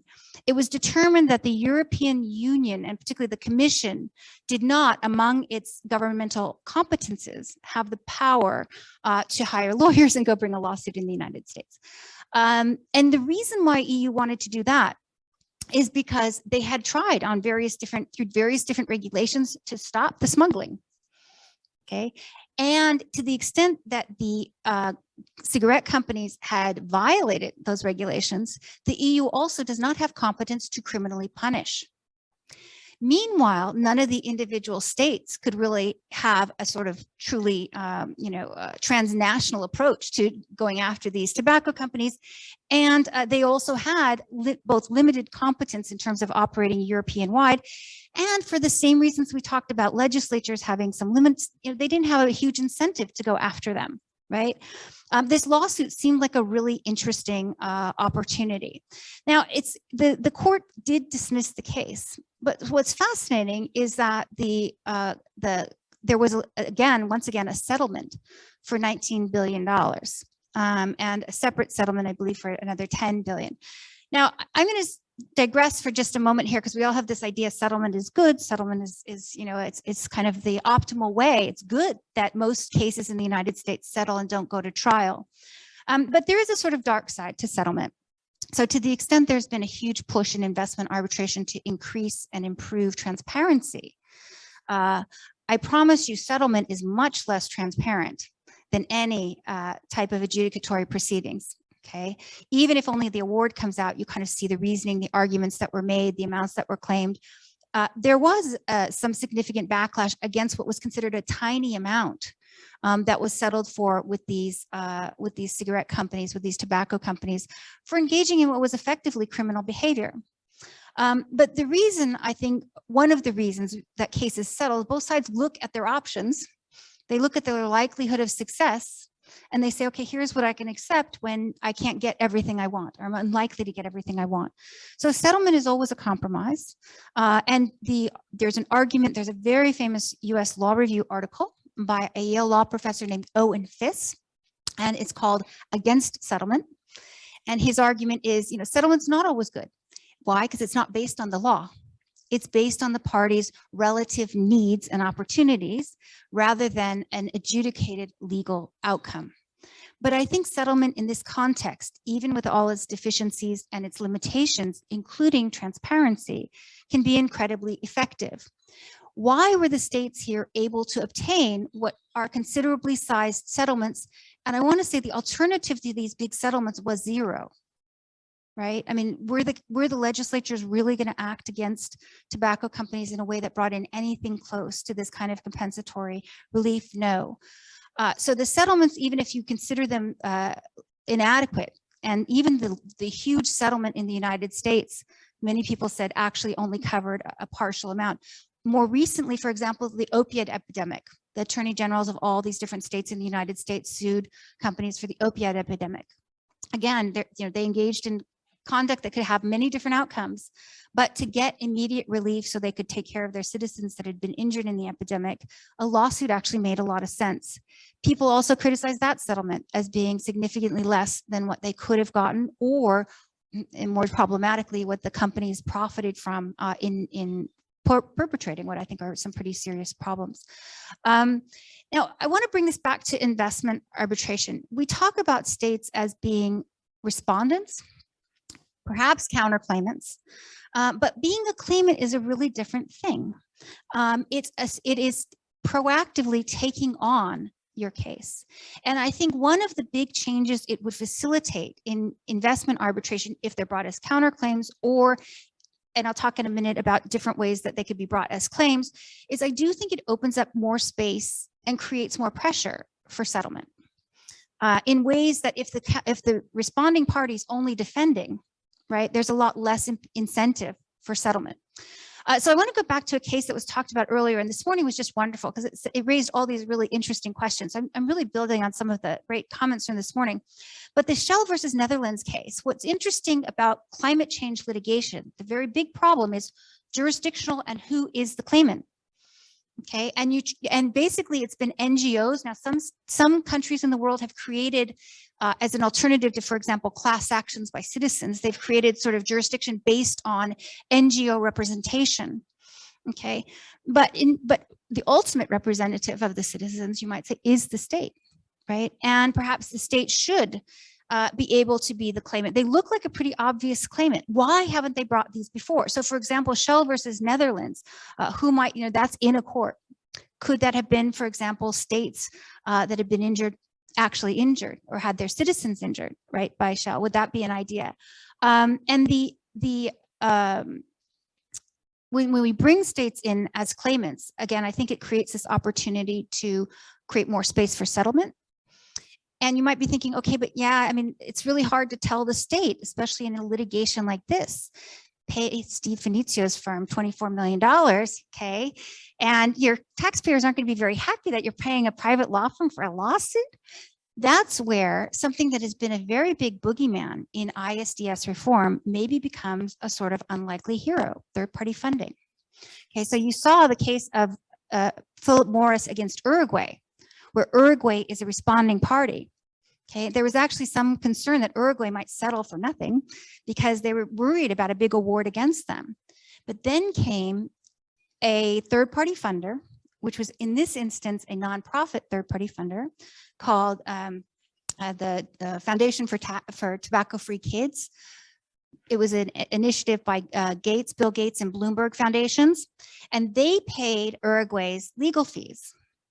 And Uruguay, in many ways, when the case was first started, counterintuitively did end up winning that case, or what is considered. It depends. I mean, there were some trade-offs in the decision, but considered a pretty big win for Uruguay. And now that third-party funder was a nonprofit, and it wasn't in there for any other reason that it believed in the policy of having Uruguay have the regulatory space to be able to impose regulations and be able to defend those against tobacco companies. But how interesting it might be, right, if the government of Uruguay had instead had the space to be able to sue tobacco-free, the tobacco companies, right? And they were the responding party. Now, the big problem, as was already mentioned, is that very few treaties currently, and even if they're amended, it will take a long time to take effect, have this idea of counterclaims where they're enabled. And counterclaims are also, as I understand the language that exists, and you are more of an expert than I am, they don't authorize the states to bring claims. It's just counterclaims, which is an interesting idea. Maybe we should be amending that. But states aren't necessarily limited to investment arbitration. There are other jurisdictions, and there are some jurisdictions that are open to these kinds of claims. The US, as a result of our Supreme Court, is becoming much less amenable as a destination for foreign plaintiffs. But there are other jurisdictions that are opening up. Spain might be one, the Netherlands might be one, the London courts might be one. Litigation, now one of the other reasons we don't think of states as claimants is because, as was already hinted at in some of your questions today, adjudication is essentially an abdication or partial abdication of sovereignty, right? And so we don't think of states who have a need, who have a claim, who want to assert a right, as they're trying, as essentially limiting their sovereignty, right? And other forms, taxation, criminal prosecution, those are assertions of sovereignty. And when there's something wrong that's been harming their citizens, you think they want to maximize their sovereignty rather than essentially limit it by becoming a claimant in a lawsuit. But I truly believe in international adjudication as an incredibly powerful entity in all its different forms, including the ones that have serious defects or that don't always work right. And I think it would be a very interesting world if states could think of themselves as claimants. If they could obtain, and I skipped one part. There have been states that have had third-party funders give them money to defend themselves. The big problem is third-party funders prefer to fund claimants. Why do you think that is? Kind of obvious. What? Because you can't, 40% of, nothing, having, prevailed as a respondent is zero, right? So there's not a financial incentive. There are some models that have been proposed out there, but they're much more like insurance. They're nothing near the windfall that third-party funders might get by funding claimants, okay, in investor state arbitration. But if they do start having counterclaims and they start acting as claimants, the opportunities of third-party funding to, in a sense, cover and it operates a lot like contingency fees, except instead of the law firm taking the risk and walking away with zero if they lose and taking 30 or 40% if they win, it's an outside party. And I do believe that much like the EU case, much like the tobacco cases in the United States or the opiate cases in the United States, that we should see states shopping for more jurisdictions where they might be able to operate as claimants. And I think there are two, ultimate long-term benefits of this. One I've already touched on. I think if states have the potential to operate as claimants, meaning if corporations that are causing harms in states and then able to sue the states might also suffer a counterclaim or a claim, I think that creates a lot more opportunity for settlement because they have skin in the game in settlement. It's not just reducing the amount of they might recover, but it's also avoiding a potential liability. And I think that that will increase the potential for settlement. The other, I think, big benefit is as states become claimants, I think there's a sense that, you know, actually litigation, being a claimant, being a party in a case where you have given the ultimate decision by a neutral third party instead of controlling it yourself as a sovereign. I think that becomes more palatable because you can be on both sides of it. So with that, that's just my idea that building on what Steve said earlier at the end of the last panel, I think we should start thinking creatively about states, which are very good representatives for sustainability issues, acting as claimants on behalf of their citizens, looking for new jurisdictions to do it, maybe even tapping into third-party funding to facilitate that, where contingency fees aren't necessarily available. So thank you. Hope it didn't go over.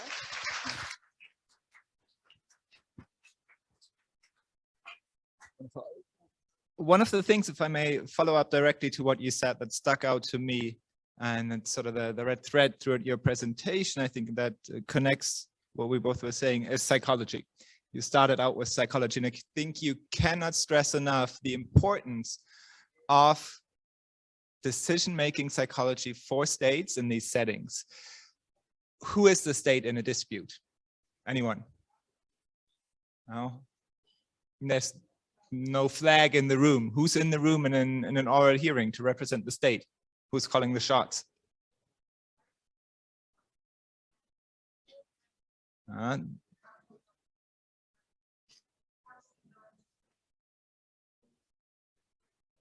Okay, so we have the government, just for everyone so you can hear, the government, the ministry, that's going in the right direction, but I would even be, yes.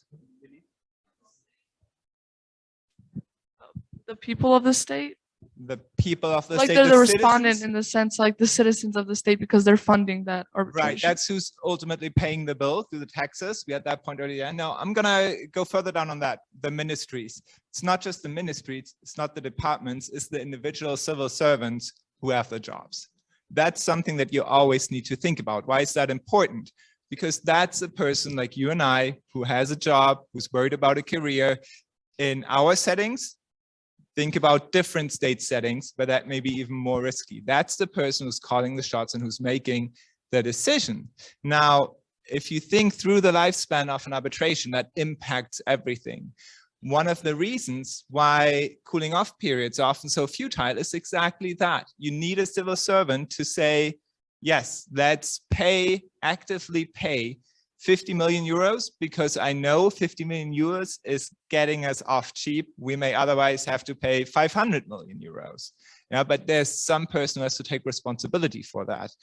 And that is difficult. Yeah, that is you saying, well, we're going to lose this anyway. It's much easier to say, no, I'm not doing anything. And in the end, there's an arbitral tribunal that ordered us to pay, even if it's then more. That's not your decision. You fought it, you were ordered to pay the money. Similarly, for the efficient conduct of the proceedings, think back working group 3. That's one of the hot topics. How do we make arbitration proceedings more efficient? And everybody says, yes, we have to. They need to be shorter. They need to be less expensive. The lawyers' bills are so high, the 24 million euros. And we all agree on that. Well, until the situation arises where you're the civil servant in the arbitration who has to decide how much time you need to plead your case. Can you get the memorial done in 8 weeks? Or as a state, you maybe need 6 months because you know you work slowly and you need the input from 6 different ministries. If there is an appeal option, do you just say, now we lost and that was right, I'm gonna save us the cost? Or do you go, no, I can always say I tried everything, I tried every defense, I tried every appeal, and then we lost. Again, human psychology, decision-making process of the people calling the shots. Another interesting point, transparency. Again, working group 3, transparency is so important. We all want transparency. Transparency is good. We have the various new rules for it. Well, that's all great until it's your case. So it's your dirty laundry that's being aired. Do you want that in a live stream from ICSID? I will tell you, states are much more reluctant to agree to transparency then, because all of this is in their power. Think about for the treaty making. They can write it in the treaty. You want transparency? Write it in the treaty. Old NAFTA, everything was made public. You publish the submissions. States can do that if they actually want it. And it even ties back to Catherine's last point on the funding of respondents. Now, one way that's often discussed about how you can do this, how you can go about funding respondents, is you get a percentage of what you didn't have to pay.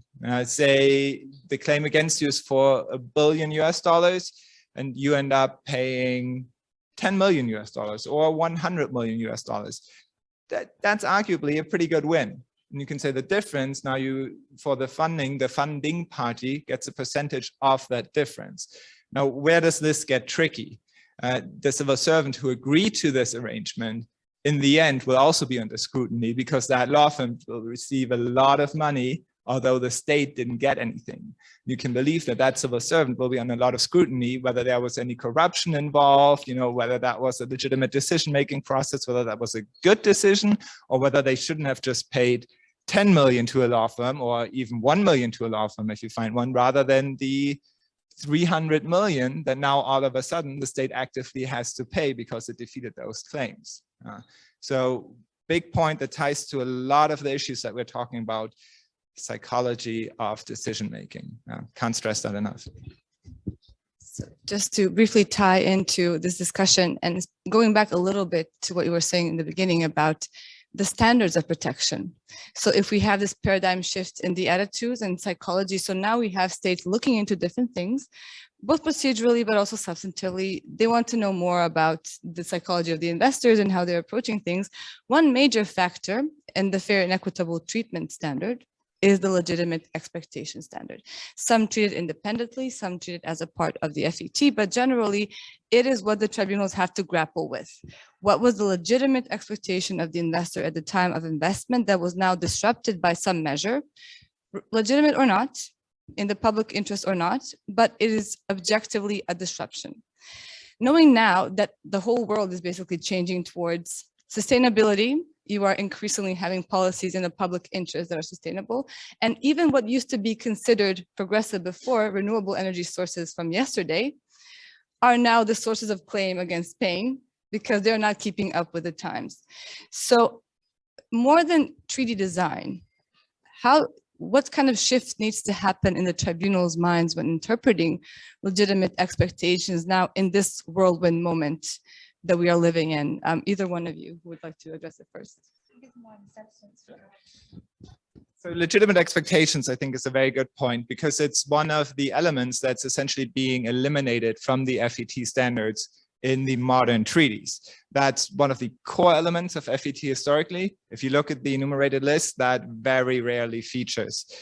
In terms of what needs to change in the arbitrators' minds, I'm not even sure that so much needs to change. There's always unfortunate decisions with which you disagree, yes, but that happens in any judicial proceedings.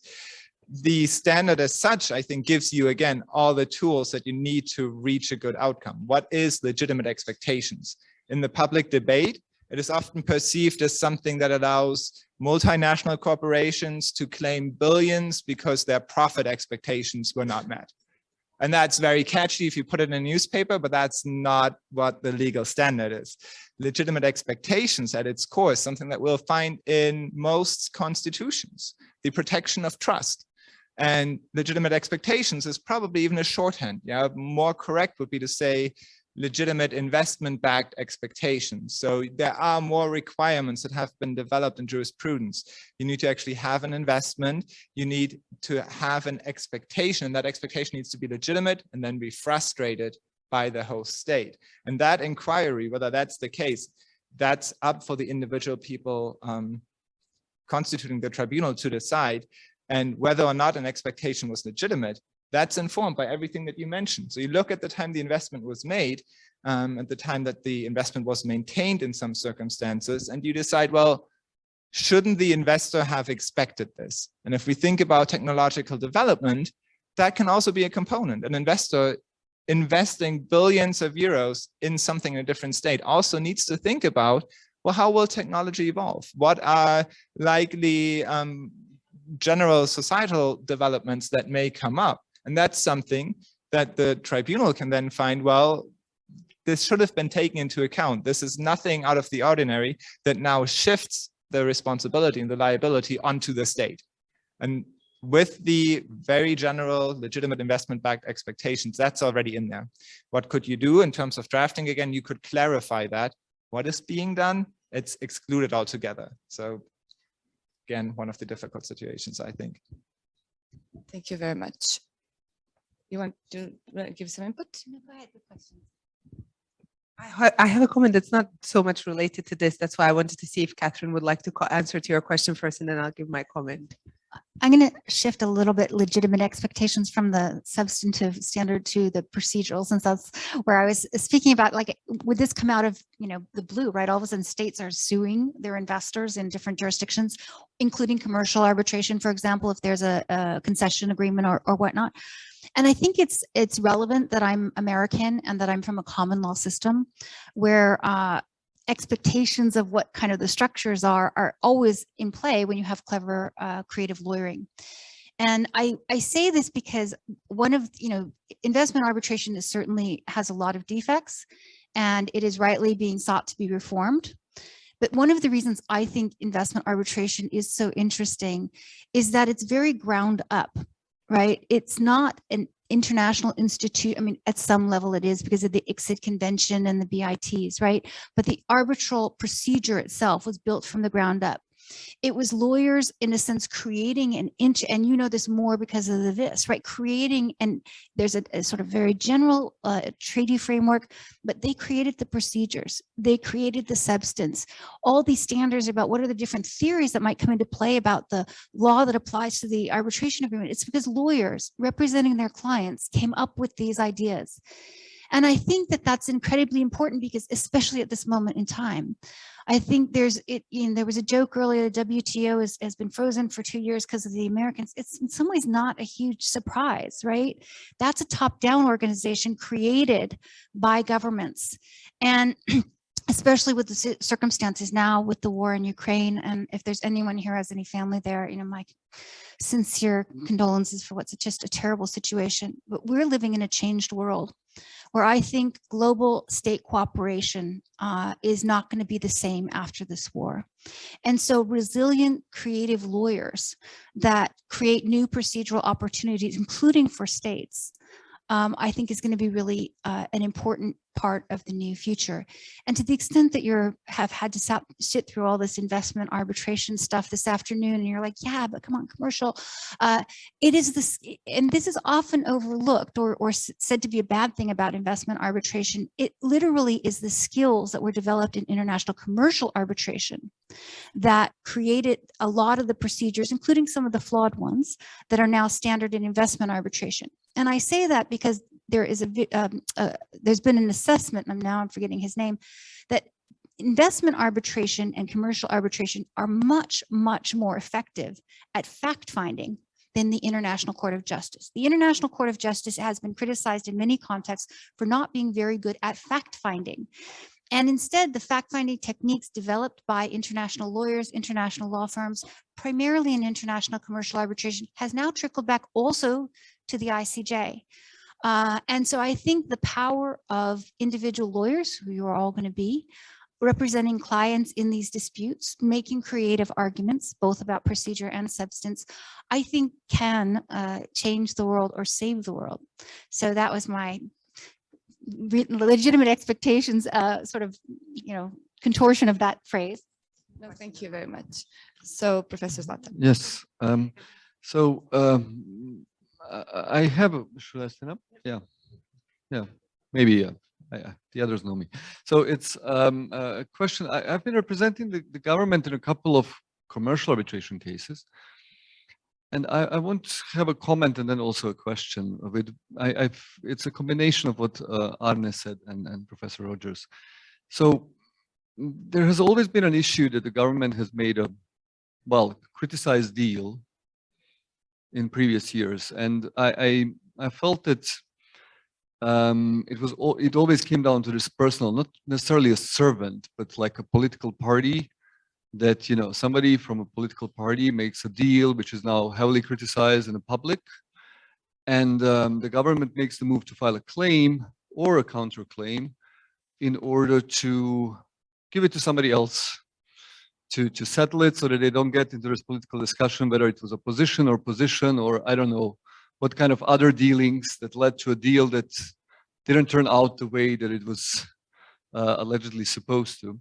So honestly, I wasn't thinking about all of the deficiency in investment arbitration prior to this session in comparison to commercial arbitration, because for us it was always like the natural move based on a deal to just go to commercial arbitration.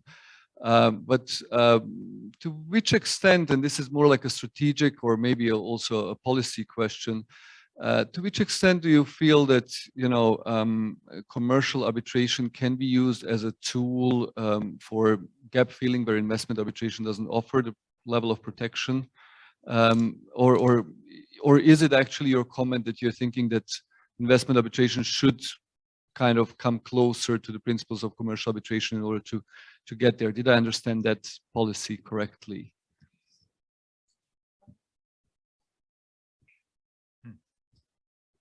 So I think both can learn from one another, definitely, and they are also very distinct animals. So with states, you always have special needs, in particular if it's outside of the commercial context, right? If you are discussing public policy questions, that has huge implications even within the government. So I wouldn't say we're heading towards a path, or we should head towards a path where they are the same. There's various good reasons to keep them separate. The one thing that I will say, though, is that I think we will see a shift from some of the treaty level investment cases to contract-based investment cases in the future, at least within the European Union. We have intra-EU bilateral investment treaties now essentially off the table based on activities starting from the Commission, now member states jumping on board, so that you don't have any intra-EU investment treaties, with a few exceptions that are still fighting. Still, there is a need, if you look at the different member states and the cross-border investments, for protection. EU law simply does not cover that. I mean, it starts on the simple level of enforcement of the individual rights under the European Union umbrella. So I think what will happen is that we'll see sort of a renaissance of investment contracts between the corporations and the host states. And that's actually, I mean, ICSID was originally developed for contract-based disputes. Now, it's only later that the whole paradigm shifted to treaties, as we're getting stronger, we're expanding the scope of arbitration movement in the treaties. And I think now we'll see the return to that original intent. Investment contracts with the states that provide for potentially, again, ICSID, so but it gets closer to the commercial angle. Definitely. Will that be something for all the investment cases now? No, probably not. I mean, many of the investors don't even know what investment protection is. So this will be more the big companies, the multinationals that are aware of this, that have this on their agenda, and that have the power to conclude an investment contract with a host state. So it is, I think, a little bit more of a spectrum than a line, right? Or there's a gray space between investor state arbitration and commercial. So there are a number of cases where there's been a parallel commercial arbitration based on, for example, a concession agreement, not even an investment contract, which is a more specialized instrument. And I'm not trying to blur them all and say that they're the same. They're certainly distinct. But I do think that one of the reasons we don't know about parallel claims is because usually the concession agreement claim is secret. But another variety that I think is kind of interesting, and we have seen a really big increase on, is non-ICSID investor state claims. And the reason those are interesting is because the enforcement regime is the New York Convention, and they are brought to private arbitral institutions, so-called private arbitral institutions. And that's interesting because, again, as I said, it's sort of a scale, right? I mean, that's certainly not at the end of, ICSID BIT based arbitration.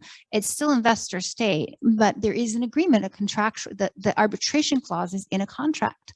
And I think it is much healthier to think about, all the different jurisdictional and mechanisms, right, and think about them holistically. I mean, some of these cases also tie into a WTO dispute. So all these tobacco cases we've been talking about, there's a huge WTO challenge based on many of the same IP claims. And I think when we're in a national regime, we think of our legal system as a system and as a kind of closed regime with various tools, and it's all kind of spelled out. We don't historically, I think of the international space that way, in part because, it's probably lots of reasons I won't speculate on, but I do think it's healthy to think about all your options, if you're representing a state. Right now, claims in investment arbitration isn't one, but maybe they evolve more naturally if they are thought about as part of a larger toolkit. If I may follow up, it's the point that you raised about parallel proceedings is actually a very legitimate and very important one. I was just talking yesterday to Kadir, and we found out on the cab ride that 10 years ago, one of the earlier cases we had, we were actually opposite of each other at different firms then. And that was parallel cases. We had the ICSID arbitration and we had a parallel ICC arbitration on what's essentially the same claim, just in different shades, pursued in parallel. So that happens, and we'll see where it goes. Thank you, Nevena. All right, so my comment is a bit outside of this discussion on specific points. So this idea of states being claimants, I think, is a very interesting one. And the points that you made about states suing tobacco, I think it's interesting also to look at how today US courts are treating alien tort statute actions, that decline has led to an increase in strategic litigation against corporations in Europe. So many courts now are seeing that.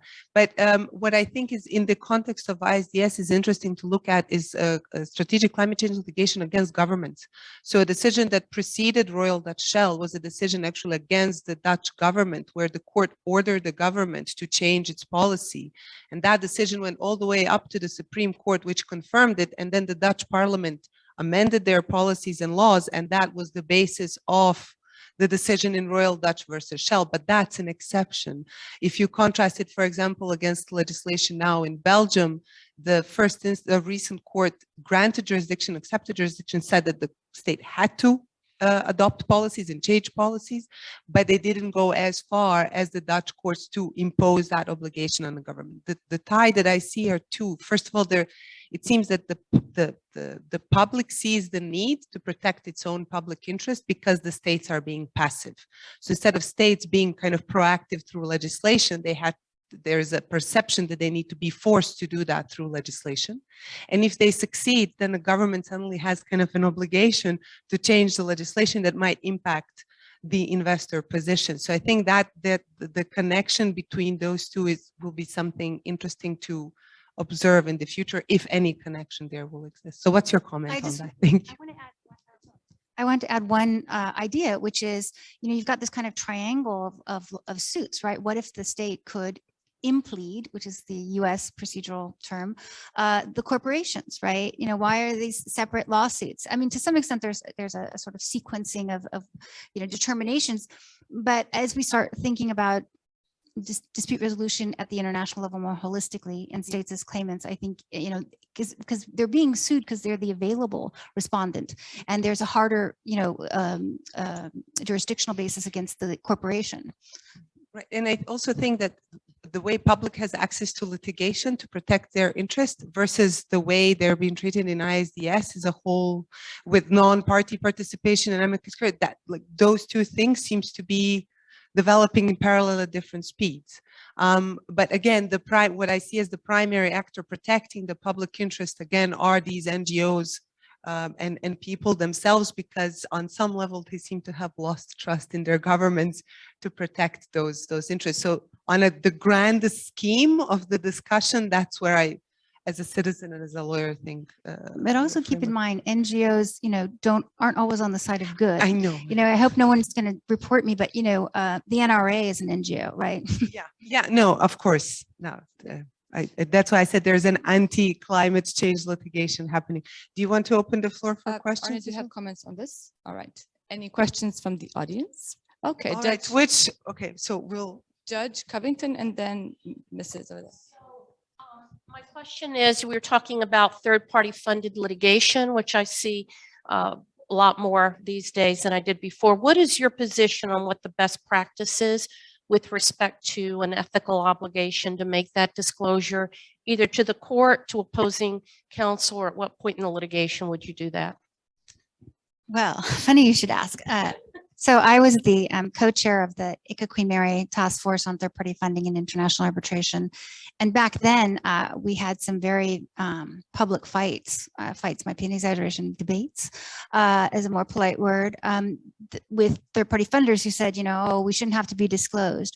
And we took a very strong firm that for the purposes of the arbitrator's conflicts of interest and the opposing, I think you have a right to know who you are litigating against. Not the terms of the third-party funding agreement, generally speaking, unless they become particularly relevant, but I think that they need to be disclosed in, early, or because sometimes the funding occurs after the case has already commenced, as soon as the funding commences.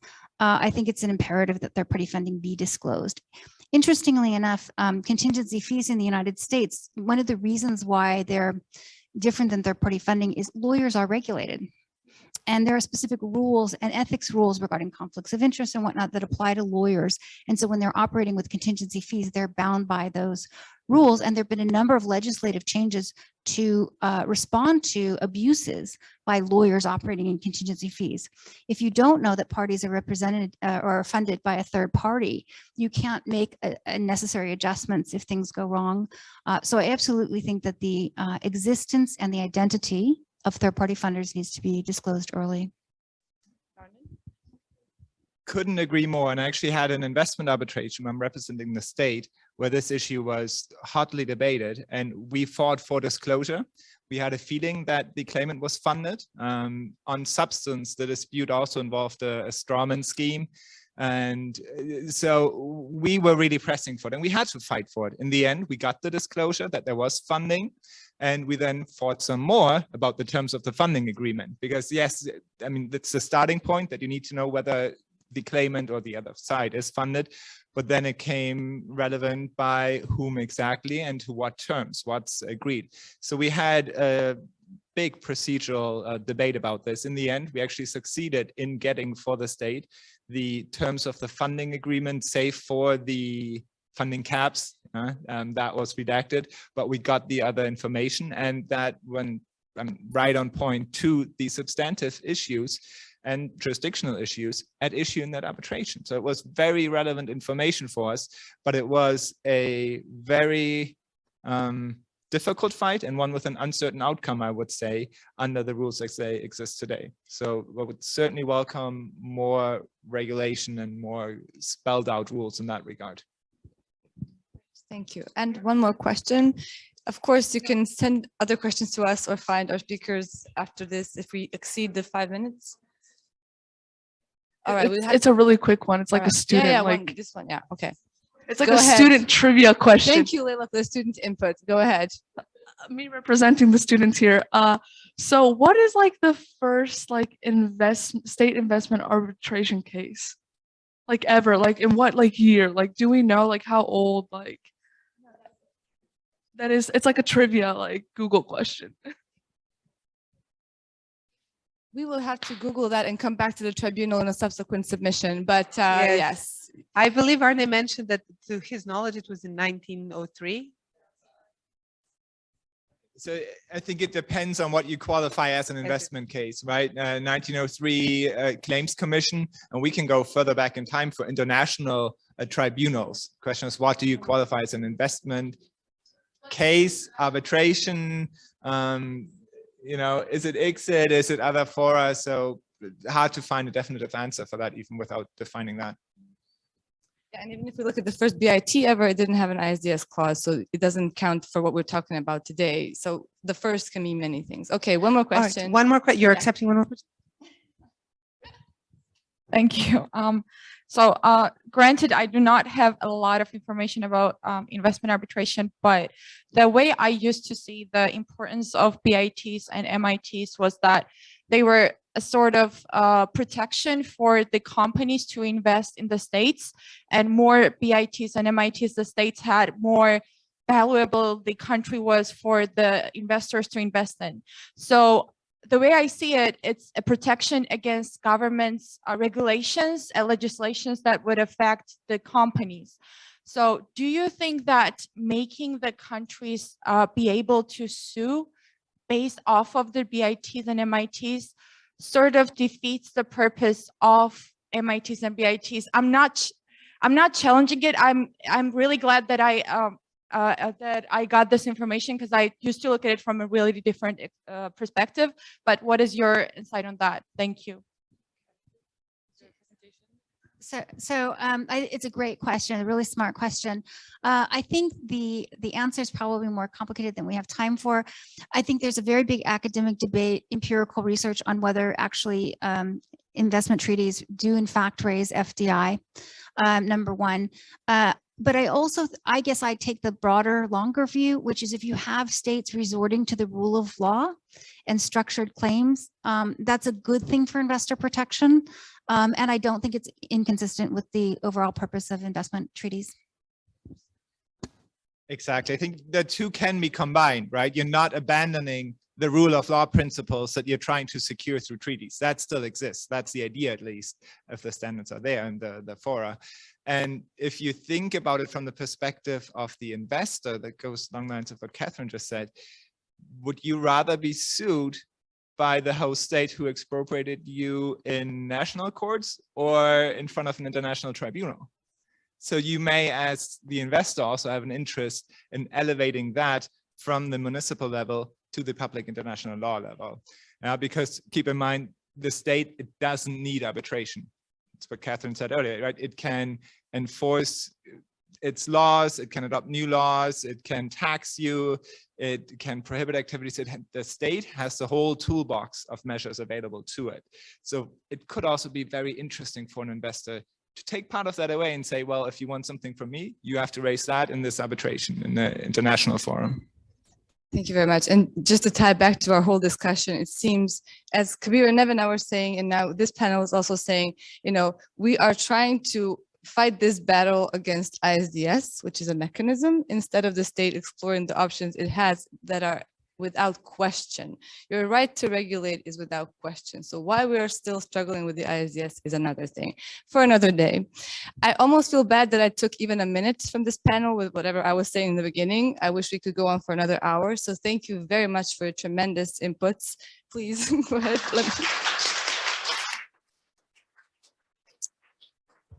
Now we move to the most interesting part, probably to the students, where they will hear from Amanda Lee and from Judge Covington about the careers in arbitration. How do you pursue it? So we left that for last, so you would listen to all this investment stuff in the middle. And do we have a break now? So we have a 15-minute break and we come back to speak about your future. Amina, over to you. Thank you, Nevena. Good afternoon from me as well. Thank you to all of you who stayed for the last panel as well.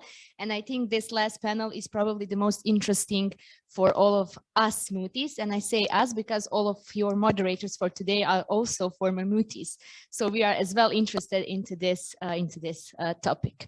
So it's my pleasure to welcome our first panelist, which is Amanda Lee. Amanda Lee is a consultant at Costigan King in London. She sits as arbitrator in domestic and international arbitration proceedings and has served as sole arbitrator more than 25 times to date. She founded Careers in Arbitration in 2019 and teaches at the University of Law, United Kingdom. Amanda, the floor is yours, and we are looking forward to hearing this topic from you. Thank you very much, Amina. Hello, everybody. I'm so sorry not to be in Sarajevo today. Has everyone been having a great time? Yep. I can now see myself really big. That's pretty terrifying. All right. Well, I hope everybody's been having a great time. It's my pleasure and my privilege to have the opportunity to speak to you all for 30 minutes or so today. Amina, if I'm talking for too long, please cut me off, okay? Can I rely on you to do that? Okay, don't worry. Excellent. Thank you very much. All right, so I'm going to share some slides, if I may. They have ducks, and it means you won't have to look at a gigantic picture of me. So here we go.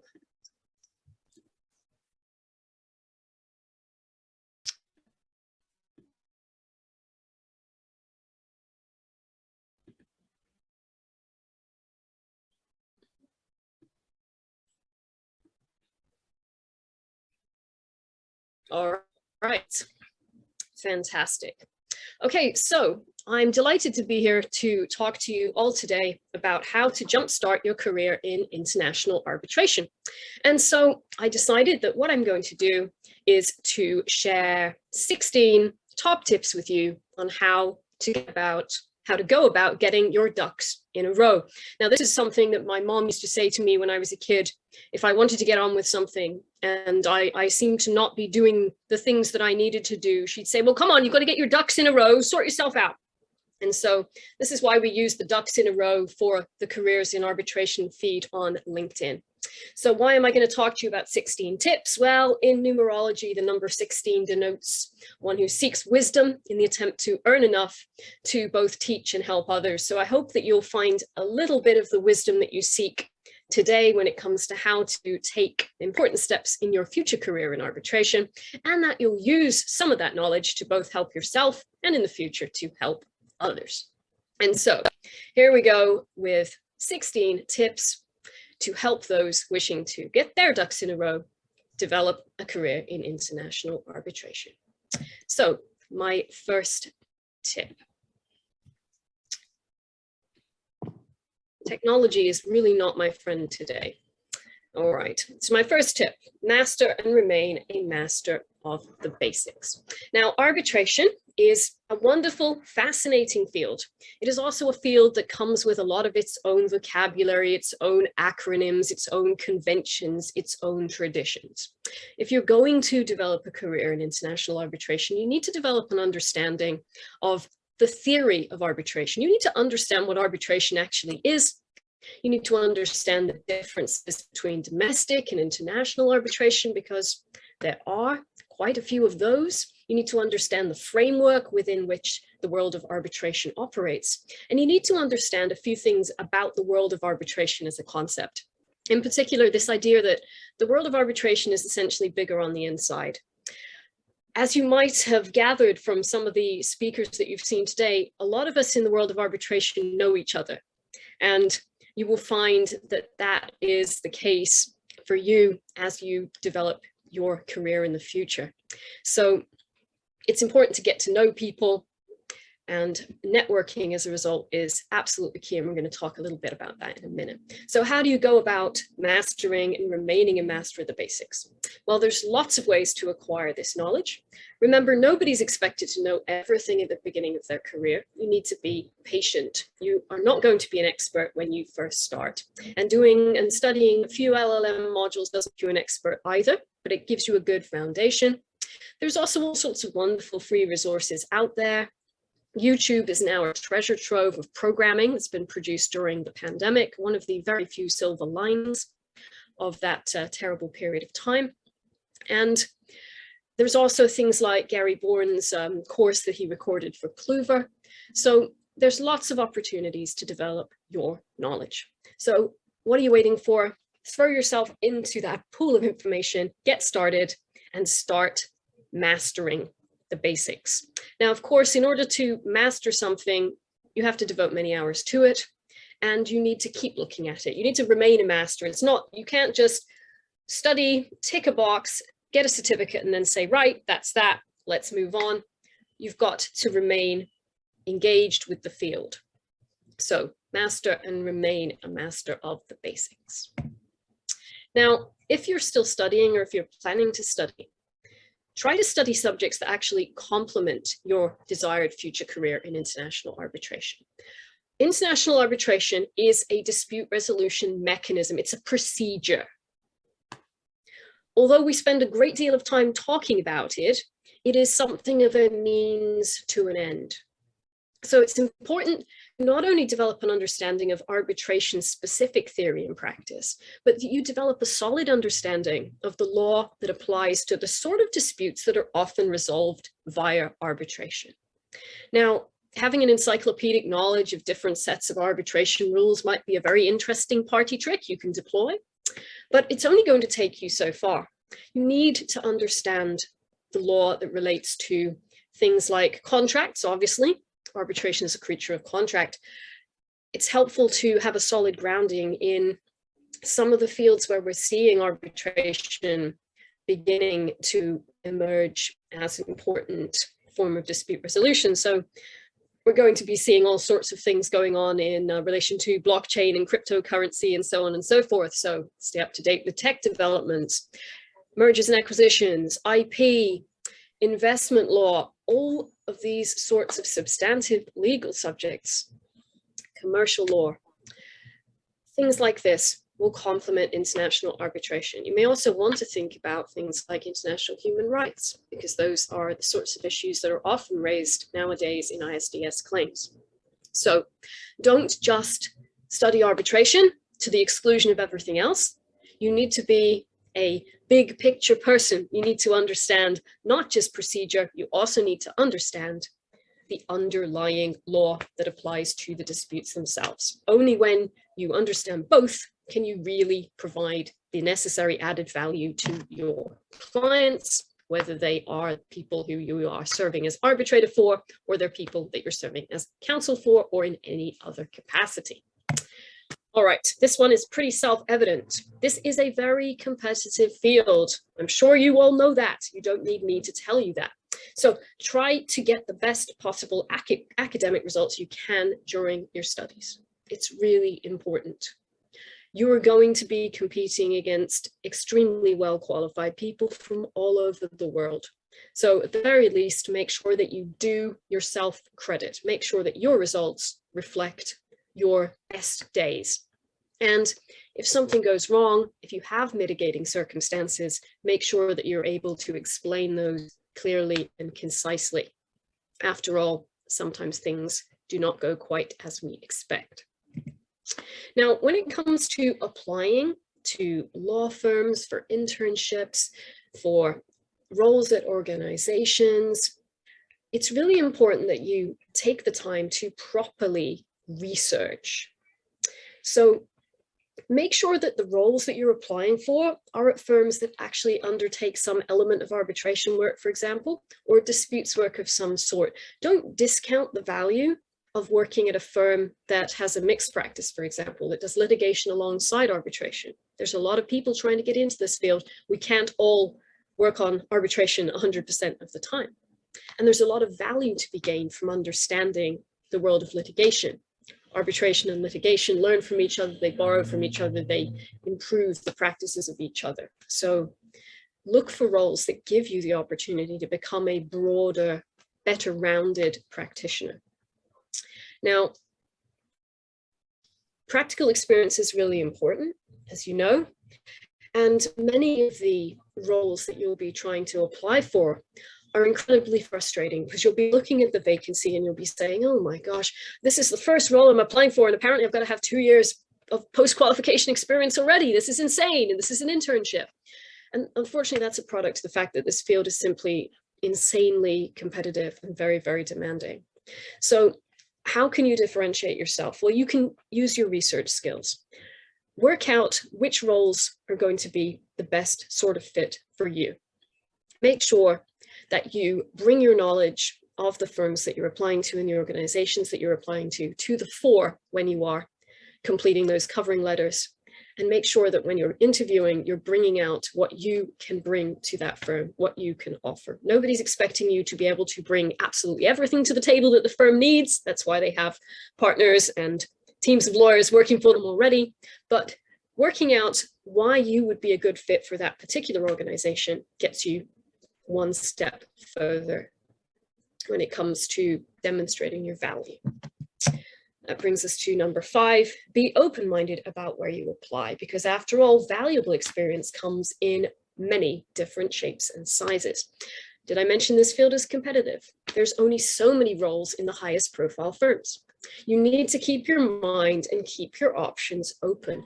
Many practitioners, lawyers and non-lawyers alike, gain valuable experience in different places before joining a specialist arbitration team. So think about what skills are going to be beneficial in an arbitration career. Litigation, arbitration, depends very heavily on your ability to understand procedure and comply with procedure. What sort of careers, what sort of experience helps you to do that? Things like project management. So my background, I used to work for the National Health Service in the UK, and I did a number of quasi-project management related roles. So as a result, I'm quite good at complying with procedural steps and working out and breaking down specific steps that are required to achieve particular goals. I then worked at a boutique firm that practices both international litigation and international arbitration. So again, you get a mixture. I've had the opportunity to work on expert determinations, mediations, domestic and international litigation, appellate work, and so on and so forth. And all of these things help to make you more rounded as a practitioner and in the future as an arbitrator. So be open-minded. We cannot all go and work for GAR 100 firms necessarily. And there are many opportunities at other firms where instead of being junior lawyer number 17 on the case, you might find you're the second lawyer on the team. And the quality of exposure you will get will be astonishing. That was the benefit for me of working for a very small boutique. I joined a firm and overnight I had 10 assistants and I was the second lawyer on a £90 million fraud case as a trainee. So it's a great opportunity if you can find roles that allow you to develop. So don't discount smaller firms, newer firms, and so on and so forth. Think very broadly, and although practical experience is important, make sure that you're getting the sort of experience that is right for you. And ideally, don't get into debt to get that experience. Avoid unpaid internships. I'm not a fan of unpaid internships, which is why we don't share them on careers in arbitration. So how do you go about getting these roles? Well, we need to hone your writing samples, your covering letters, and your resumes. After all, these are the documents that law firms and organizations are going to see when you are applying. Arbitration practitioners need to be able to write. It is as simple as that. So if there is one thing that you really need to work on in order to improve your prospects of getting a valuable opportunity in arbitration, it's your drafting skills. The better your writing skills, the stronger your application is going to be. So make sure you write as widely as possible. Make sure you read widely, and don't just read arbitration articles. Some of them are not incredibly well written, unfortunately. That is the case with any field. So make sure that you don't just read arbitration literature. Read articles written by writers who are employed by The Economist, for example, or the New York Times, people whose job it is to write well. And then work out what techniques they use and how you can apply those techniques to make your writing more engaging, clearer, concise, and so on. Never stop working on those drafting skills. Now, here's one that hopefully will appeal to those of you who are mooting. Mooting experience is enormously valued by organizations. You have the opportunity to participate in international or domestic mooting competitions. Make sure that you seize them. You'll have the chance, as I'm sure you're all seeing, to develop your advocacy skills, your drafting skills, your research, and your team working skills, hopefully while making lifelong friends. So keep calm and carry on mooting to help you develop those skills. And for everybody who is going to be mooting this year, I obviously wish you all the very best of luck. All right, now, as I mentioned in arbitration, quite a few of us know each other. So networking is extremely important, but not everybody is a social butterfly. Not everybody is the life and soul of the party. They don't charge into the conference room and seamlessly move from one person to another, throwing business cards left, right, and center, making jokes and creating a fantastic first impression while perfecting their elevator pitch. That's okay. I'm not one of those people. I may stand in the corner and talk to two people for 45 minutes kind of gal, and that's fine. So whether you are the life and soul of the virtual conference or you prefer to network in small groups, one-on-one or online, find a way to make networking your forte. And that might be networking using social media. So think about your strengths, think about what you're comfortable with, and use those skills to help you hone your network. It's enormously important to start building your network. So make sure you're connecting with people on LinkedIn, but please do send them a short note before you send them the connection request. Don't just send the connection request, include that short note. After all, you wouldn't just chuck your business card at somebody at a conference and then run away, which is what you're doing if you don't bother to send the short note. So networking, it's so important, and it becomes even more important if you're hoping to become an arbitrator in the future. So do not underestimate the importance of networking. All right, number 9, make sure you join young practitioner groups and you get involved with them. Now, signing up as a member of a young practitioner group is a great start. Well done, excellent. You found a group and you have signed up, but that's not enough. You need to start attending their events. You need to start volunteering to join their committees and their boards. Try to pursue available leadership positions. If they offer opportunities to draft blog posts, go for it. If they are looking for new initiatives, why not propose one? Get involved. This is a great way to build your network. It's also a great way to start building your profile and start contributing a little bit to thought leadership in the field. There are more than 80 young practitioner organizations in international arbitration, and there are new ones popping up all the time. So if there is no young practitioner group at your university or in your local arbitration institution, why not start one? Why not propose starting one? Think outside the box, be creative. And in that vein, sometimes you have to create your own opportunities. I cannot overemphasize that this is a competitive field, and sadly, opportunities very rarely drop into your lap. You need to work hard to find and create them. You've got to hustle, basically. And this can apply in all aspects of your career. So you're looking for a speaking engagement and you look at the agenda for a conference and you notice that they've got panels on various topics, but they haven't got a panel on something you'd like to about. Ask if you're interested in having one. Ask if they'd like an additional speaker to address a different perspective. Think about ways in which you can contribute. Is there some new technical innovation that's just launched that you've really got a good handle on, like Clubhouse or the metaverse or something like that? How can you use that opportunity and link it to arbitration to create your own initiatives? Think outside the box and create your own opportunities. Now, mentors are wonderful. Mentors are also absolutely everywhere.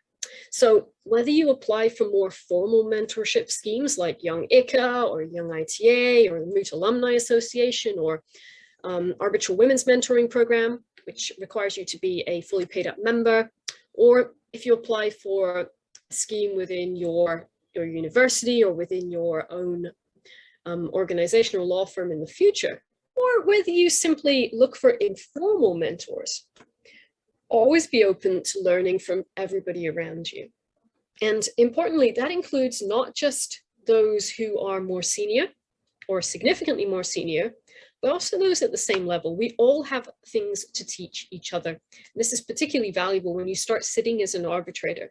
It's great to have a team of people around you, friends and colleagues, who are in the same position as you. They've sat in a few cases, a few things have come up, but everything hasn't come up for them yet.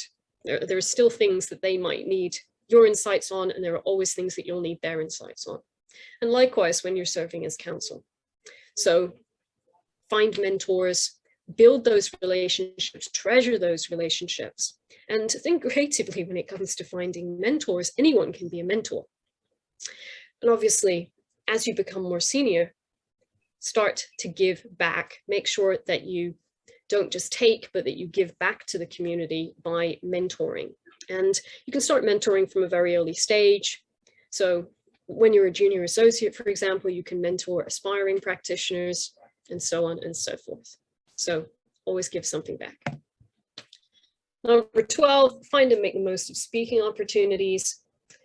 This might sound easier said than done. It's quite difficult to get speaking opportunities as a student or as a very junior associate. I fully appreciate that. It can be very difficult whether you're in a very firm or very prestigious organization or not, because there's simply so much competition. So if you're lucky enough to be invited to speak, make sure that you do the best job possible. Every speaking opportunity is basically an audition for your next speaking opportunity. And if you can provide speaking opportunities to others who are waiting for the chance to shine, always do it. Lift others up whenever possible. If you are keen to start speaking, but you're a little bit nervous, and I say this as someone who used to be terrified of public speaking, volunteer to moderate, volunteer to get involved in event organization so that you can feel a little bit more comfortable and in control. It's a big step from moderating an event to giving a keynote to a room full of people. I appreciate, and it takes many years to make that jump for most people, but there's plenty of time, and the sooner you get started, the better. And let's face it, anyone nowadays can create their own events. Anyone with a Zoom license can create an arbitration event. You can do it on Clubhouse, you can do it on platforms.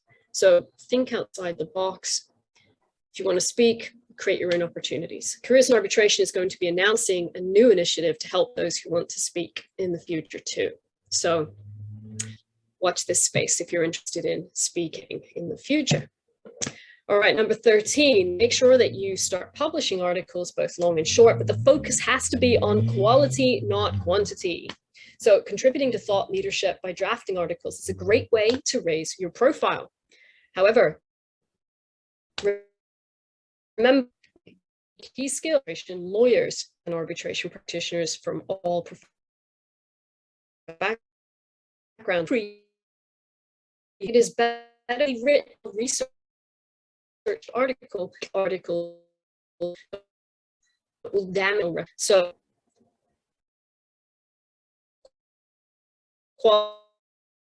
always, you're publishing in a journal, you'll probably it's going to get published.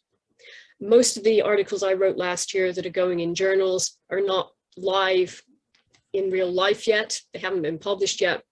So think about blog posts, things like the Clue for Arbitration blog, things like the American Review Arbitration blog, Young ICA blog. There's lots out there. And there's lots of junior and student journals out there as well. So look for calls for papers. We share them on Careers in Arbitration. You can find them elsewhere. Whether you want to talk about ISDS or commercial arbitration or a bit of a mixture, there's always going to be an opportunity for you to publish them. The editors are always looking for contributors. So if you can hone your skills, it gives you something to put on your resume. It gives you something to share on social media. There's nothing to lose. Give it a try. All right, number 14. This isn't it. I am constantly in awe of the practitioners I meet who speak multiple languages fluently. I do not speak multiple languages fluently. I can speak English with a mid-Atlantic accent and with a British accent. That is about the extent of my language abilities. I can speak some French and some Italian, some Spanish, but not enough to have sensible conversations with people, sadly. But I've got some wonderful friends who speak 6 or more languages perfectly fluently. And it's language skills are a huge asset in international arbitration. Now, some languages are more sought after than others. Things like French and German are always going to be useful. There's a lot of work coming out of Latin America, so Spanish and Portuguese are always going to be useful as well. We're seeing increasing amounts of work coming out of China too. So if you speak Mandarin or Cantonese, these are all fantastic skills. They are in demand.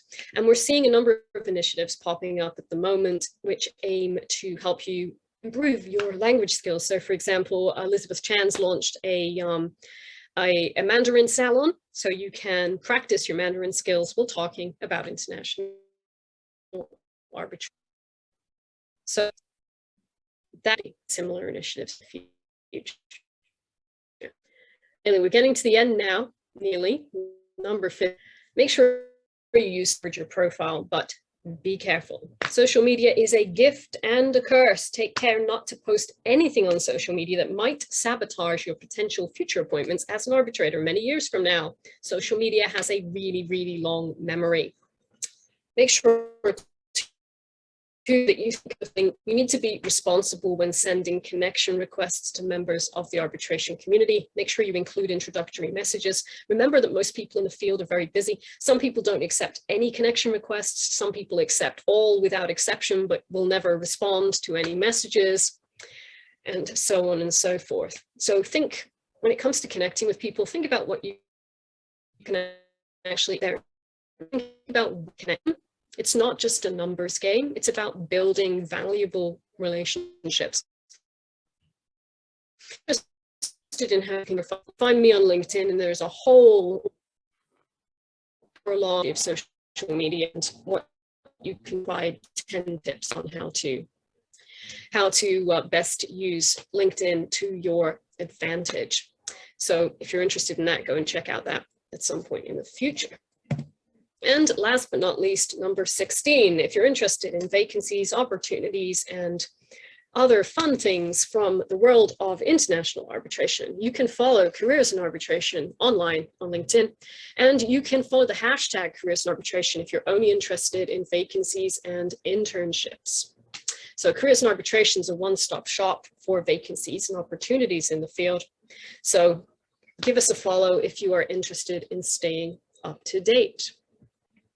All right, so I'm going to stop sharing my slides now. So I hope that was a useful overview of 16 tips to help you all to develop your careers in international arbitration. If any of you have any questions, subject of course to time, I'm very happy to answer them. Okay.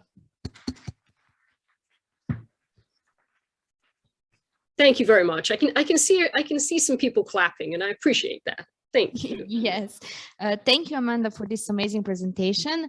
I think that all of our students can benefit from your 16 advices. I see that most of our students are implementing at least one of your, which is number 7. They keep mooting, and now you have the rest of them to implement in your future if you want a career in arbitration. Of course, we will give you time if you want to ask questions, but first of all, I would like to present you our next speaker, which is Virginia M. Hernandez Covington, who is a United States District Court judge for the Middle District of Florida, appointed to the position in September 2004. As a district judge, she has presided over hundreds of cases involving complex and international matters. Appointed by Chief Justice Roberts to serve on the Financial Disclosure Committee for the Judicial Conference of the United States, Judge Covington provided guidance and review to the other judges on these matters. For 6 years, Judge Covington served as a chair of her district's Automation and Technology Committee. During her tenure as a federal prosecutor, Judge Covington received in excess of 80 written commendations, several special achievement awards, and 2 director's awards for outstanding service. As chief of asset forfeiture, Judge Covington developed a program that was used as a model for successful prosecution throughout the United States. During her almost 19-year AUSA career, Judge Covington was responsible for forfeiting hundreds of millions of dollars of illegally generated assets. So please give a round of applause for Judge Covington. He will also give you a couple of advices how to improve and how to jumpstart your career in advocacy. Okay. Well, thank you so much. It's such a pleasure to be here with you again this year. I came 2 years ago to beautiful Sarajevo, and I'm just delighted that we were able to come back this year and to have the opportunity to interact with you. And I really look forward to the competition over the next couple of days. So even though I've never met Amanda before, she and I think very much alike. And a lot of the tips that she gave you are tips that I would give you too. Even though I've never worked directly as an arbitrator, as you heard, I spent almost my entire career as an assistant U.S. attorney, and then either a state appellate judge or a federal judge. It's interesting how the tips are really very similar. But I will say this, for getting a job in international arbitration, you're already doing what I think are probably some of the most important steps. Number one, you're participating in this program. And I think that anybody who's an arbitrator or anybody who knows even a little bit about international arbitration has heard about this competition. So regardless of how far you get in the competition, whether you're a winner or a finalist or a semifinalist, you know, this is something that you bring to the table when you go in for an interview or when you send a letter to a firm or to an agency, wherever it is that you want to work. This is something that you're ahead of everybody else. You know, we all often talk about, what do you talk about in an interview? Well, this is a perfect subject matter. And I think that you are way ahead of the rest of the crowd by virtue of participating in this important program. The second thing is also something that Amanda mentioned, and that is your language skills. You know, I was really fortunate. I grew up speaking Spanish and English. And in the United States, that's a big deal. There aren't that many people who, at least of my age, who are bilingual. I think today, people your age, their parents have realized how important it is for people to be bilingual. But you're steps ahead of a lot of other people by virtue of the fact that English isn't your first language, and yet you're able to do a moot court in English.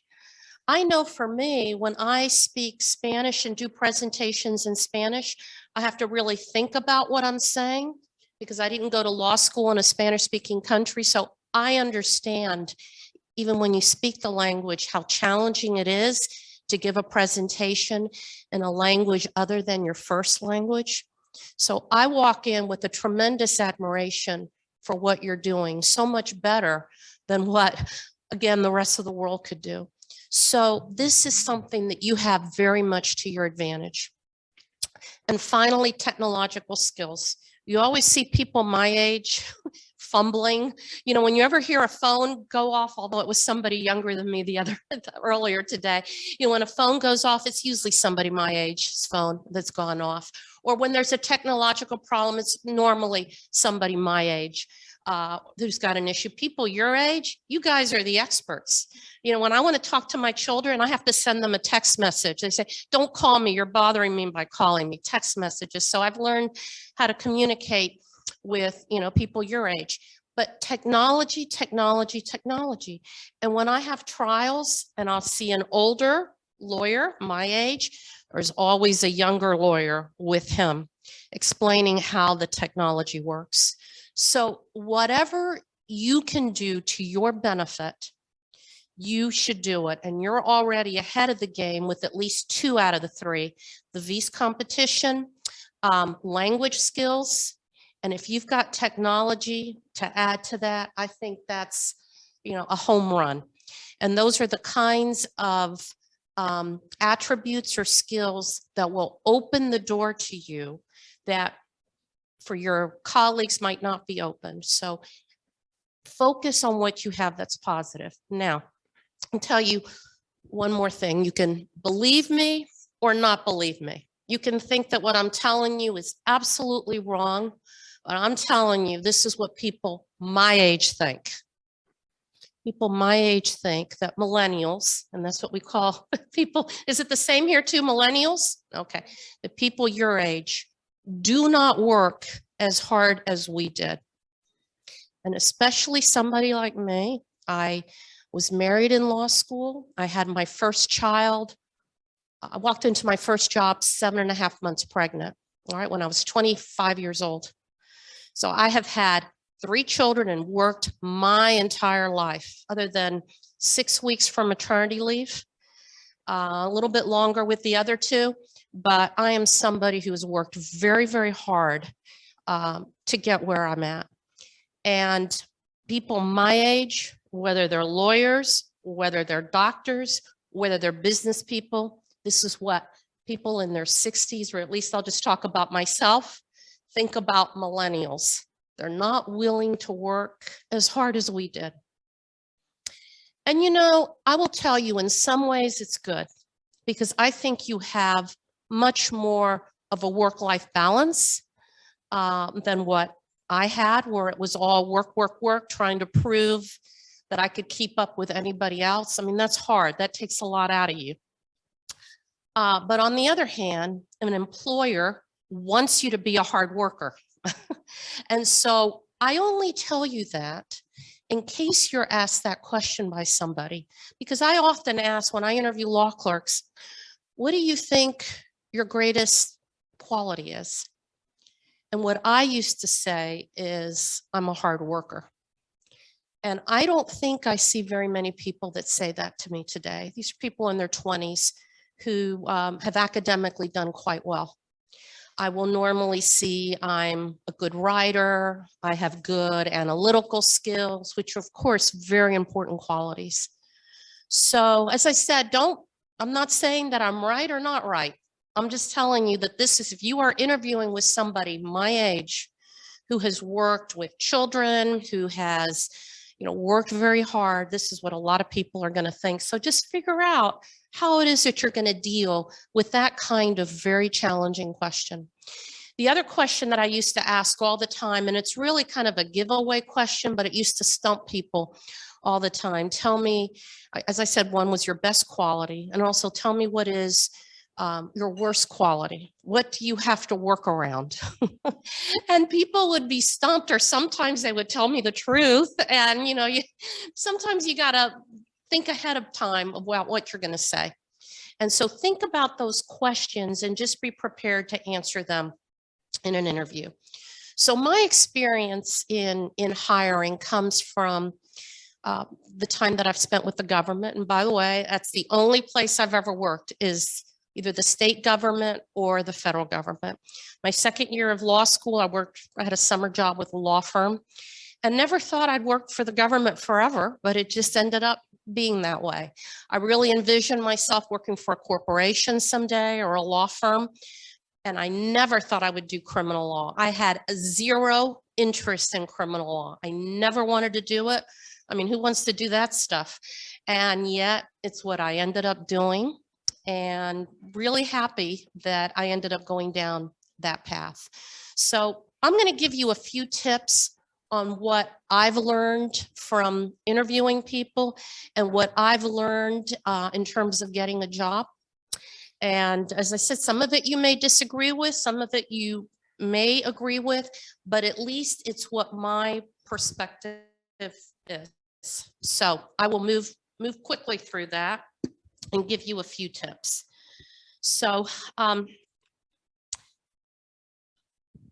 first of all, my colleague told you to think outside the box. I couldn't agree with that more. Most of the people, or many of the people that I have hired as law clerks, have been individuals that I previously hired as interns.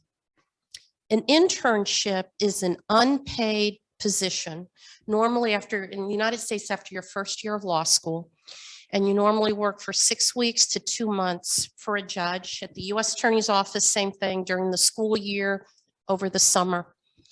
And I view that as a 2-month-long job interview. When I actually had one intern ask me, is it okay if I come in at 10 and leave at 4? I didn't know what to say to him. I said, yeah, sure. If that's what you want to do, you can do it. And my law clerk said, no, we can't do that. It just looks really bad for the other interns. And I realized, you know what, she was right. And so what I tell interns is, please treat this as a job. You don't have to be here until 7 o'clock at night, but treat it as a job and dress professionally. If you have the opportunity to get an internship, even if you're paid $0, I would absolutely take it. Because even if that judge or that government agency or law firm doesn't hire you, the good work that you do will help you get a job someplace else. So one of my beloved law clerks, somebody who I performed her wedding ceremony in the federal courthouse about 10 years ago, I hired her and she had been an intern for another judge. That other judge didn't hire her. And I asked that other judge, why did you not hire, Casey was her name, why did you not hire Casey? And he said, well, that year I had a lot of intellectual property cases, and there was somebody who had graduated from MIT with an engineering degree and had also graduated from Harvard. You know, Casey had gone to University of Florida. I just didn't think, you know, that I could hire her, but she was a great intern. You know what? She was one of my most beloved interns. And I would take Casey over just about anybody else. But had that judge not given me that really warm and glowing recommendation, I'm not so certain that I would have hired her. So again, those internships are the best way to get your foot in the door. Also remember that hiring it's more of an art than a science. I have made the biggest hiring mistakes that you can ever imagine. I made some horrible mistakes when I was at the U.S. Attorney's Office. I still remember the then U.S. Attorney and I are really good friends. Remember, we hired somebody that on paper looked really good. Within 2 months of hiring him, he ended up assaulting a woman at a bar. He was charged with rape. Thank God he resigned from the U.S. Attorney's Office. Otherwise, we would have had to deal with that. I hired him. He looked great. He came in, he did a great job, but he was just a horrible person. And other people that I've let slip through my fingers, like, how could I not have hired him? Why did I not hire her? It's made me feel less bad about the jobs that I didn't get. I used to really blame myself and really evaluate my presentation in a job interview. Maybe I should have said that. Maybe I shouldn't have said that. You know, it's really hard. And I've been much more forgiving of the people who didn't hire me, simply because we don't get it right. And I know even the law clerks that I've hired where I'm the person doing the hiring, I've still made mistakes. I mean, most of them have been pretty good, but some great people I've let slip through the cracks and they've gone to other places to work. And others that I've hired have not been quite what I was looking for. So a lot of it is that you match the job that you're looking for. As an assistant U.S. attorney, research and writing skills are not necessarily number one. They're important because we write a lot in court, but it's not the most important thing. To me, it's teamwork, creativity, willing to think outside the box, being a team player, and not being a human resources disaster. You know, if you're going to be mean to the support staff, you're not going to work out as an assistant U.S. attorney. You're going to work well with agents. You can understand what the statute is and look to see if the activity violates the statute. So academic excellence is not number one. I'll tell you one thing, when we would see these academic superstars, at least during a period of time when we were hiring, we would not necessarily hire them because they didn't always have the personality that we needed in the courtroom. Some people have it all, and that wonderful type of person we would hire. But other people are great on paper, but they're shy, reserved. Maybe they're not the best for the courtroom. Maybe they're better for the appellate division. So it just depends on what the opening and the vacancy is. For a law clerk, I care about two things. Are you a good researcher? That's number one, good analytical skills. And are you a good writer so that I don't have to rewrite everything that you do? You know, some judges who are at a higher level than me, the appellate judges, they look for law clerks that they like, that they think that they would enjoy their company. I've had friends of mine that are appellate judges say, you know, I like people who, you know, have good personalities, people who, you know, like to run, people who like exercising, people who I would enjoy having a conversation with. That, you know, at mine at the district court level, it's sometimes hard to attract the very top talent. And so consequently, you know, it's okay with me if we don't see eye to eye politically. Quite frankly, I've never asked anybody their political position, nor do I care. As a matter of fact, I like people who challenge me. You know, there's nothing worse than a yes man, nothing worse than that. I want you to challenge me. Tell me why I'm wrong. But I want people who are smart. I want people who, as I said, good writers, good research skills. And as you could most likely conclude from what I said earlier, hard workers. When somebody says that to me, I always like it because I know they're going to give 110% to the job. So that's what I look for in terms of employees, but you also look for, generally speaking, nice people. Nobody wants to work with a jerk, at least I don't. You know, nobody wants to work with somebody with a big ego. It's not fun. We want to work with people who are nice and pleasant to get along with. And if they share some of the same interests that you have in life, so much the better. So those are the things, generally speaking, that we look for. I'll give you a few clues on the types of places where people have gotten jobs. A lot of times, as I said, the number one way is internships. Law school professors, you know, that can cut both ways. I have seen law school professors that so want their kids to do well that they will recommend anybody. And that person is not always up to the job. But other law school professors have recommended winners every single time. And I keep on going back to those law school professors. You know, I didn't graduate from Duke University. I went to another law school, Georgetown. But first, I have a law clerk who went to Duke, who has a relationship with a law school professor there. I have hired from Duke the last 4 years and been really happy. So that law school professor only sends me really good people. And I know that who she sends me is going to be good. And I can't say that that's true of professors from other schools, including my own alma mater and including the school in my own backyard. So, you know, my father, who was a college professor, told me, don't ever recommend anybody unless you really believe in that person. And he told me that he had recommended a former student to another former student. And the person who had employed the one former student ended up having to fire that person and came back to my father and said, oh, Dr. Covington, I hired this man because you said he was so good and he was just a horrible disappointment. My father said after that, it was a long time before he recommended anybody else. So it comes back to bite the person recommending. I mean, as I said, I've bypassed other law schools simply because some of those professors have just let me down in the past. Some other judges that I've spoken to have said things like, for instance, we have the Peace Corps, which is basically a voluntary organization. Actually, my daughter was in the Peace Corps. They go to other countries and they help, you know, underdeveloped countries. One judge I spoke to said she only hires people that served in the Peace Corps. So that's something that's really important to her, and she hires those individuals. So again, that's luck of the draw. Did you happen to be in the Peace Corps, and did you happen to apply to that particular judge?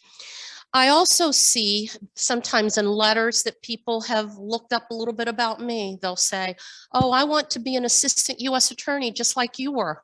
I want to work in the criminal division just like you did. So I can see that at least the person took the effort to find out a little bit about me. So those are things that if you do look for a job, either working for a judge or working for a government agency, those are things that you need to look out for. You know, it's different for a law firm. I think that it is, if you don't work out for the law firm, I think the law firm will let you know and you will have a parting of the ways. You know, obviously they don't want to make a hiring mistake because it costs them money, it costs them time. With the government, it's harder to get rid of an employee that isn't working out. There are a whole lot of steps that you have to go through. And so our bar is even higher in terms of wanting to make certain that a person is a good fit. And so I will really, really encourage you, if you are interested ever in pursuing that path, that you recognize the importance of those kinds of jobs where you may not make the money that other people make, but you will most certainly have a wonderful, rewarding career. It's one that I've had, you know, I've 41 years practicing law and 41-year career. And let me tell you, I have never regretted going to law school. I have never regretted being a lawyer. Not everybody can say that. So money doesn't always talk. Sometimes there are jobs that don't pay a tremendous amount of money, but are incredibly rewarding in the public sector, for an NGO. Those are wonderful, fulfilling, rewarding jobs. So don't forget that avenue. And they also could open doors to you in the private sector. One last thing, one piece of advice, you know, if you're given lemons, we have a saying, if you're given lemons, turn it into lemonade. When I went to the U.S. Attorney's Office, it was my dream job, but I got stuck doing something that nobody else wanted to do. It was called civil forfeiture. Who the heck wants to do that? United States versus one 1967 Buick, you know, it doesn't make sense, but that's what I got stuck with because I was low man on the totem pole. Well, I took that nobody else wanted to do, and I owned it, and I turned it into my own. And because that was during the period of time that my district was prosecuting a lot of drug cases, I was able to take that knowledge that nobody else even knew what forfeitures were. And I was able to take it and to turn it into something very special where I was able to travel the world forfeiting drug assets from big time drug dealers, including many here in Europe and London, in other places in the UK and Switzerland where they would hide their money, in Spain, in Luxembourg, Hong Kong, Panama, all over the world from something that nobody else wanted to do. And so if life gives you lemons, if you end up with something that nobody wants, you know what, it's okay because nobody else wants it. So you take it and you make it your own. It really was my legacy, not only at the U.S. Attorney's Office, but really in my career. And had I not been given that lemon, I'm not so certain that I would be where I am today. So I hope that your career in law, whether it's in arbitration or in anything else, is as rewarding as mine has been. I love being a lawyer, and I know that you will too. So with that, I'm happy to answer any questions.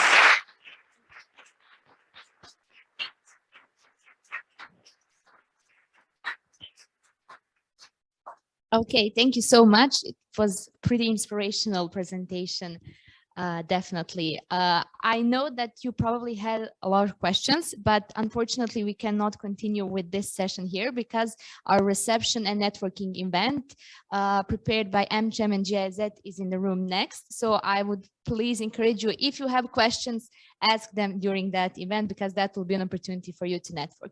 And Amanda, if you are still here with us, we would like to thank you as well for the amazing presentation. And I hope that the students, if they have questions, they can reach out. Of course, please do feel free to drop me an email. It is careersinarbitration@gmail.com. Thank you so much, Amanda. I hope we see each other in person one. I hope so too. Thank you very much. Nice to talk to you all. Bye-bye. Okay. I had no idea what time we were at. I hope it wasn't too long. That's okay.